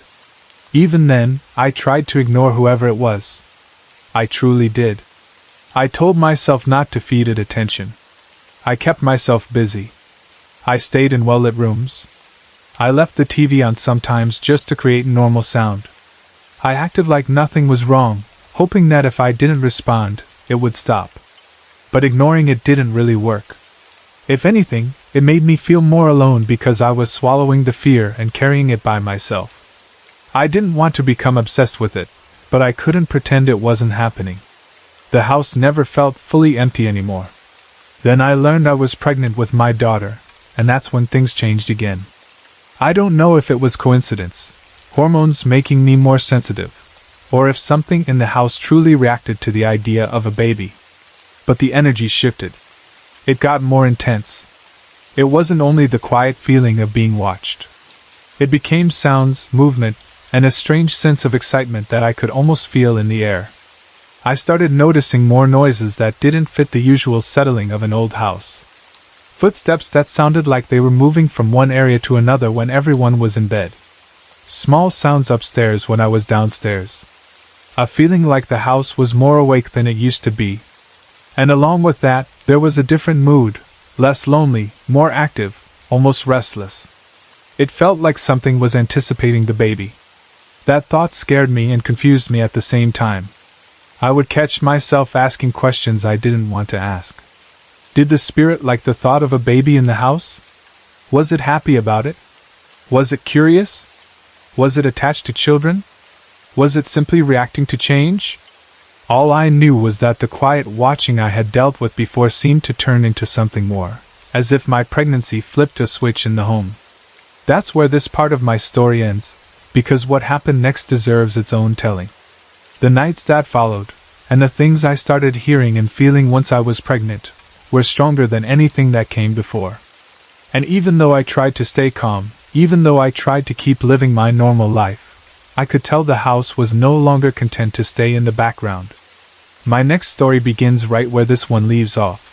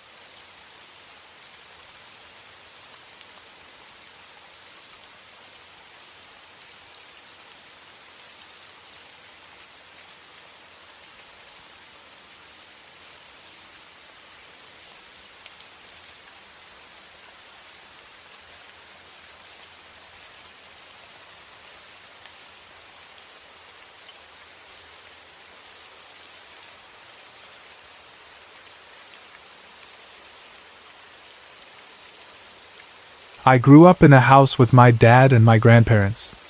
A lot of people say that about their childhood, but in my case it truly shaped who I am, because my grandmother and grandfather weren't just the people who visited on holidays or spoiled me for a weekend. They were there every day. They helped raise me. They taught me routines, values, and little life habits that you don't even realize you're learning until you're older. Because of that, they felt more like parents to me than grandparents. I loved my dad, of course, but my grandparents were the steady center of my home life, and I was very close to both of them. My grandfather especially was someone I leaned on. He had this way of being calm even when life wasn't calm. He wasn't the type to talk nonstop or give big speeches, but when he did speak, it felt like he meant every word. He could make you feel safe without doing anything dramatic. When I was younger, I used to just sit near him while he watched TV or read or worked on something simple around the house. I didn't even need entertainment. His presence was enough. As I got older, I realized how rare that is, to feel that comfortable around someone. When my grandfather passed away, I was 21. It hit me harder than I expected, even though I knew, logically, that everyone eventually loses people they love. I had never really experienced grief like that before. It wasn't just sadness. It was like my life lost a main support beam. At the time, I was still living with my grandparents, so his death didn't just feel like losing a person. It changed the whole shape of my days. Suddenly the house sounded different. It felt different. The quiet moments felt too quiet. The routines didn't make sense anymore. I would walk into rooms and have that split second of thinking I might see him sitting there like he always did, and then reality would hit me again. I remember thinking that grief is strange because your mind keeps trying to follow old patterns, even after the person is gone. You still expect them to be there. You still reach for them in your thoughts. Then you remember, and it hurts all over again. My grandmother took it hard too, but she carried it in her own way. She tried to keep the house running, tried to keep things normal, even though nothing felt normal. Watching her live without him was almost as painful as losing him myself. I would catch her looking at things he used, or pausing in the hallway like she forgot what she was doing, and I knew she was remembering. That was one of the hardest parts for me, seeing the person he loved most trying to adjust to an empty space where he used to be. A little over a year after he died, I moved out. It wasn't because I didn't want to be with my grandmother. I did. But my life was changing, and it felt like it was time for me to take that step. I found an apartment and moved in with a roommate.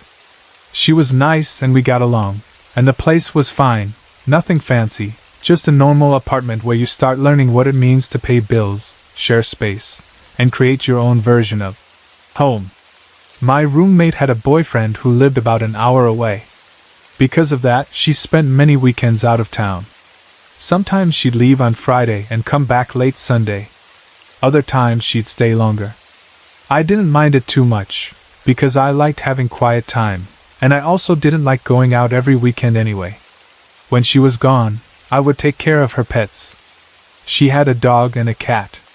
The dog was the kind that liked to stay close, and when my roommate wasn't home, the dog would usually attach itself to me. At night, the dog always slept under my bed. It became such a normal thing that I didn't even think about it anymore. I'd be brushing my teeth, getting ready for sleep, and the dog would already be settling in under there like it was the safest place in the world. The cat was different. The cat was friendly but also had that typical cat independence. He did what he wanted. Most nights, if I left my bedroom door cracked open, the cat would eventually come into my room sometime in the middle of the night. I would fall asleep alone, and then I'd wake up later with the cat curled up on the bed beside me, purring like he had been there the whole time. It wasn't unusual. The only thing was, he needed that door to be open just enough to push it and slip in. So whenever my roommate went out of town, I made sure to leave my door cracked. Not wide open, just cracked. Enough so the cat could come in if he decided he wanted company. It was just one of those small habits you don't even question after a while. One weekend, my roommate was out of town again, and it was one of those nights that felt completely ordinary at first. She was gone. The dog was already under my bed. The cat wasn't in my room yet, so I did what I always did. I left the door cracked open for him. Then I got into bed and went to sleep. That night, I had a dream that felt different from a normal dream.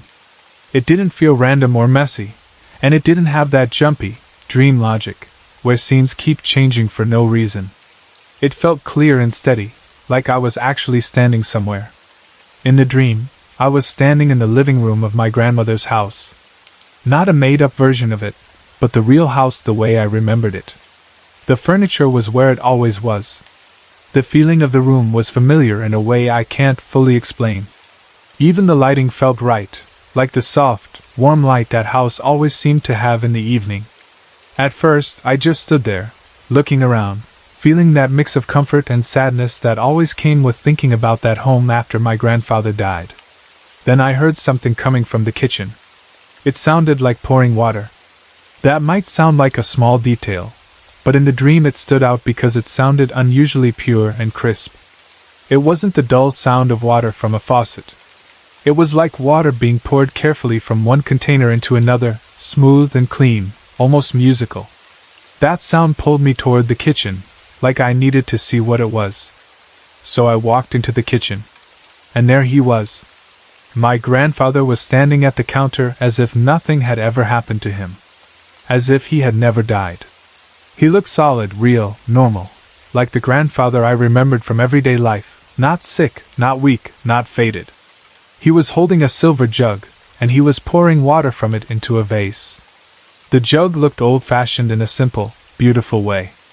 Not overly fancy, just something you could imagine sitting in a home for years, polished and cared for.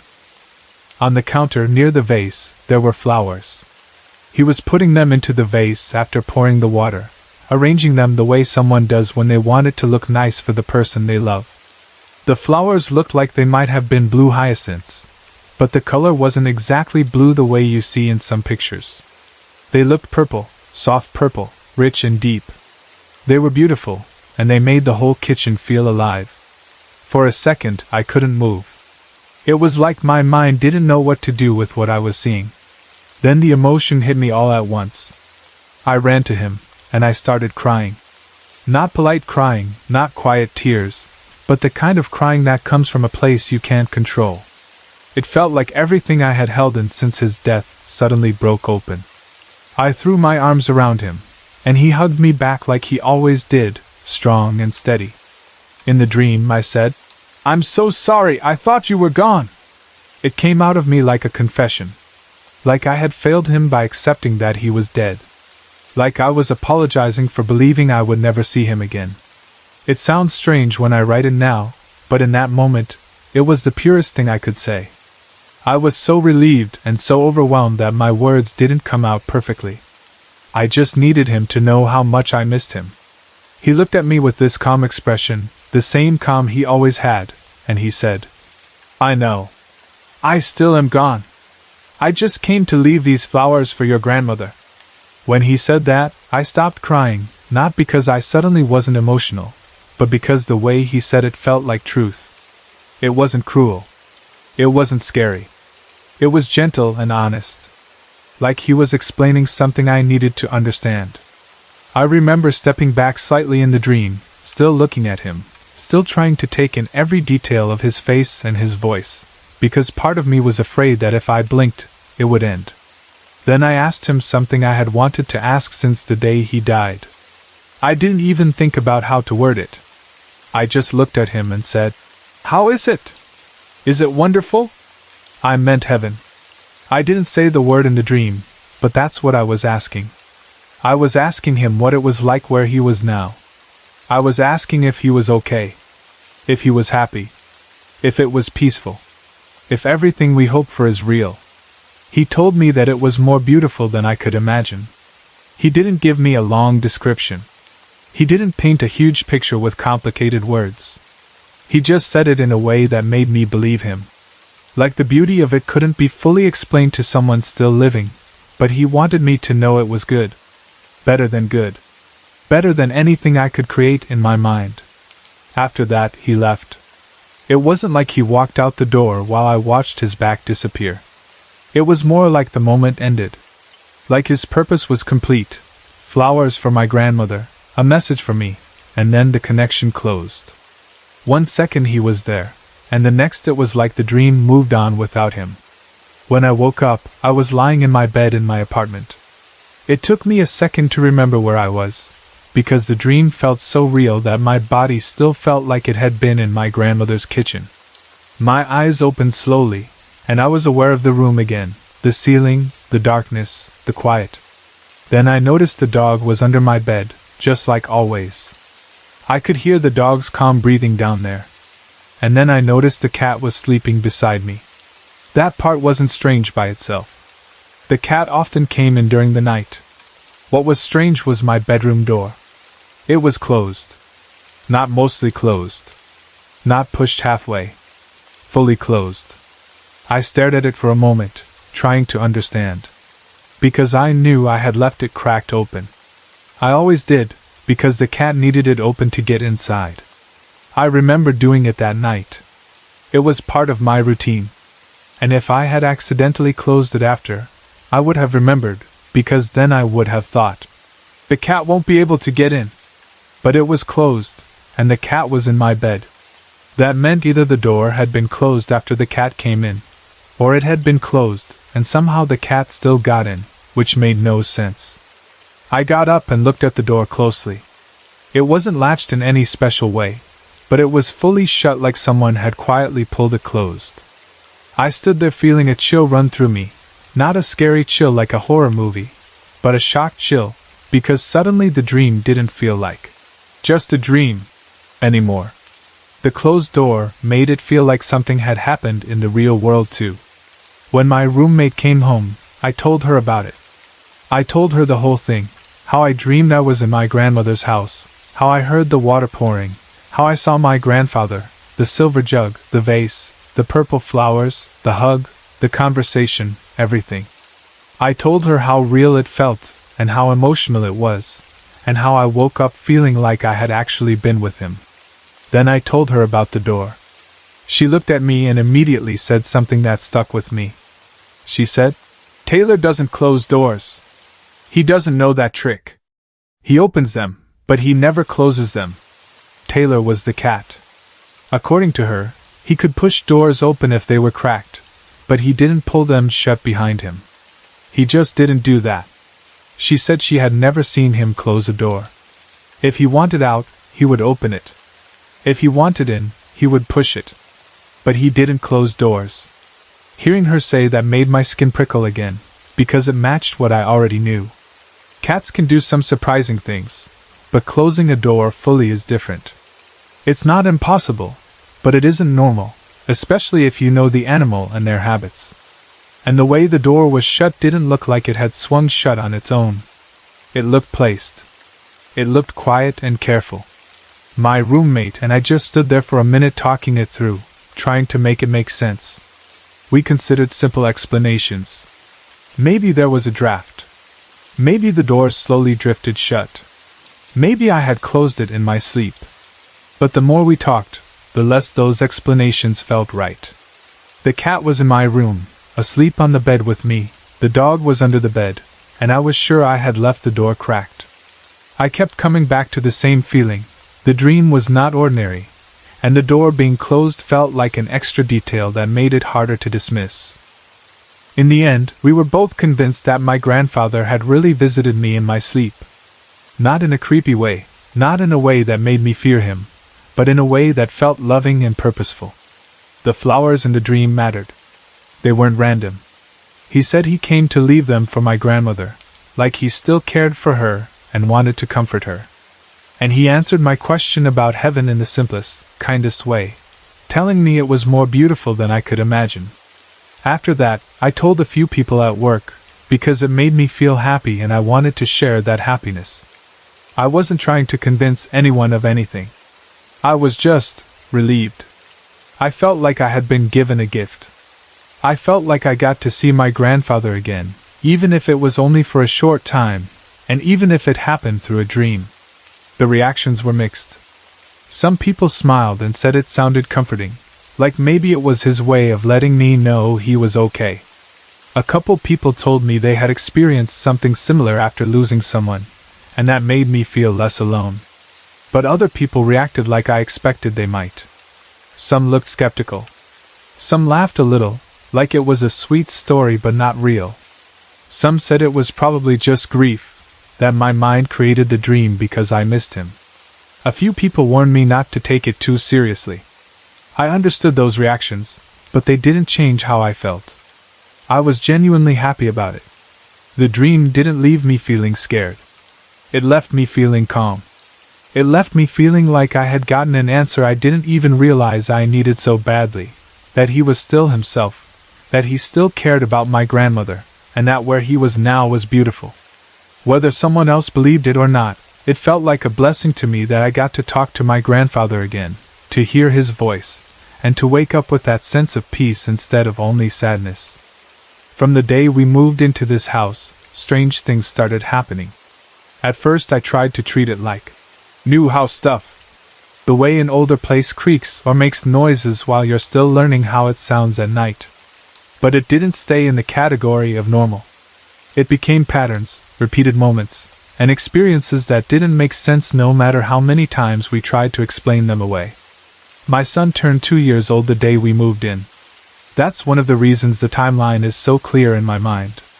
We were unpacking, trying to set up rooms, trying to make it feel like home, and instead of being excited about his new bedroom, he refused to sleep in it almost immediately.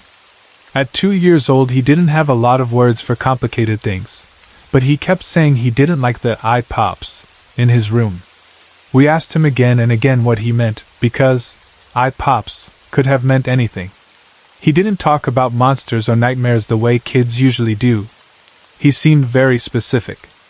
The best description we could get from him was that they were balls of light that moved around the room, kind of like shooting stars. Not a steady light, not a lamp reflection. More like quick bright pops that darted and slid through the air. Because he was so young, we did what most parents would do. We sat in his room with him on many different occasions. We tried different lighting.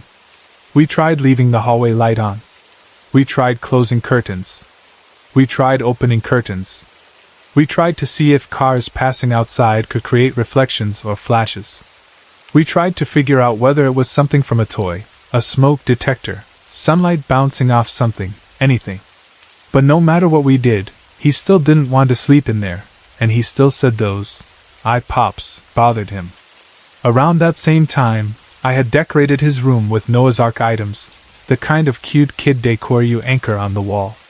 It should have been simple: hang it up, make it look nice, move on. But I could not keep those items on the wall. They kept coming down. At first I assumed my son was pulling at them, because toddlers touch everything and sometimes they tug on things even when you think they can't reach. So I re-anchored the decor. Then it happened again. I anchored it even better and higher. It happened again. I kept improving the anchors and changing the placement, thinking I was fixing a practical problem. But the items still kept falling. After several times, I reached a point where I wasn't thinking about decorating anymore. I was thinking about safety. I didn't want anything heavy falling onto one of the kids in the middle of the night. So I finally removed the decor completely, even though it annoyed me to give up on something so simple. It felt like the room itself didn't want anything on those walls. Not long after that, my son started having night terrors. These were not normal nightmares where a kid wakes up and comes to your room and wants comfort. Night terrors are different. He would wake up screaming in a way that made my blood run cold, eyes wide, body panicked, and it was like he wasn't fully awake. He would talk about witches who pinched him. He would jerk his limbs and cry as if something was hurting him. Then later he wouldn't remember it clearly, or he'd only remember pieces, like the fear stayed in his body even when the memory didn't. As those night terrors started, I began having my own strange moments in the house. More than once, I saw what I thought was my son's shadow running from one room to another. Sometimes I'd see a quick child-sized shadow move near the stairs. My first reaction would always be to call out to him or go looking, thinking he had gotten out of bed. But then I'd find him asleep, completely still, in his bed. It happened enough that I stopped trusting my own eyes at times. You start asking yourself whether your mind is playing tricks in low light. But then you remember how specific it looked, how it moved like a person, and it's hard to dismiss completely. The upstairs was the next big issue. We could hear footsteps walking back and forth up there, often in my daughter's room. Sometimes it would last for hours, like pacing. Other times it would be just a few seconds, like someone taking a short walk and stopping. Every time we heard it, we would pause and listen. The sound wasn't subtle. It was the clear, steady sound of steps across a floor. What made it worse was that sometimes it didn't just sound like walking. Sometimes it sounded like someone was doing something up there, like shifting things around, moving objects, handling something. More than once we went upstairs expecting to find a mess, expecting to see a toy bin dumped out or furniture moved. But when we checked, everything looked undisturbed. No drawers open, no chairs moved, nothing on the floor that wasn't already there. It was as if the noise was meant to be heard but not meant to leave proof. In October of 1997, something happened that I will never forget. It was around 3 o'clock in the morning when I was awakened by a woman's voice calling my name. It wasn't a dream voice. It sounded like a real voice in the house, urgent and direct. The tone was strong enough that I sat up immediately, heart pounding, because something in me knew it wasn't normal.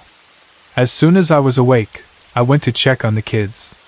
That's what parents do, even when they're half asleep. And while I was moving through the house, I could hear what sounded like a hysterical child crying outside, on the brick area. The sound was so raw and panicked that it made my stomach drop. I found my son outside, standing there sobbing. He was just a little boy, and he was outside in the middle of the night, crying like he'd been terrified out of his mind. I grabbed him and pulled him inside, trying to calm him down while also trying to figure out how he even got out. He told us he heard what he thought was his dad's voice calling him out into the front yard. He said the door was unlocked, and he went outside because he thought his father was out there. Then he said something even stranger. He told us that once he got outside, a voice told him not to go to the front yard. He turned around and said he saw Jesus sitting there, with an angel standing on either side of him. He described it in a simple way children describe things, but the details were vivid. He said Jesus held his hands out toward him, and my son wanted to sit on Jesus' lap. Then he noticed he could see through him. That was the moment my son got frightened and started crying. For several days after that, my son kept saying he saw Jesus. It wasn't a one-time comment. He repeated it like it was a fact. Eventually I asked him, trying to understand what he meant, what Jesus looked like. My son said Jesus looked like the pizza guy. At first I thought he meant the teenager who delivered pizza to our house sometimes. We ordered pizza fairly often back then, like a lot of busy families do. I assumed he was mixing up images, like kids sometimes do. Then about a week later, we ordered Little Caesars. When the pizza arrived, my son pointed at the box and said, very matter-of-fact, Jesus was dressed like that. It stunned me, because it wasn't a random statement. He wasn't saying, Jesus looked like someone. He was saying Jesus wore what was on the box, like a costume or outfit. And our family was not overly religious. At that point, the kids and I were not attending church regularly. We weren't the kind of family that filled the house with religious images or talked constantly about Jesus. That was part of why it felt so strange. It didn't feel like something he picked up from daily life inside our home. After that night, my son started sleeping in my room. He refused to sleep upstairs alone. He stayed in my room for about a year. Eventually I tried to move him back upstairs, but I had to put him in his sister's room because he refused to sleep in his own room.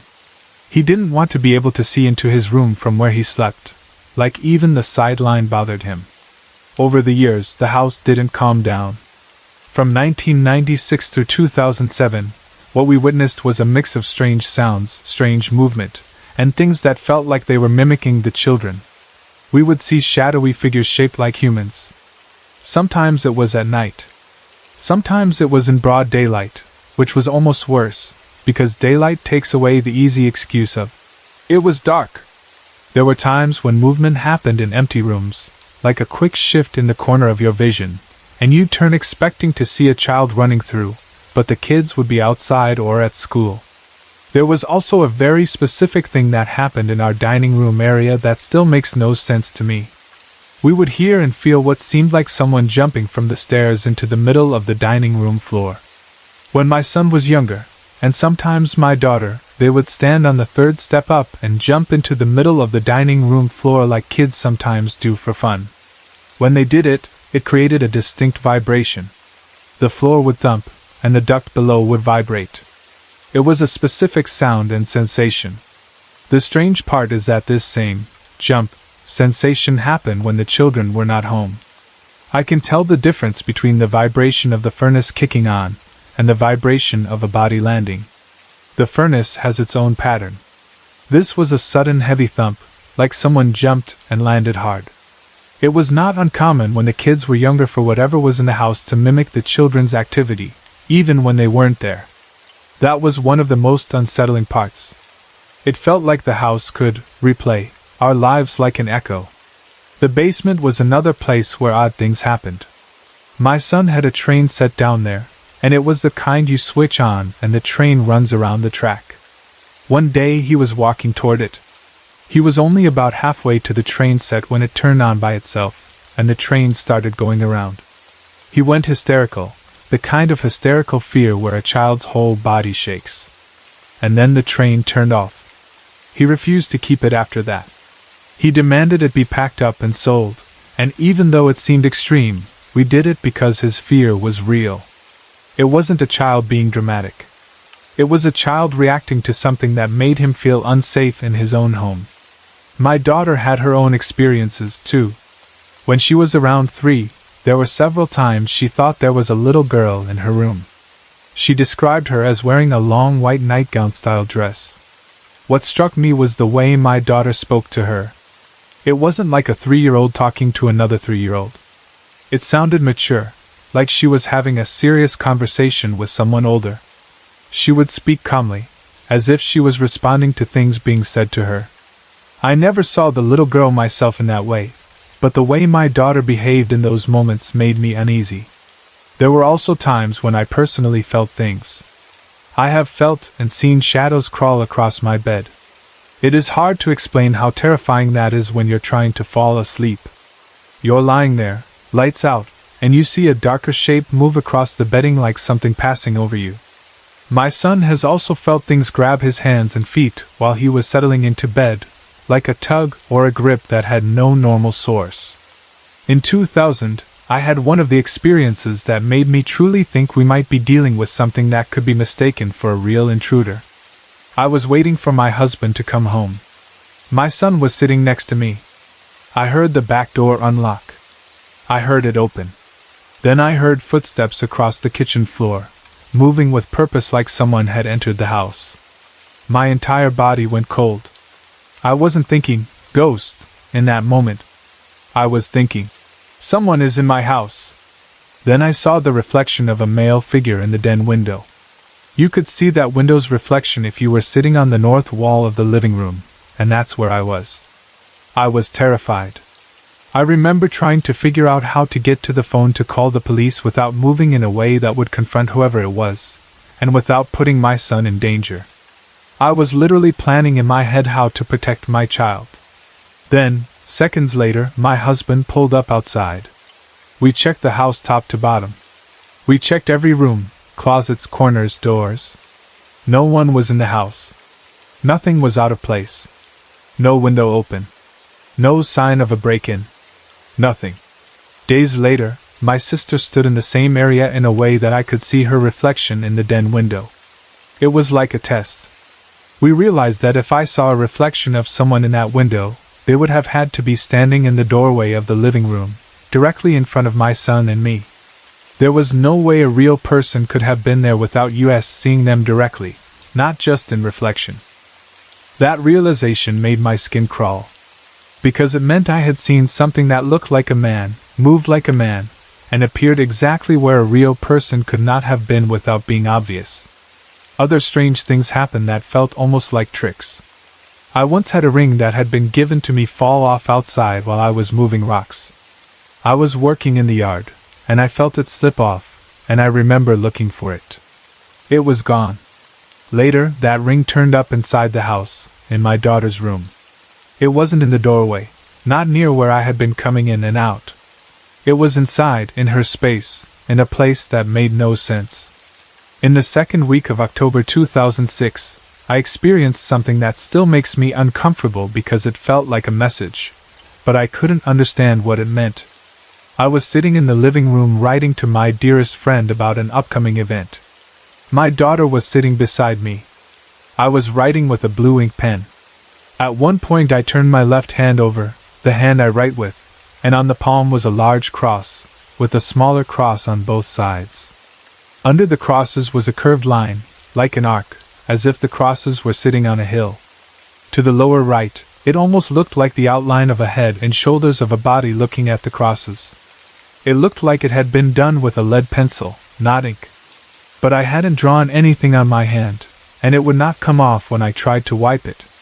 My son called my sister over, and she took a few pictures. By the next morning, it was gone. That fall, in 2006, the intensity started to rise. Things felt more aggressive. My daughter and I came into the house one day and heard a fierce growl. I don't mean a small animal sound. It was fierce enough that I immediately shut the exterior door, keeping us outside, and I peered through the window. My first thought was that the sliding door in the next room had been left open and a dog had gotten inside. I opened the door again carefully and told my daughter to sit in the truck while I checked. I went through the house, hard hammering, looking for an actual animal. The sliding door was locked. There was nothing there. No dog, no cat, nothing. Later, I experienced the growling again while walking through my bedroom. There was no obvious source. It didn't come from the vents in a way that would make sense. It felt like it came from inside the space, close and intentional. The worst growling incident happened in February 2008.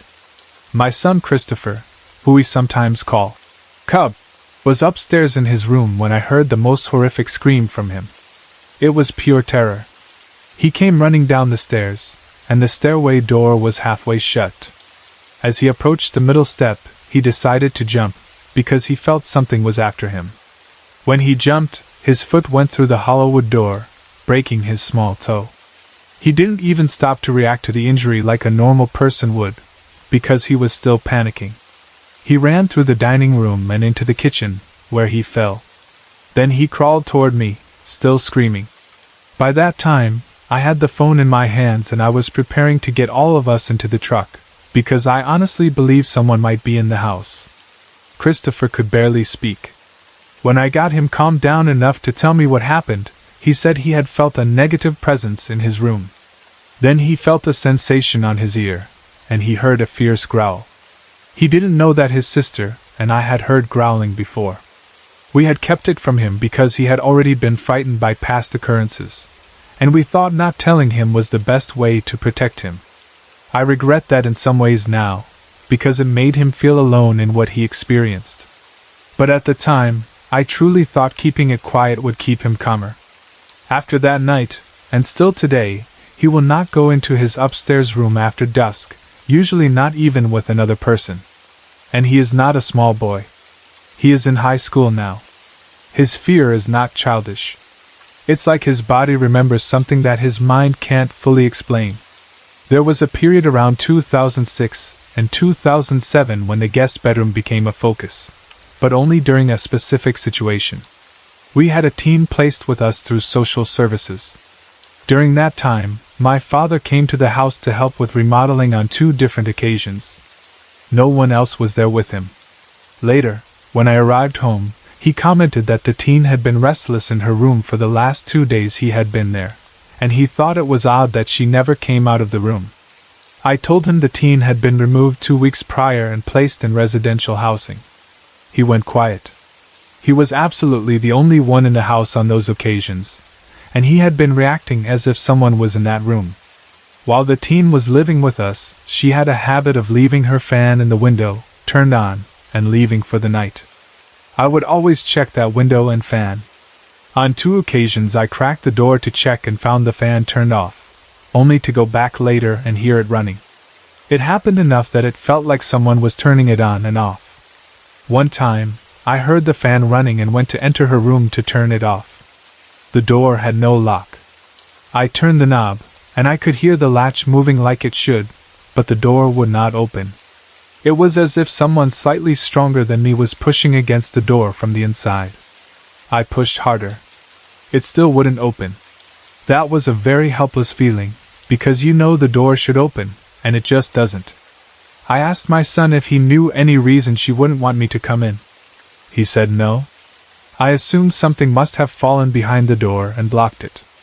My son walked with me back to the room, reached out, and opened the door with absolutely no resistance. We looked behind the door. Nothing was there. Nothing had fallen. Nothing was blocking it. That guest room is in a newer part of the house, added around the 1960s. Oddly enough, it is the room the three of us feel the most comfortable in. It has always felt like a refuge compared to the rest of the house. Over the last year or so after 2008 began, the intensity rose again. We were seeing shadowy figures more often, and not only at night.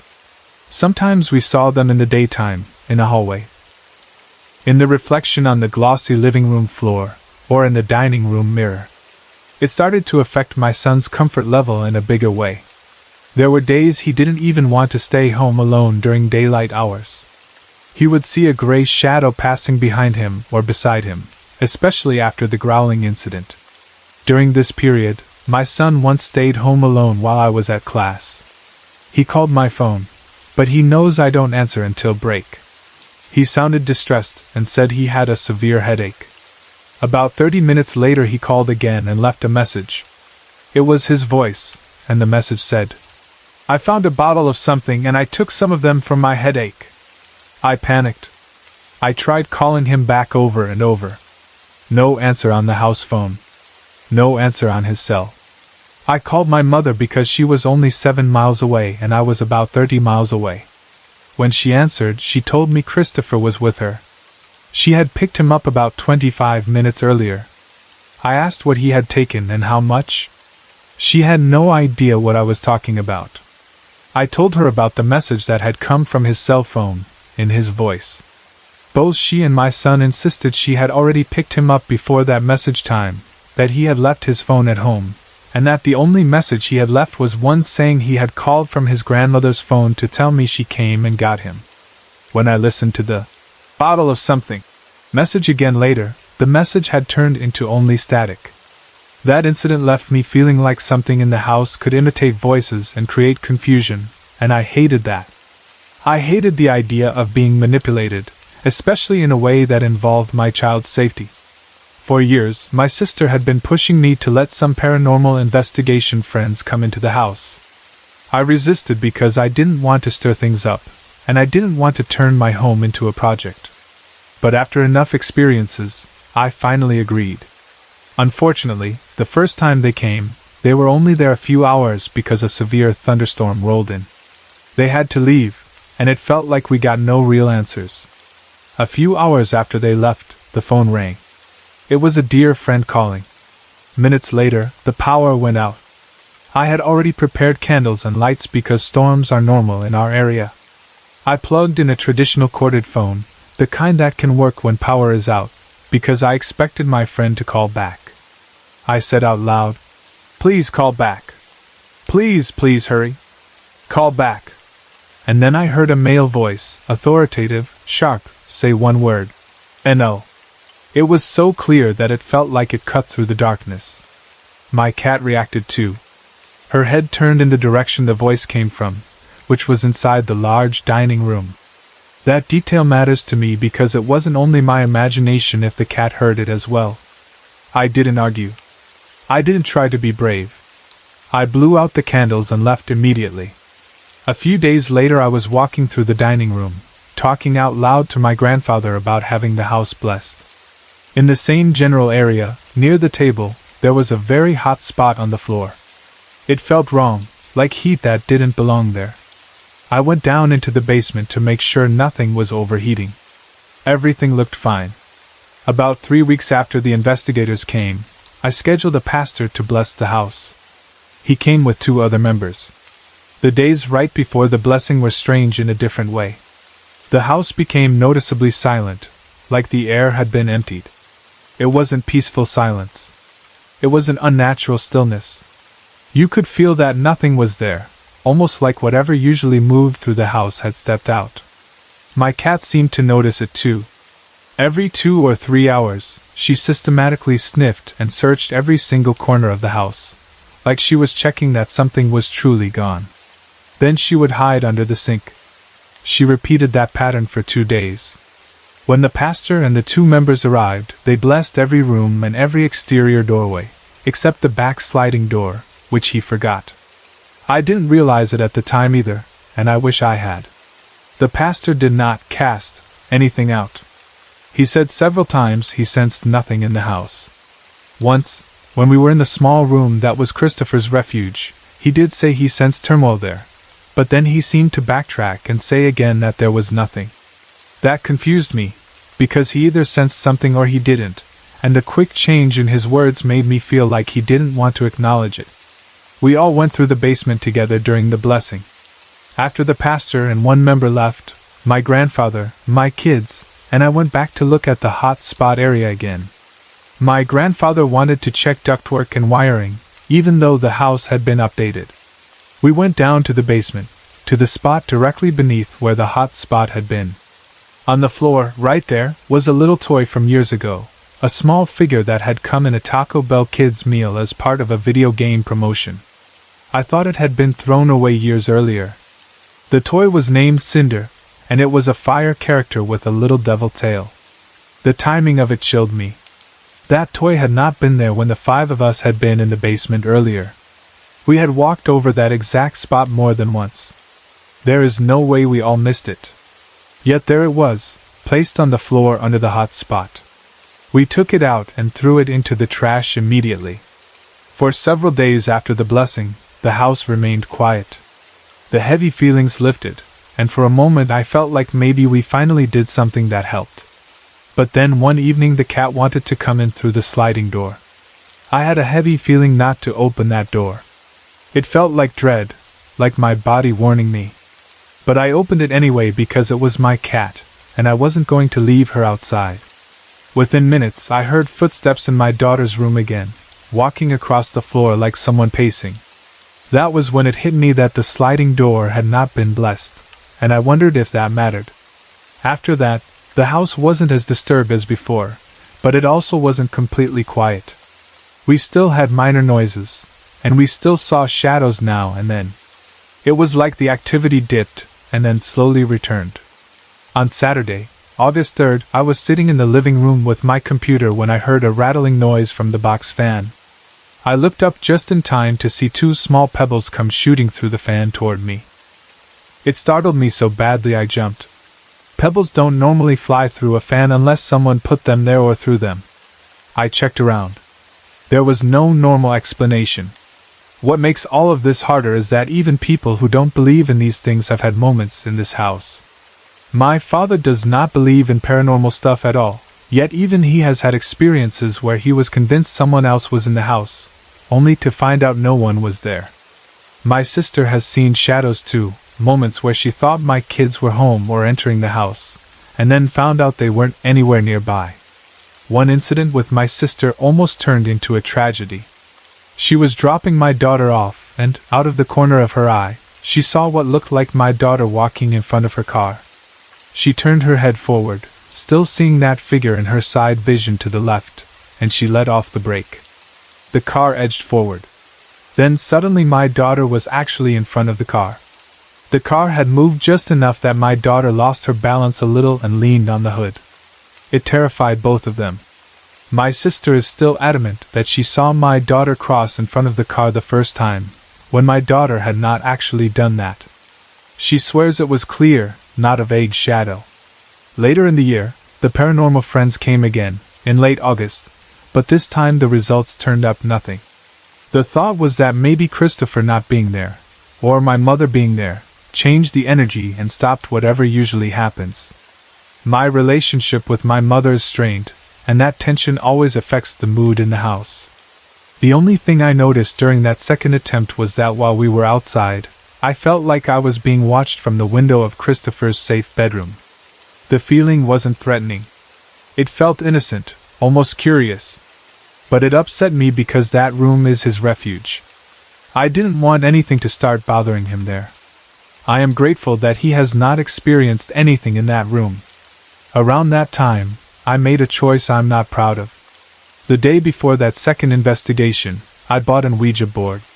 I had always been skeptical of them and unsure whether they are safe or forbidden in ways people warn about.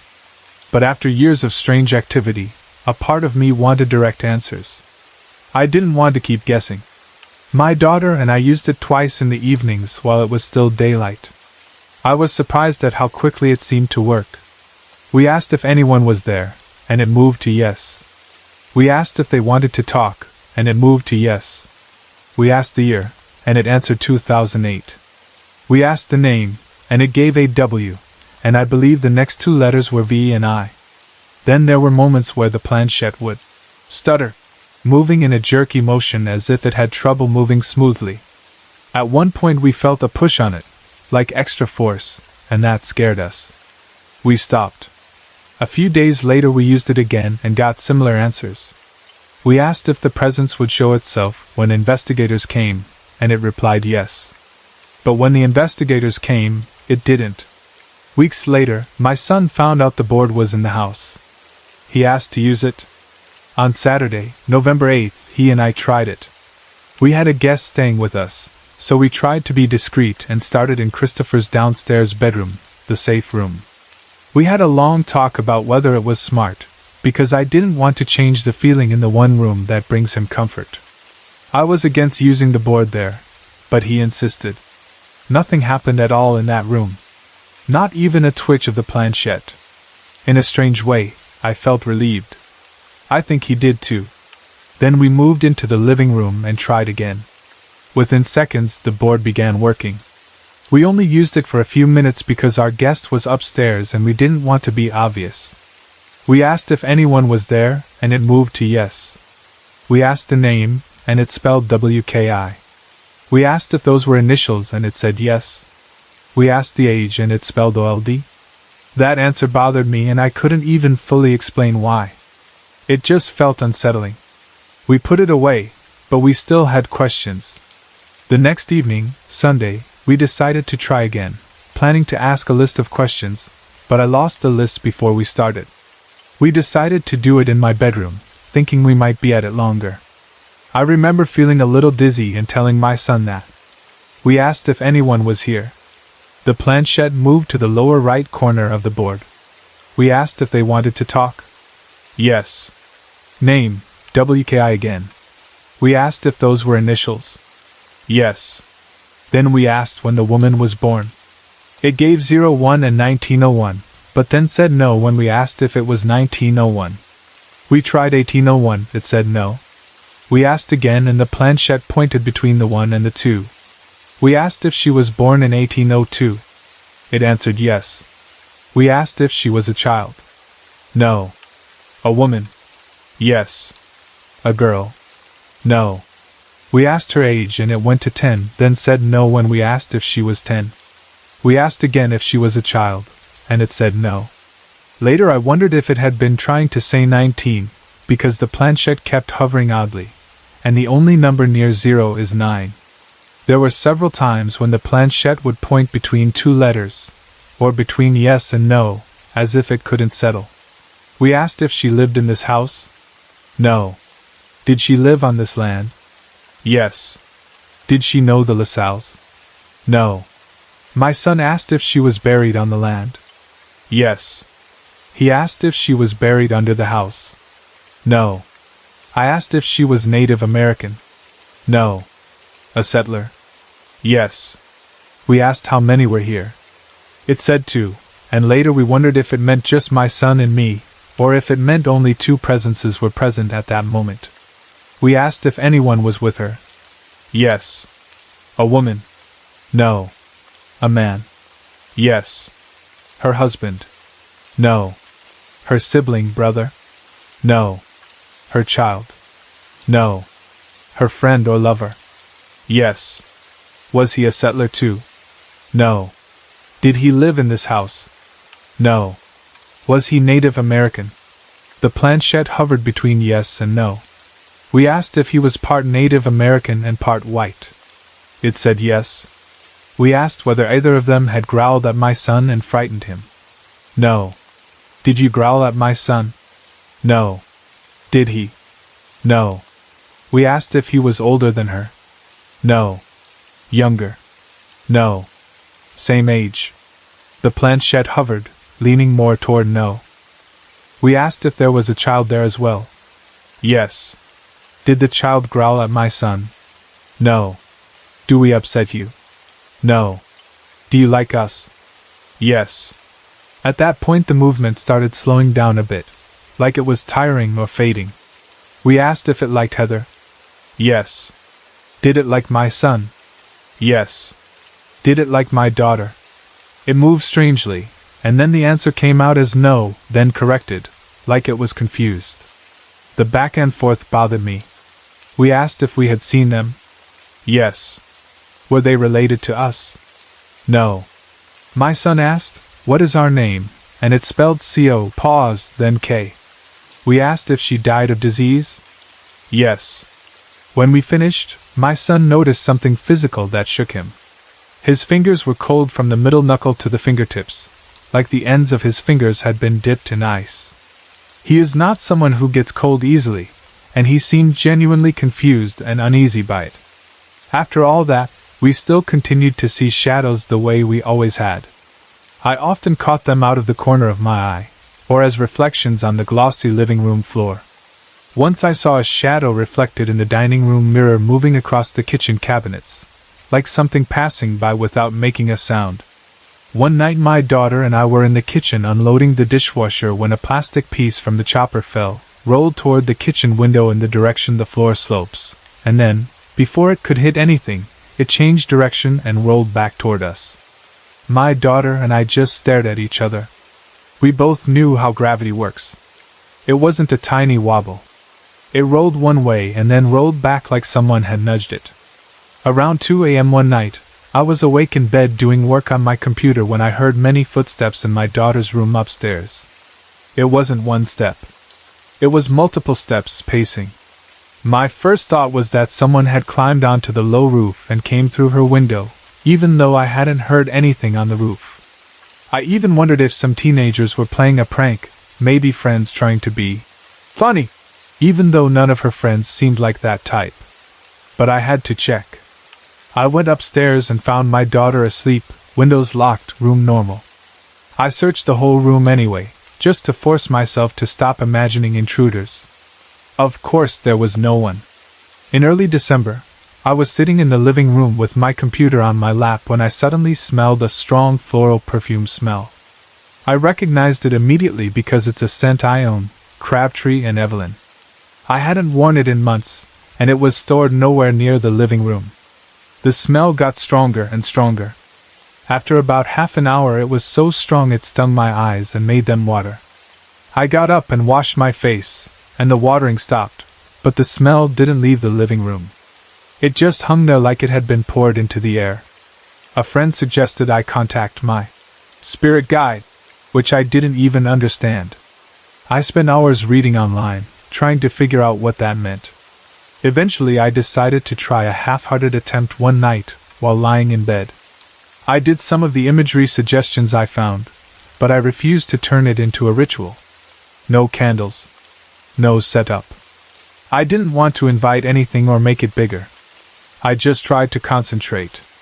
There were moments that felt unnerving. A few times I felt like I was close to visualizing something, like a presence just at the edge of perception. Then my concentration would break, either because I got scared or because I felt sensations that made me stop. I felt vibrations in my body or around me, like a low hum, and whispers. As far as the whispers, one of the voices was familiar. It was the same whisper voice I heard the night my son got outside, and the same whisper voice I had heard at other times when I suddenly knew information I had no obvious way to know. But there was another voice too, and I hated it. It was male. It was the same voice that told me, "No," during the power outage. Then, twice, for a brief second, I saw a figure. It looked like a woman. She wore a tan-colored dress or something similar, but I don't remember much beyond the color because it happened so fast. She had very long dark hair, straight, parted down the center. Her skin looked extremely pale against that hair. I didn't get a clear look at her face because I felt like I was snatched back, like something pulled my awareness away quickly. The first time, she was in the motion of standing up, as if she had been sitting at a table and chair. As she stood, her face started turning toward me, and then it was gone, like the moment was cut off. A few nights later, an old friend stopped by. In normal conversation, he mentioned that there is a Native American burial area on his parents' property. I can see his parents' acreage from my back porch across the fields. It's rural where we live, and their land is not right next door, but it's close enough that the comment made my stomach drop. My son and I looked at each other immediately, thinking about the Ouija board answers and how they talked about the land. After that, more small things happened. One morning, as I walked past the shower wall like I had several times, I felt a very cold breeze pass on my right side. It wasn't the kind of cold air that comes from a vent turning on. It felt like a cold person moving past you quickly. I could feel it on my cheek, in my hair, along my side, like something hurried by. That same night around midnight, I was in bed talking on the phone when I heard footsteps. At first it sounded like it could be coming from the basement stairs or the upstairs stairwell, since one is above the other. I pulled the phone away from my ear to listen, but the sound stopped. I went back to talking, and then the footsteps returned, louder. I could hear them coming through the hallway part of my master bathroom. I turned, expecting one of the kids to come in and say, "Mom," the way they do when they wake up and need something. But no one spoke. No one appeared. Still, I felt like something was standing there. I didn't see anything, but the feeling was strong enough that I thought I might scream from pure nerves. I ended the phone call quickly. The person I was talking to must have heard the fear in my voice, because they became worried enough that they drove out to my house. Later they told me they thought there was an intruder, and that I had ended the call because I couldn't talk safely. That's how frightened I sounded without even meaning to. The next night around 11:30 p.m., while I was on the phone again, I heard that tapping sound that has haunted this house for years. Usually, if I keep a light on, the tapping stops and doesn't return. For 12 years, that pattern held true. But this time, my closet light was on and the tapping still started. I had my fan on too, the way I always do, to drown out bumps in the night. It bothered me because the old solution wasn't working. I turned on the bathroom light too, and after that the tapping didn't come back, but I still couldn't relax. I could not sleep with my back facing the bathroom. It felt like someone was there. The room also felt windy, even though the windows were closed. The noises through the heater/fan sounded windy too, not like normal airflow. It felt like something was trying to come through the sound itself, which is hard to explain but very real in the moment. I almost turned the fan off, but I decided the tapping was worse than the windy noise, so I left it on. The tapping usually sounds like it's coming from under my bed or from the wall. It's a sharp, repetitive sound, like someone tapping a pencil against the bed frame. We have ruled out electrical issues and appliances as the cause. We've checked. We've tried to find a simple source. It never adds up. At this point, the hardest part isn't even one single event. It's the long stretch of years, the way the activity changes, the way it imitates, the way it sometimes feels innocent and sometimes feels angry, and the way it makes normal life feel unstable. We've tried ignoring it. We've tried investigating. We've tried blessing the house. We've tried reasoning with ourselves and telling ourselves it's all coincidence. But the footsteps, the shadows, the growling, the voices, the objects moving in impossible ways, and the moments where other people also see things they can't explain have all piled up into one truth we can't escape. Whatever is happening here has been happening for a long time, and it doesn't fully stop just because we want it to. When I was little, there was a tiny corner market in our neighborhood that felt like a whole world to me. It wasn't big like a grocery store, and it didn't have bright signs or fancy shelves. It was just a small place on a corner, squeezed between older buildings, with a narrow sidewalk in front and a bell that jingled whenever the door opened.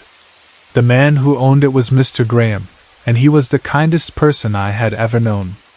Not kind, in the way adults say someone is polite, but kind in a way you could feel.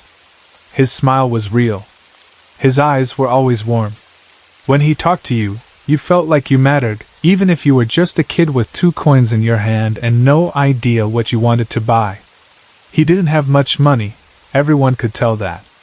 He sold basics: milk, bread, eggs, canned food, gum, little bags of chips, a few school supplies, and candy in jars behind the counter. He barely made a living from it, and still, he gave away candy like it was nothing. Free candy.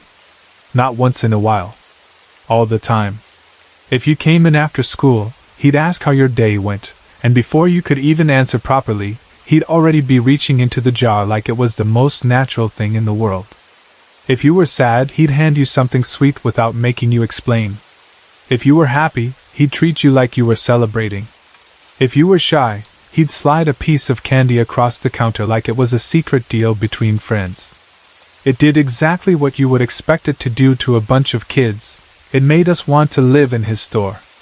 We were there before school, when our parents were still waking up and the neighborhood looked gray and sleepy. We'd run in to buy a penny candy, or just to say hi, or to stand near the warm little heater he kept behind the counter in winter. Then we'd be there again after school, when our backpacks felt heavy and our brains felt tired. We'd spill into his store like birds returning to a nest, noisy at first, then quieter as soon as he started talking. Because the candy wasn't even the best part. The best part was his stories. Every afternoon, like it was an appointment he never missed, Mr. Graham would tell us a new story. I still don't understand how he did it. He ran a store by himself. He stocked shelves, counted money, talked to customers, swept the floor, and handled deliveries. Yet somehow, every single day, he had a brand new tale ready for us, like he'd been writing all night. Maybe he did write them at night. Or maybe they came to him the way songs come to some people, like he just carried them around in his head. I never saw him with notebooks or stacks of paper. I never saw him reading from anything. He just spoke, and the world opened. He wasn't the kind of storyteller who rushed. He didn't speak like he was trying to get to the end. He spoke like the story was a place you could enter, a place you could breathe in, a place you could stand inside for a while. When he talked, his voice changed for different characters. He could sound like a brave child one second and an old sailor the next. He could make a villain sound silly instead of terrifying, and he could make a hero sound nervous instead of perfect. It made everything feel real. When Mr. Graham started a story, you could hear a pin drop. Kids who normally couldn't sit still would suddenly freeze in place. The ones who fought with their siblings would stop. Even the kids who acted tough would lean against the counter like they didn't realize they were listening. Our eyes stayed on him, and our mouths stayed quiet, because we didn't want to miss a single word. Sometimes, an adult customer would come into the store during story time. They would step in, hear his voice, and pause like they walked into a theater. At first they'd look annoyed like, "Why are all these kids here?" Then, after a few seconds, you could see it happen. Their faces would soften. Their eyes would fill with that childlike wonder adults pretend they don't have anymore. They'd stop in the aisle with a carton of milk in their hand and listen like they had forgotten their errands. Mr. Graham loved that. You could see it in the way his eyes sparkled when he noticed a grown-up listening. He wasn't trying to show off. It was more like he was happy to include them, happy to remind them that stories weren't only for children. He'd sometimes add little jokes that only adults would understand, and the adult would smile, surprised they were smiling. And when he did the voices, those different character voices, he didn't do it in an embarrassing way. He did it like he was honoring each character, like each voice belonged to someone real. In his hands, a story wasn't just words. It was people. It was movement. It was a journey. I used to think he should have been writing books. I told him that once, in my small kid way, like it was the biggest compliment in the world. "You should write books for children," I said. He laughed quietly, the kind of laugh that sounded like warmth. Then he leaned toward me like he was sharing a secret and said, "The stories, they're just for you. Just for us." Those words did something to us. They made us feel special in a way that wasn't fake. He made us feel like we were his audience on purpose, like he chose us, like our little group of kids mattered more than selling a few extra cans of soup. And the crazy part was, he meant it. You could tell he meant it. He smiled all the time, and most people thought that meant his life was easy.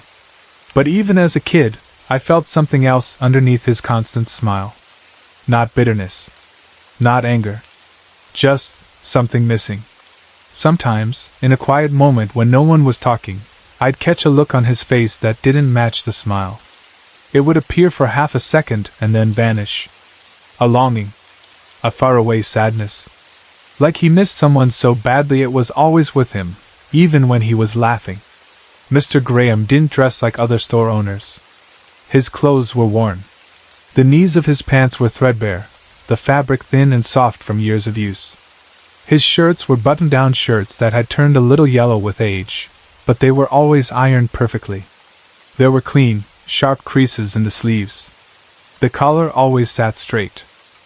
He always smelled like lava soap, that strong clean smell that older people used. It smelled like scrubbing hands after work, like trying to stay neat even when your life isn't fancy. His hair was always combed. Not stylish, just clean and tidy. And his shoes were worn out too, but they were always shiny. Not almost shiny. Shiny like he had taken time each morning to polish them until they looked like mirrors. Even as a kid, I understood something about that. He didn't have much, but he took pride in what he did have. He didn't let being poor turn him into someone sloppy or bitter.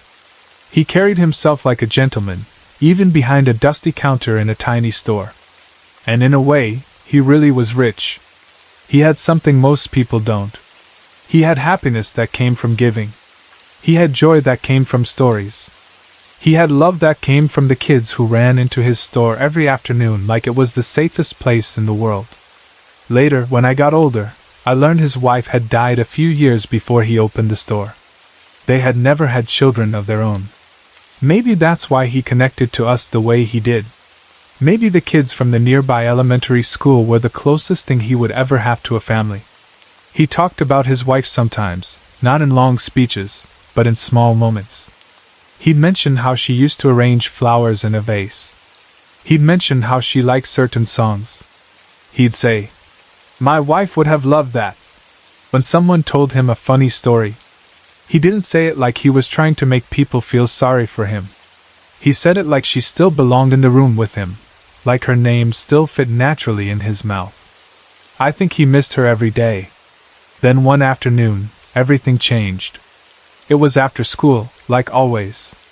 My friends and I walked to Mr. Graham's store with the normal excitement we always had. We talked about the candy we wanted.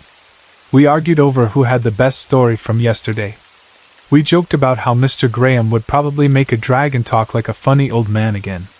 We rounded the corner, already imagining the bell on the door, already imagining the smell of candy and soap and the sound of Mr. Graham's voice. But the store was closed. Not closed for the night. Closed. Closed in a way that looked wrong. The windows were dark. The door was locked. There was no light inside. No movement. No sign taped to the glass. No note. Nothing. Just a dead, quiet storefront like a place that had been abandoned in a hurry. We stood there staring at it, all of us confused. We looked at each other like maybe someone was joking, like maybe Mr. Graham was inside planning a surprise story. We waited for a moment, expecting the door to open, expecting him to appear with that smile like, "Got you." Nothing happened. It wasn't like Mr. Graham to close. He was always there, 7 days a week, as far as we could tell. He opened early. He stayed late. He was like part of the neighborhood's heartbeat. Even on holidays, sometimes he'd open for half a day just so people could buy milk or bread. So seeing the store closed with no explanation felt impossible. A few of us knocked softly on the door, not pounding, just tapping like we didn't want to bother him. No answer. We pressed our faces to the glass, trying to see inside, but it was too dark. My mind started trying to invent reasons. Maybe he was sick. Maybe he had an appointment. Maybe he went to visit someone. Maybe he had to travel for a funeral. Maybe his delivery didn't come, and he was upset. Maybe he forgot a story and needed time to think. Kids think strange things when they don't know the truth.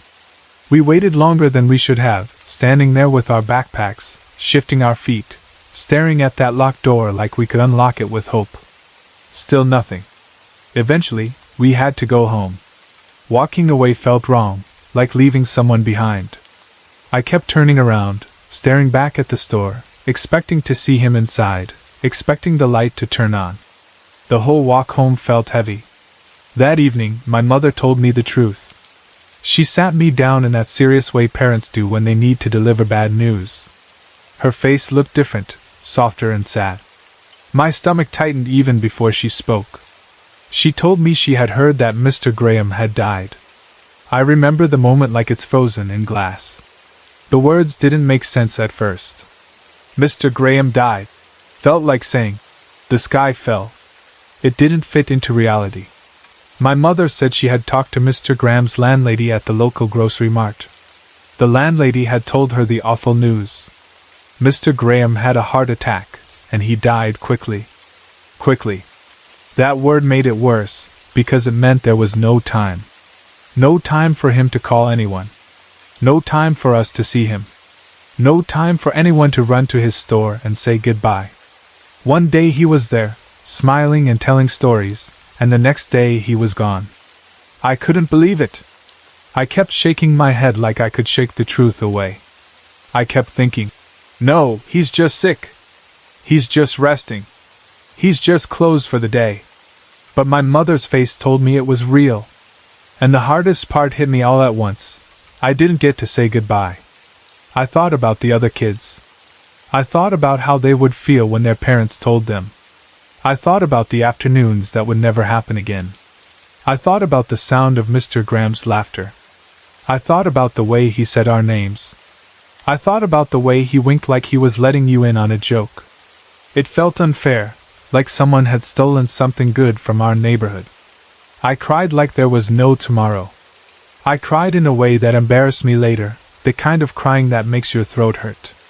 My mother held me, and I cried harder because being held made it feel real.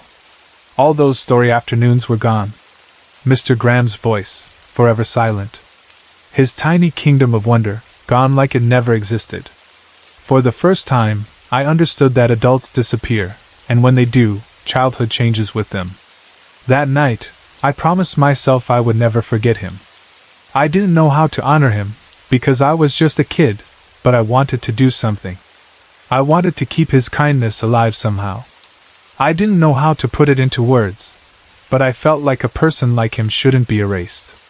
To make myself feel better, I told myself he was with his wife again. I truly believed that.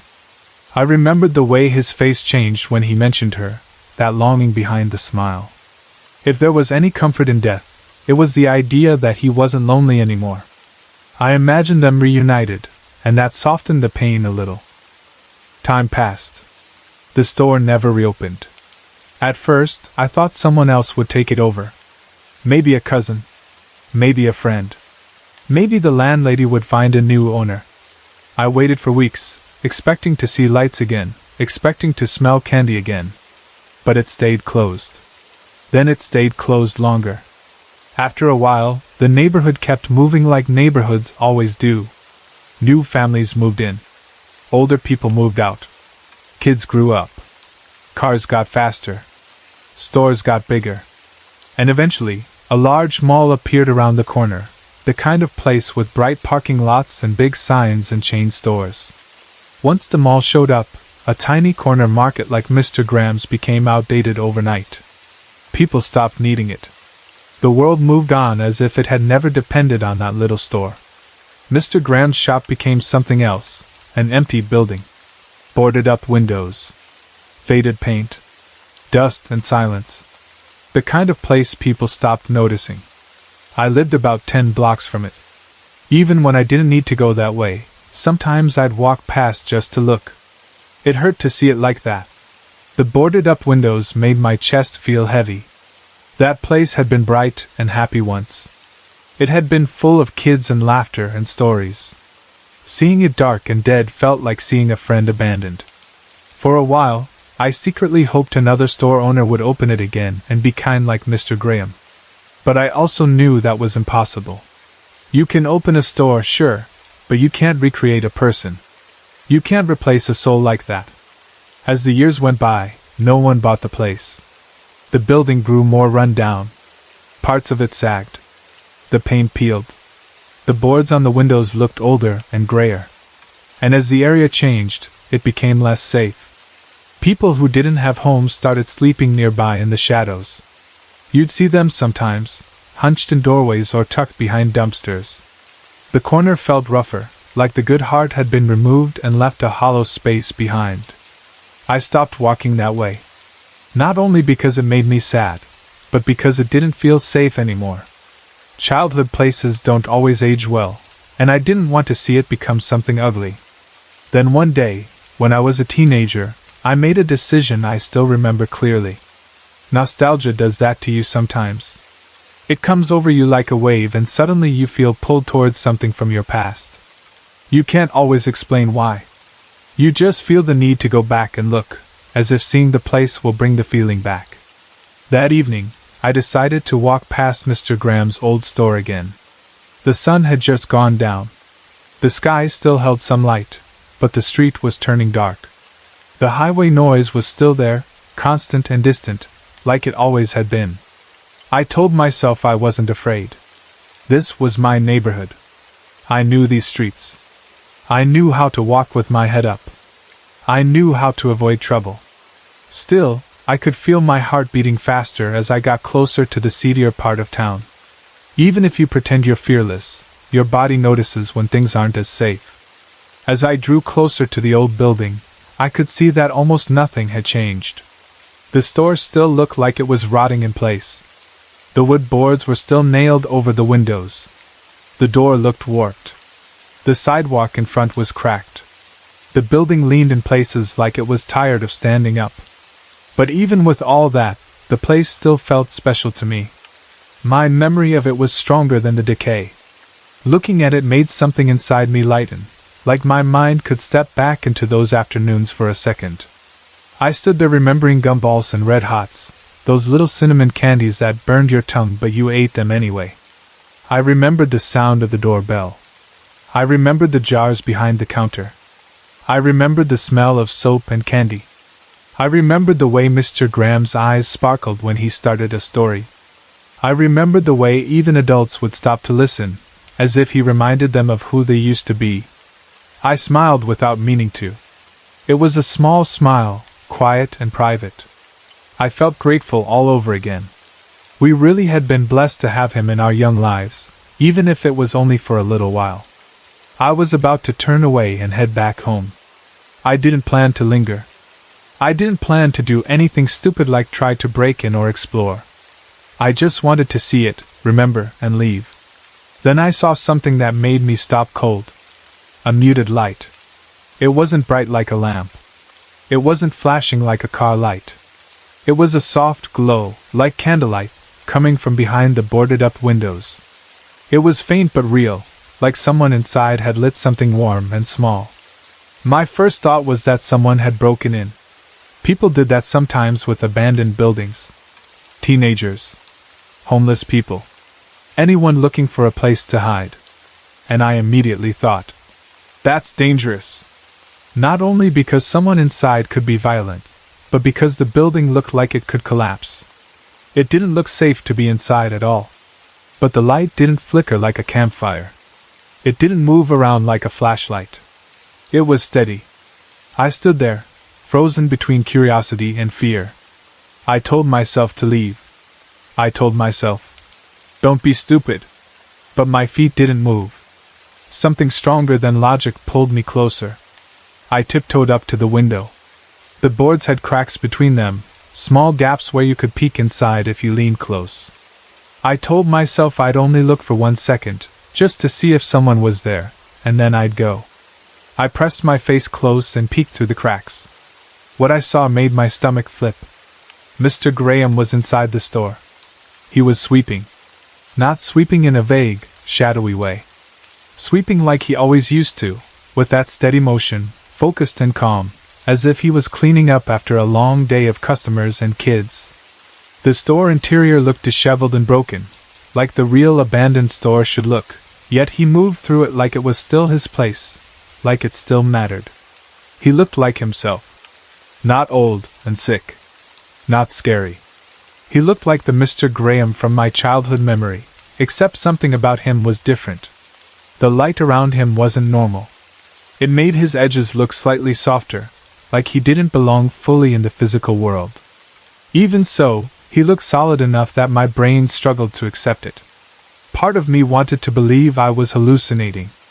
I stared for a long time, not blinking, afraid that if I looked away even for a second, the image would vanish and I'd never know if I truly saw it.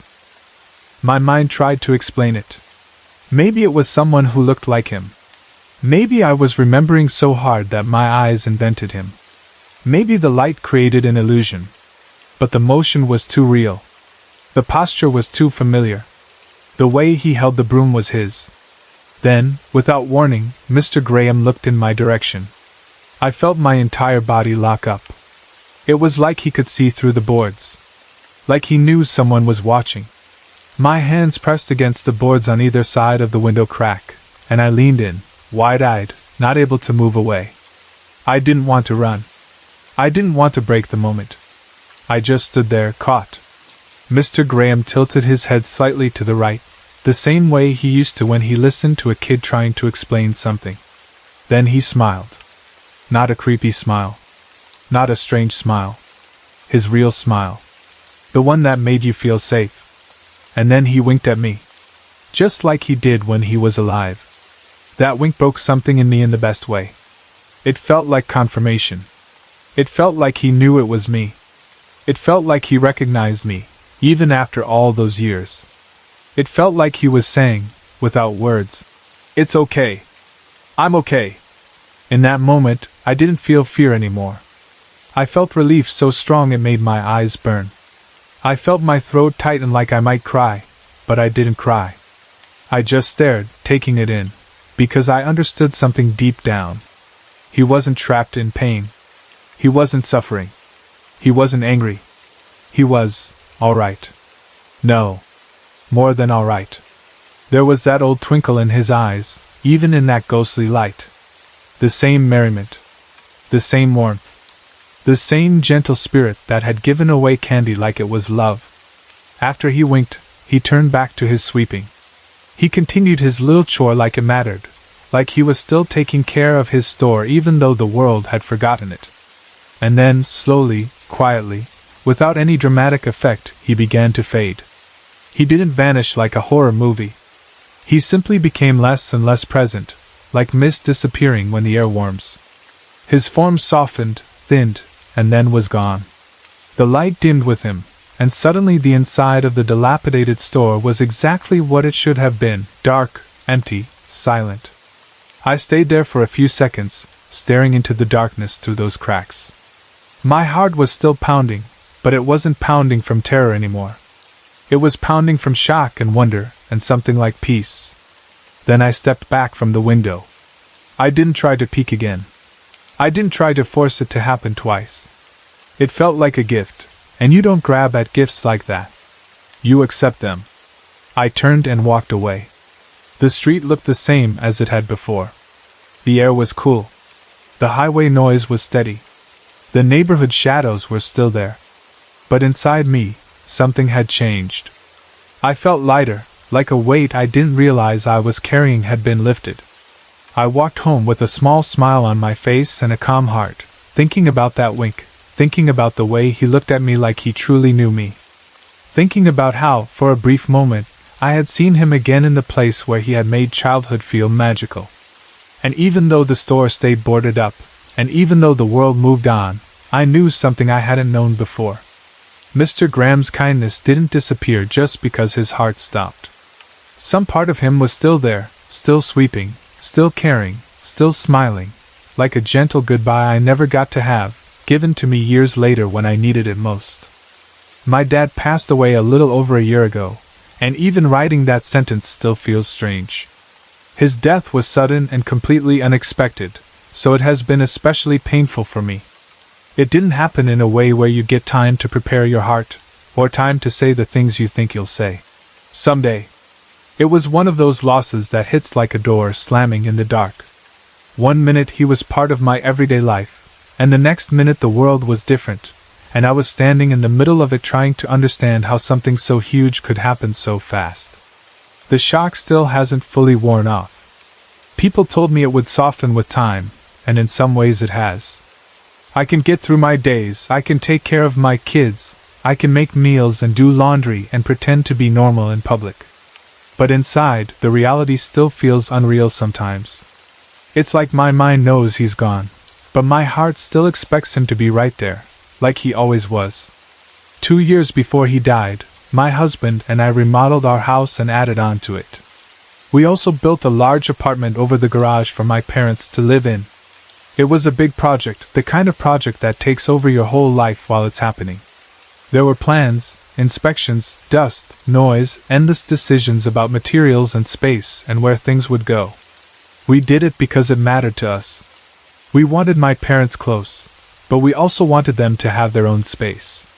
We wanted it to be comfortable for them, not cramped or temporary, like they were. Staying with us. It was their home too, just attached to ours. The apartment was 2 bedrooms, big enough to feel real. It had its own little kitchen and living area. It had windows that let in light. It felt like a place where my parents could relax and have privacy, while also being close enough that we could all see each other easily every day. That was the point. My parents would be right there, and the grandkids could grow up with them nearby, the way families used to live. Because of that setup, until the day he died, I saw my dad every single day. Not once in a while. Not just holidays. Every day. Sometimes it was just a quick moment, like him stepping outside and waving while I was carrying groceries. Sometimes it was longer, like him sitting with the kids, laughing, telling them stories, or helping with something that needed fixing. Sometimes it was him popping in to ask a simple question, or me walking up to the apartment to bring something, or to check on my mom. Our lives were woven together in a way I didn't even fully appreciate until it was gone. So when he died, it didn't feel like I lost someone who lived far away. It felt like I lost a piece of the daily air in my home. It felt like losing a constant presence, like losing a steady voice that had always been there. This was the first death in my life that truly broke me because it was someone I was so close to. Of course, I had known people who died before, older relatives, family, friends, people I cared about. But this was different. This was my dad. The person who felt like a permanent part of my world.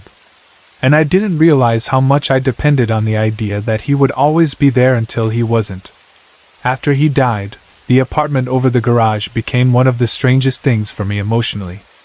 In a practical sense, it was still a space with furniture and memories, and my mom was still there. But for me, it also felt like a reminder of how quickly life can change. We built that apartment with the image of years in our minds, years of dinners, years of birthdays, years of my kids running back and forth, years of my dad being part of everything. And then suddenly, he was gone. It made the world feel unfair in a very personal way. The night he died, I had a dream that felt unusual from the start. At the time, I thought it was just a dream, because when you're grieving your mind does strange things. Your brain searches for comfort. It tries to fill the hole. It replays memories, and you can dream vividly. That's what I told myself at first. But later, after I read other stories like mine and saw how many people described something similar, I started to think it might have been more than a normal dream. It felt like a visit, and that idea both comforts me and makes me emotional. Because if it was my dad, then he came to me immediately, the very night his life ended, like he didn't want me to be lost in shock and fear without him. In the dream, I was in my childhood home. It was definitely my childhood home, because I recognized the outside, the feeling of it, the way it sat in my memory. But the inside was different for some reason. It's hard to explain, but it felt like the dream version of the home had been rearranged. The layout didn't fully match the way the house actually was. Rooms seemed slightly bigger, or the furniture didn't belong, or certain walls weren't where they should have been. That part didn't bother me in the dream. It was just how it was, like my mind accepted it. What I remember clearly is this: in the dream, I knew my dad was gone. I knew he had died. And I also knew we were waiting for family to come over, like people do after a death. That part felt so real emotionally. It felt like the strange calm that happens when something terrible happens and you're in that waiting time, waiting for phone calls, waiting for relatives, waiting for decisions, waiting for the world to catch up. I wish I had written the dream down right away, because now, over a year later, some of the details are harder to recall. I can still feel it, and I can still remember the most important parts, but the smaller specifics are fading, like they do when you don't capture them quickly. Still, I remember being in a room and sitting on a bed. I remember the feeling of the bed under me, like I could feel the blanket texture. And I remember that my dad was there with me. It wasn't like he was far away or blurry. He was there. Close. Present. And I remember that I started asking him questions, the kind of questions you ask when your heart is broken and you don't know what to do with the idea that someone is gone. I asked him if he was really dead. I asked him if he had really gone somewhere else. I asked if he had gone on to another place, a place where I would see him again someday. That question has lived inside me since he died. It's one thing to say you believe in heaven or you believe there is something after this life. It's another thing to need it desperately, because the person you love most has disappeared and you want to know they didn't just vanish. In the dream, either he told me to do it, or I did it on my own. I honestly can't remember which. But I put my hand through his body. That sounds strange, but in the dream it made sense, like it was the only way to understand what he was. I remember being unsure at first, like I hesitated. Then I moved my hand forward, and my hand went completely through him as if he was not solid at all, like he was made of air and light instead of flesh. I did it more than once. I remember doing it several times, almost like I was testing reality, like I couldn't accept it on the first try. Every time my hand passed through him, I felt something I did not expect. Warmth. A strong, comforting warmth on my hand, as if the air inside him held heat. It wasn't cold. It wasn't empty. It didn't feel like nothing. It felt warm, almost like touching sunlight, or like holding your hand near a safe fire in winter. And the warmth wasn't painful or sharp. It was gentle, steady, soothing. It made me feel like he was still alive, in some way, even if he wasn't alive the way he used to be. The dream felt so real that when I woke up, I lay there for a while with tears in my eyes, trying to decide whether it was just my brain, or something more. At the time, I told myself it was a dream brought on by grief and shock. I had just lost my dad. Of course I would dream of him. Of course my mind would try to create a moment where I could speak to him again. But the warmth detail stayed with me. The feeling of putting my hand through him and feeling warmth didn't feel like a random dream detail. It felt meaningful, like a message. I'm not gone in the way you fear. I'm still here in another form. After I started reading stories from other people who described loved ones appearing in dreams right after passing, people who described vivid, calm conversations, people who described the dream feeling different from normal dreams, I started thinking maybe my dad did come back that night. Maybe he came to show me that he had moved on to another place. Maybe he wanted me to know that I would see him again. Since then, I've had about 10 dreams of him.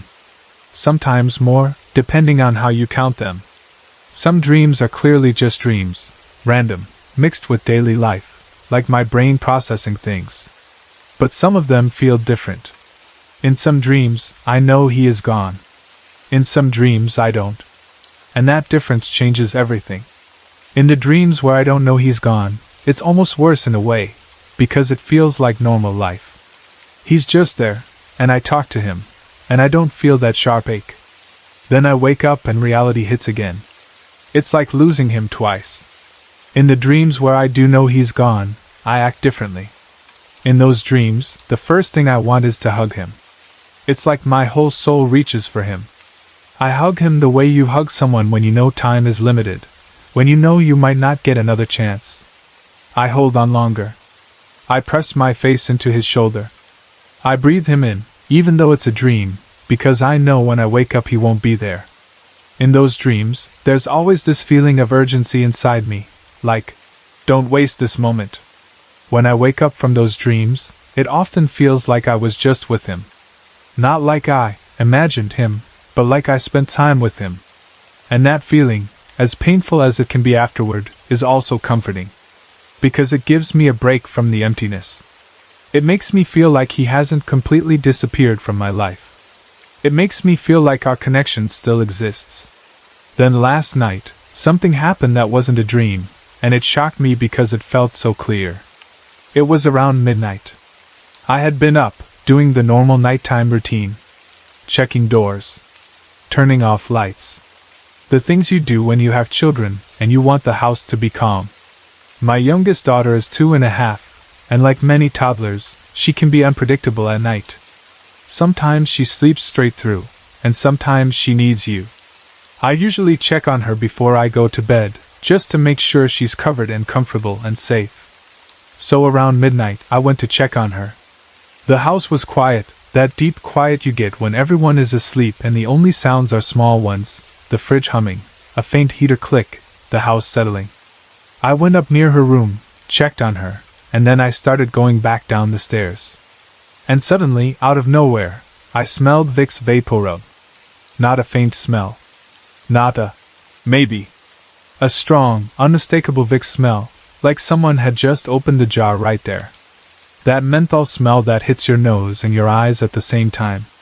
It's such a specific smell that you can't confuse it with much else. The reason it stopped me so fast is because I associate that smell with my dad. He used Vicks all the time in winter. When we had colds, he'd pull it out. When he had a cold, he'd use it. Sometimes it seemed like he used it even before a cold fully hit, like he believed it could prevent it. That smell belongs to him in my memory. It's one of those weird things that becomes a signature of a person without you realizing it until they're gone. I stood on the stairs, frozen, trying to understand where the smell could be coming from. I didn't know if it was in my head, so I tried to test it the way people do when they don't trust themselves. I went back up the stairs a few steps. The smell was still there. I went back down. Still there. I paused on the landing. Still there. It was strong enough that it made no sense, especially because I actually have a cold right now and I can't smell that well. That's the part that really got me. If my nose is blocked, and I'm still catching that smell clearly, then it must be strong. It wasn't like I was imagining something faint. My body could smell it even through being sick. I kept thinking, where is it coming from? I looked around, but it was the middle of the night, and I wasn't about to start opening cabinets and waking everyone up. I also didn't want to disturb the moment, because a part of me was scared that if I moved too much, it would vanish. It didn't feel scary. It felt surprising and emotional. It felt like one of those moments where your heart knows what it means before your mind is ready to admit it. 2 hours later, I was still up. I don't even remember why I was still up. Probably because grief and stress make sleep difficult, and because my mind races at night sometimes. I went back to check on my daughter again. Part of the reason was just to check on her, but I'll be honest, part of the reason was to see if the smell was still there. It wasn't. Not even a little. The stairway smelled normal again. Nothing. No Vicks. No menthol. No trace. That made the whole thing feel even stranger, because if it had been something practical, like someone spilled it, or it was on someone's hands, or it was near a vent, you would expect it to linger at least a little. Vicks is not a gentle smell. It hangs around.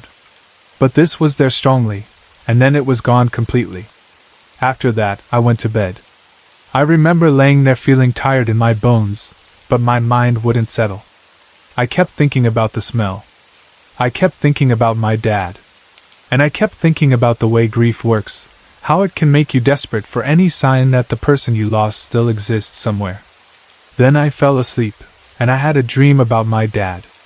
In this dream, he came walking up to me. It wasn't like the first dream where I was waiting in my childhood home. This dream felt more like a gathering. I saw him coming toward me and I realized, inside the dream, that he had passed away. That awareness hit me in the dream the way it does in those other dreams, like a truth I'm carrying even in sleep. So I hugged him. I hugged him tightly, and it felt like I was trying to hold on to him with my whole life. The hug felt real in that dream way where you can almost feel the pressure of arms and the comfort of being close. I remember thinking, even while hugging him, I won't see you when I wake up. That thought makes everything in those dreams feel urgent and painful and precious at the same time. In the dream, several family members and I sat down at a table with him. It felt like a family moment, like the kind of thing we used to do, sit around and talk, share food, share stories. I remember the feeling of being together. Like that's what my heart wants more than anything, one more normal family moment with him included. After a while, in the dream, I started asking him questions about the other side. I didn't ask like I was interviewing him.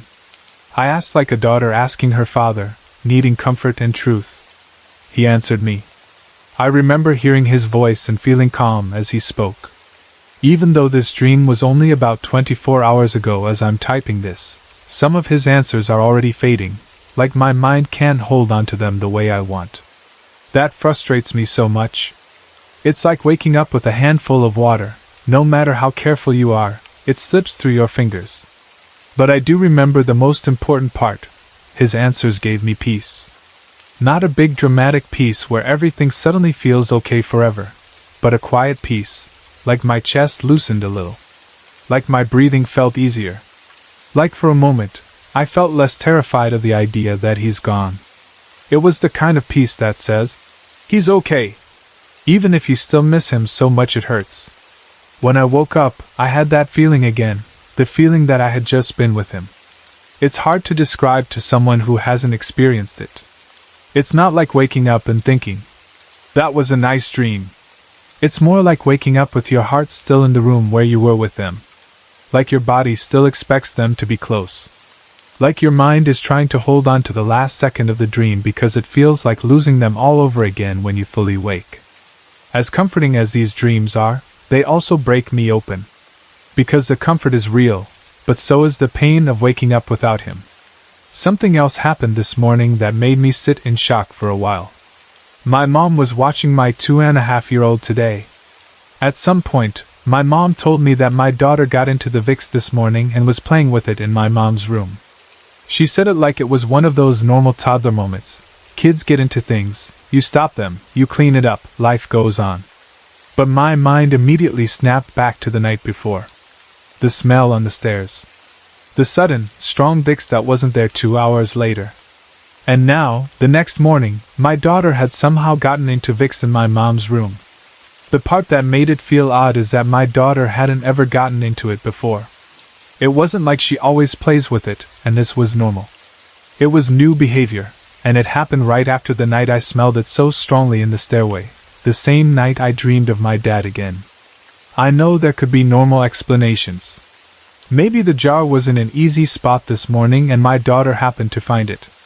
Maybe she was curious. Maybe it was coincidence. But it still felt strange to me, because the timing lined up too perfectly with what I had just experienced. It made me wonder if the smell on the stairs was not random at all. It made me wonder if that scent, so tied to my dad in my memory, was a kind of signal. My mom hasn't had experiences like this. Not dreams that feel like visits, not sudden strong smells, not anything like that. Only I seem to be the one. That has been true from the beginning. Even when my dad first passed, my mom grieved too, of course she did, but she didn't talk about signs or dreams the way I have. She didn't say she smelled him, or heard him, or felt him.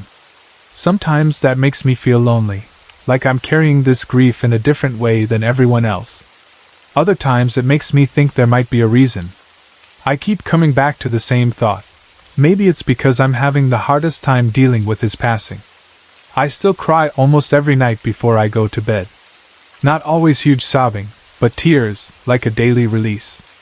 Sometimes it's triggered by something small, hearing a song he liked, seeing a tool he used, hearing a certain phrase, remembering a joke. Sometimes it's just the quiet at night that gets me.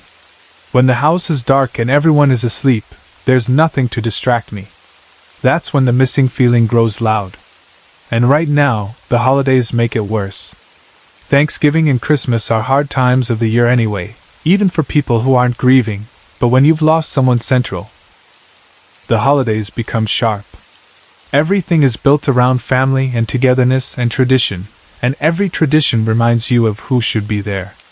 Every holiday moment has a ghost shape in it, because you can see where the person used to sit, what they used to say, what they used to do.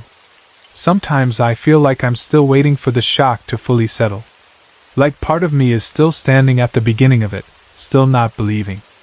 I think that's why these dreams mean so much to me. They're the only moments where I feel like I'm close to him again. Where I hear his voice and feel like he's not unreachable. It seems like I read or heard somewhere that the people who hurt the most after a loss are the ones most likely to be reached out to, if reaching out is even possible. I don't know if that's true. I don't know if it's a spiritual thing, or a psychology thing, or just the way human hope works. But I can't deny that I'm hurting deeply, and I can't deny that these moments, especially the dream the night he died, and the Vicks smell on the stairs, have felt like something more than random. Maybe it's my dad trying to comfort me because he knows I'm struggling. Maybe it's my own heart reaching for him so hard that my dreams become a place where I can meet him. Maybe it's both. I honestly don't know. All I know is that when I dream of him, especially when I know he's gone and I hug him anyway, I wake up feeling like I've been given a small gift. A small piece of him. A moment that reminds me that love doesn't just shut off. And when I smelled that Vicks so strongly last night, for a moment it felt like he was close, like he had stepped near enough for my senses to catch him. I miss him so much it hurts. And I'm still trying to learn how to live in a world where I can't see him every day. If these dreams and these signs are real, then I'm grateful. If they're not, then they're still comforting, because they give my heart a way to breathe. But I can't lie, when something like that smell happens, when it appears strongly and then disappears like it was never there, it makes me wonder if my dad is still finding small ways to let me know he's okay, and that he hasn't forgotten me, and that someday, somehow, I really will see him again. I drove through Hollywood in what felt like record time and somehow managed to find a parking spot. If you've ever been anywhere near the Sunset Strip, you already know what that sentence means. The area is always packed, and not only with cars. It's packed with noise, bright signs, people performing versions of themselves, and a strange energy that never fully turns off. Even in the daytime it can feel like a stage, and at night it feels like a stage after the show has gone on too long. That day, the traffic was doing its usual thing, crawling for 3 seconds, racing for 1, stopping again. People were cutting into lanes like they were in a hurry to reach nowhere. A horn blared somewhere behind me and stayed stuck in the air like a long, angry note. I kept my eyes forward and my hands steady on the wheel, reminding myself that I wasn't there to sightsee or judge. I had an appointment. I needed to be on time. I also needed a moment to settle before I met with anyone, because Hollywood has a way of grabbing your nerves and shaking them loose without asking permission. When I finally slid into a spot, I sat there for a breath or two with the engine off. I could hear the street even through the closed windows. Music, voices, engines, the constant shuffle of the city's heartbeat. Then I stepped out, and the air hit me like a mix of exhaust, perfume, sweat, fast food, and something sharp that I've always associated with that part of town. The sun was up, but the light didn't soften the place. It just exposed it. The very first thing I saw, almost like the street wanted to introduce itself, was a little person perched on a bright pink Stingray bicycle. It wasn't just a pink bike. It was the kind of pink that looked like candy, loud and proud, like it was meant to be seen from a block away. The person riding it wore a Viking helmet with horns, and the horns were painted pink too, matching the bike like it was a full outfit choice. It was such a strange image that my brain paused for a second, trying to file it under normal, and failing. He looked completely comfortable, like this was his usual way of moving through the world. He sat there with the helmet on, owning the sidewalk like it belonged to him, scanning the street like he was waiting for someone. People walked past without even slowing down, because in Hollywood you have to train yourself not to react to anything, where you'd spend your whole life staring. Still, I couldn't help it. I watched him for a moment, because it was like a snapshot of the whole place, bright, strange, bold, and somehow completely casual at the same time. A few steps later, the mood shifted. The prostitutes were obvious. I don't say that in a cruel way.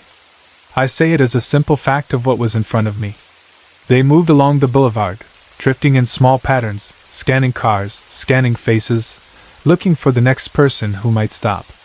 Some were older, some were very young, and some were clearly trying to look older than they were. There were also a few young men, and they had the same look in their eyes, an alertness mixed with exhaustion, like they were both hunting and being hunted at the same time. My heart squeezed when I saw the young women. Some looked close to my daughter's ages. That hit me in a place I didn't expect, and my stomach knotted up in fear for them. It's one thing to read about this kind of life. It's another thing to stand on a sidewalk and see it, to see the hard edges on faces that should still look soft, to see makeup used like armor, to see the body language of people who don't trust anyone but still have to approach strangers to survive. I tried not to stare, because staring turns people into objects, and I didn't want to do that. But I couldn't stop feeling it. I couldn't stop wondering how someone ends up there. I know there are 1,000 reasons: poverty, addiction, abuse, being thrown away by family, being lied to by someone who promised safety, being trapped by someone who profits from your fear. I'm not naive. I also know some people make choices that look like choices but are really just the least terrible option left. Still, it is hard to accept that a human life can become so disposable on a street where tourists take pictures of billboards. I had worked in Los Angeles for many years, so I wasn't new to seeing this. That's part of what hurt. The faces changed often, but the number of people didn't. Morning, noon, night, different bodies, same hunger. It was as constant as the traffic. The city moved around them like water around rocks, sometimes crashing, sometimes ignoring, but always there. I hurried past because I didn't want to be late. I also hurried past because I could feel my own emotions pulling too hard. If I let myself fully absorb what I was seeing, I wouldn't be able to do anything else. That's one of the hardest lessons about places like that. If you feel everything, you drown. I turned toward the nearest cafe, aiming for a quiet corner where I could sit, breathe, and prepare for my appointment. On the way, I nearly tripped over the long, flowing train of a wedding gown. A person, likely a drag performer, or someone dressed in a dramatic, playful way, skipped down the street wearing a fluffy white wedding dress like it was the most normal outfit in the world. The dress had layers of tulle and a bright, theatrical shine, and the train swirled behind them as they moved. They looked joyful, honestly. Not fake joyful, but the kind of joy that comes from refusing to be invisible. People stared, some laughed, some rolled their eyes, some clapped. The performer kept skipping like the sidewalk was a runway. I stepped aside quickly, caught myself, and let the train pass by without stepping on it. For a second I wanted to smile, because it was absurd and light in the middle of everything else. But the street didn't let me stay in that feeling for long. Hollywood always mixes laughter with something sharp right behind it. I made it around the corner, and into the cafe, and the shift felt like walking into a smaller world. The door closed behind me and the street noise softened into background hum. The inside smelled like coffee, sugar, toasted bread, and the warm scent of milk steaming. For a moment, it was a relief to be indoors. I chose a corner table where I could sit with my back to a wall and still see most of the room. That's a habit I've had for a long time, not because I'm paranoid about people, but because I've learned the hard way that my attention works better if I can take in a space without being surprised from behind. I ordered a plain black coffee, nothing fancy. I wanted something simple, something grounding. While I waited, I looked around the cafe. It was filled with the usual Monday morning crowd, people with tired faces and tight shoulders, clutching cups like caffeine was medicine. Some looked like office workers who had already started their day mentally. Some looked like students. Some looked like people who had been awake for days and were pretending they hadn't. Everyone had that Monday look, half present, half dragging, hoping the coffee would pull them back into their bodies. But there were also people I recognized in a different way. In places like this, I don't only see the living. I know that's hard for some people to accept, and I'm not trying to sound dramatic. I'm just describing my experience. For reasons I don't fully understand, I notice things that most people don't. I pick up on presences, movements, shapes, and emotions that don't match what should be there. Sometimes it's visual. Sometimes it's a feeling so strong it might as well be a voice. Sometimes it's both. That morning, as I sat with my coffee, the paranormal activity in that cafe was like a second layer over reality. It wasn't one thing in one corner. It was spread out, woven into the space like smoke. I tried to keep my face calm, because the last thing you want is to look like you're staring at emptiness while other people watch you. A few people in the cafe were obvious junkies, and I don't mean that as an insult so much as a description of how far gone they appeared. Their bodies looked used up. Their eyes were flat, or too wide, or unfocused. Their skin had that dull, grayish look that comes when someone isn't taking care of themselves anymore. Their clothes hung off them like they belonged to someone else. You could smell them before you really looked at them, and the smell wasn't just sweat. It was the smell of sickness, old dirt, chemicals, and something that always reminds me of death waiting nearby. What made me shudder was what I sensed around them. It looked to me like dark, hungry shapes clung to them, like parasites, like something feeding off what little life they had left. I know how that sounds. But when I see it, it feels like looking at a person through a hollow tube. Their soul, if I can use that word, looks chopped up, full of holes, as if parts of them have been eaten away. And inside those holes is something obscene, something that doesn't belong. The dark entities around them seemed pleased, like they were laughing without making sound. And that laughter, that joy, is not a good sound when you sense it. It's the gleeful sound of success. It's the feeling of something saying, "We got another one." When I catch that sensation, I try to shut it out, because it makes me want to cry. It makes me feel helpless. It makes me feel like I'm watching someone's life being drained and I can't fix it. People like that are often too far gone for a stranger to help. I don't mean they are beyond saving as human beings. I mean that in that moment, in that stage, there isn't anything I can do by simply noticing. The fight has to come from within them. They have to decide to live. They have to decide to climb out. And sadly, it doesn't happen very often, especially in places where drugs are everywhere and desperation is a daily climate. I took a slow breath and focused on my coffee for a moment, trying to ground myself in something normal. The warmth of the cup in my hands helped. The simple bitterness of black coffee helped. I reminded myself that I was there for an appointment, and that I couldn't let the heaviness of the room pull me under before I even started my day. Still, my eyes kept tracking movement. Not the normal movement of customers and waitresses, but the movement in the corners, the shifts in the air, the presences that didn't match the bodies.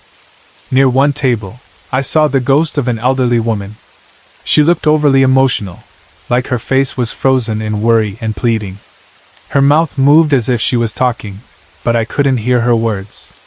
She kept tugging on the skirt of a young woman who sat there scrolling on her phone, completely unaware.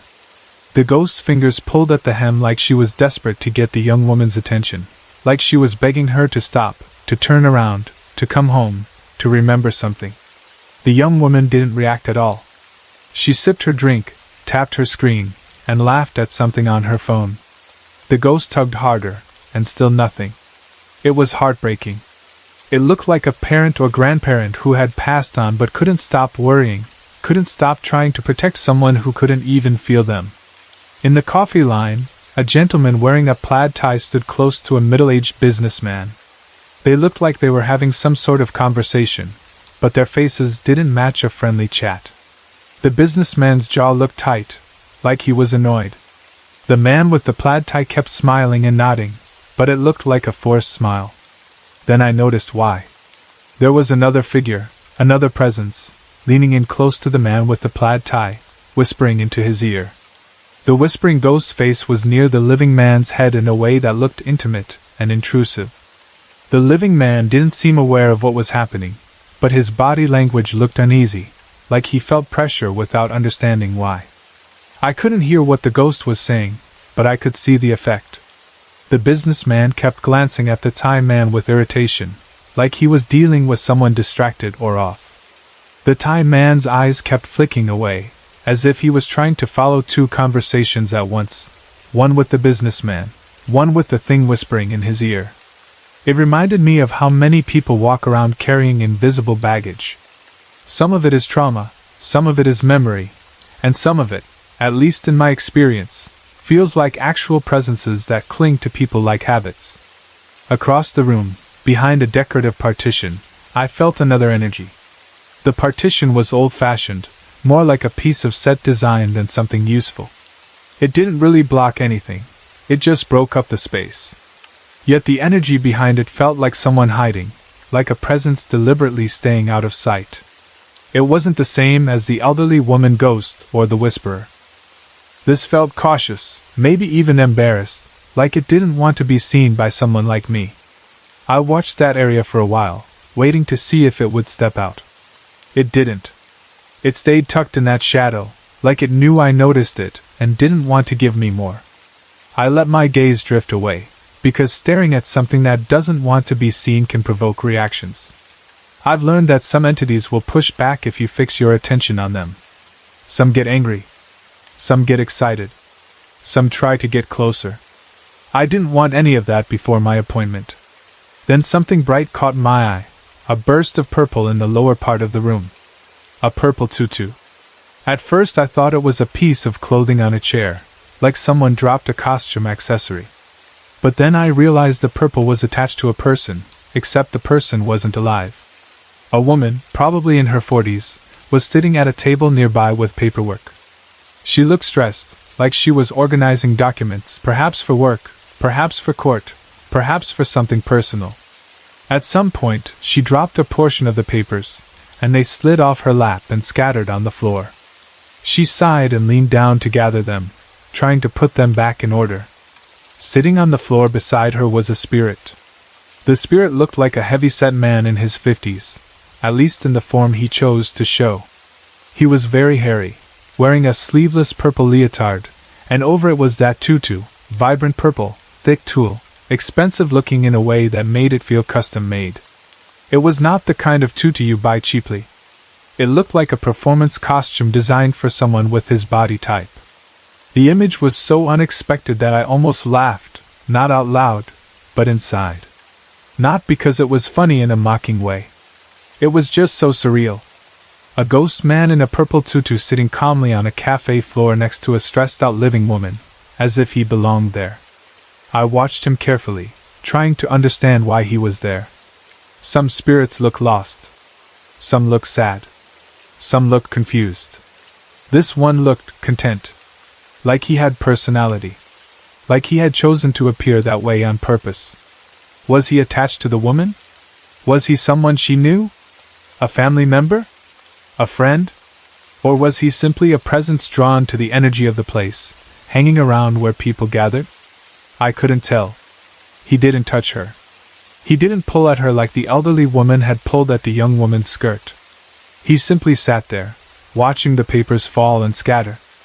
For a moment, I thought he might help her pick them up, which would have been impossible physically, but sometimes I've seen spirits attempt human motions out of habit. He didn't. He just observed, calm as if he was in the middle of his own private memory. While I was watching, a waitress came to my table to refill my coffee. I forced myself to shift into normal behavior. I smiled up at her, because she was a real person doing her job. She didn't smile back. Her eyes looked tired, like she had been dealing with morning customers for hours already. She poured the coffee in a quick practice motion and asked if I needed anything else. I mumbled, "Thank you," and looked down, not wanting to make a thing out of her lack of warmth. In a place like Hollywood, people protect themselves by staying flat. If you let every stranger's mood affect you, you'd fall apart. When I looked up again, the purple tutu spirit was still there, but my attention shifted to the table beside mine. It was vacant in the normal sense, no living customer sitting there. But in the chair closest to the wall sat a young ghostly woman, probably in her teens. She was so clear that for a second my brain wanted to treat her as a real person and wonder why she was sitting alone. She was quiet. Her posture was stiff. Her hands were palm down on the tabletop as if she had placed them there carefully. She stared straight ahead, not at me, not at any customer, not at any worker. Just straight, like she was waiting for something, like her attention was locked onto a point in space that existed for her but not for anyone else. Her hair was perfectly styled in a way that screamed the 1960s. It was teased and shaped, with that careful, done look, the kind of hair you don't accidentally end up with. She wore heavy eyeliner and bright colors. She was model thin, that particular thinness that was considered glamorous in that era. Everything about her looked like a photograph from an old magazine. She did not seem aware of the present-day cafe around her. She didn't react to the waitress passing. She didn't react to the noise. She didn't blink much. It was as if she was playing a loop from a different time, a slice of reality replaying in that spot. That's when I thought, residual haunting. Not every haunting, in my experience, is interactive. Some are like recordings. A presence repeats a moment in the same place over and over, not because they're trying to communicate, but because the energy of the event left an imprint. Old buildings, especially those that have served as gathering places for decades, can hold those imprints. This cafe felt older. It had that lived-in look, worn floorboards, walls that had seen too much smoke years ago, a counter that had been leaned on by 1,000 elbows. It was easy to imagine it being there in the 60s, with music playing, with young people smoking and laughing, with dreams being made and crushed in the same booth. The teen ghost slowly turned her head and looked briefly toward the open doorway, as if she was waiting for someone to walk in. Her expression didn't change much, but there was a tiny shift in her eyes, like hope flickering for a second. Then, just as quietly as she had appeared, she faded away. No drama. No movement through the room. Just there, then not there. I found myself staring toward the doorway after she vanished, wondering who she had been waiting for. A boyfriend? A friend? Someone she trusted? Someone who never came? I wanted to know the story, but I also knew I never would. That's one of the hardest parts of seeing these things. Sometimes you get a glimpse, and it leaves you with questions that will never be answered. I took another sip of coffee and tried to focus on my reason for being there.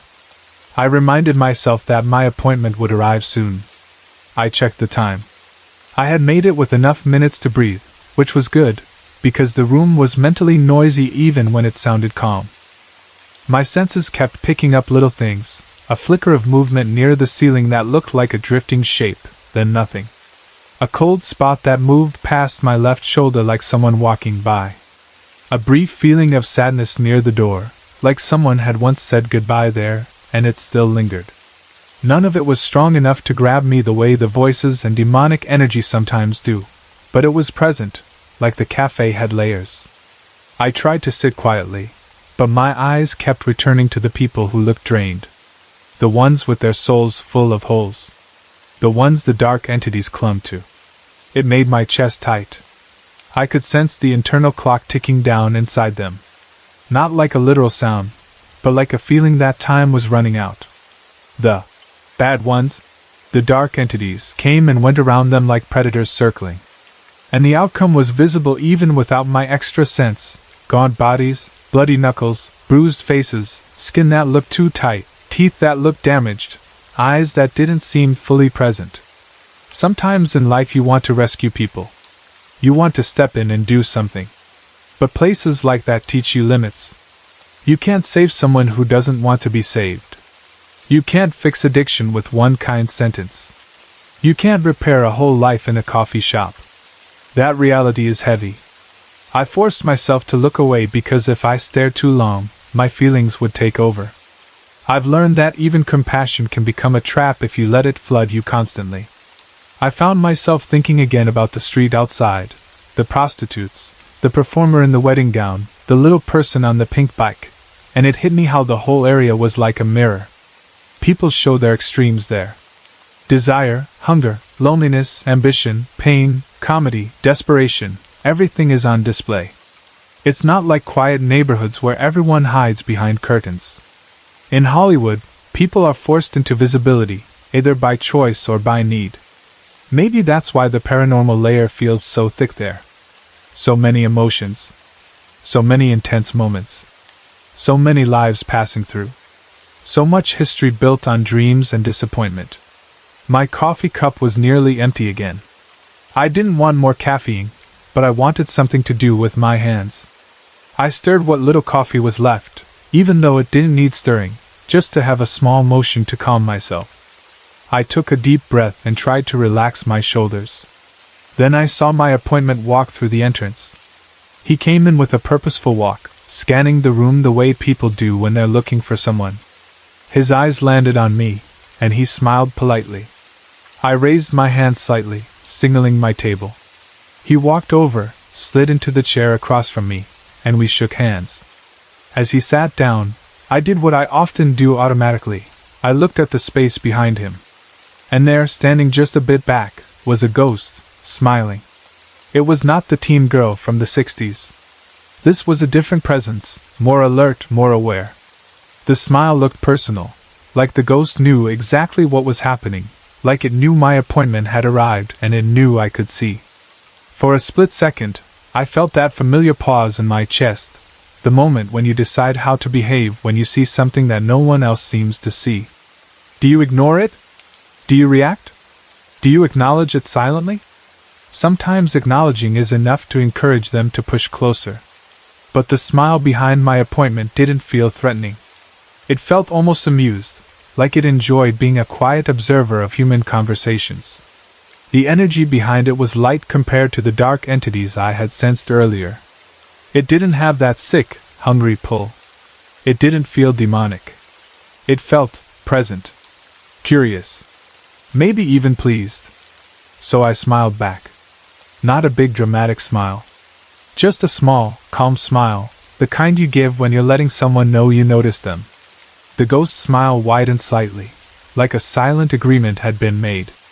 Then I turned my attention to the living person in front of me, because the appointment mattered and because normal life continues even when the unseen world presses close. I listened to his first words, nodded at the right moments, and kept my face steady, all while knowing that behind him, just out of his awareness, something else stood watching the conversation begin.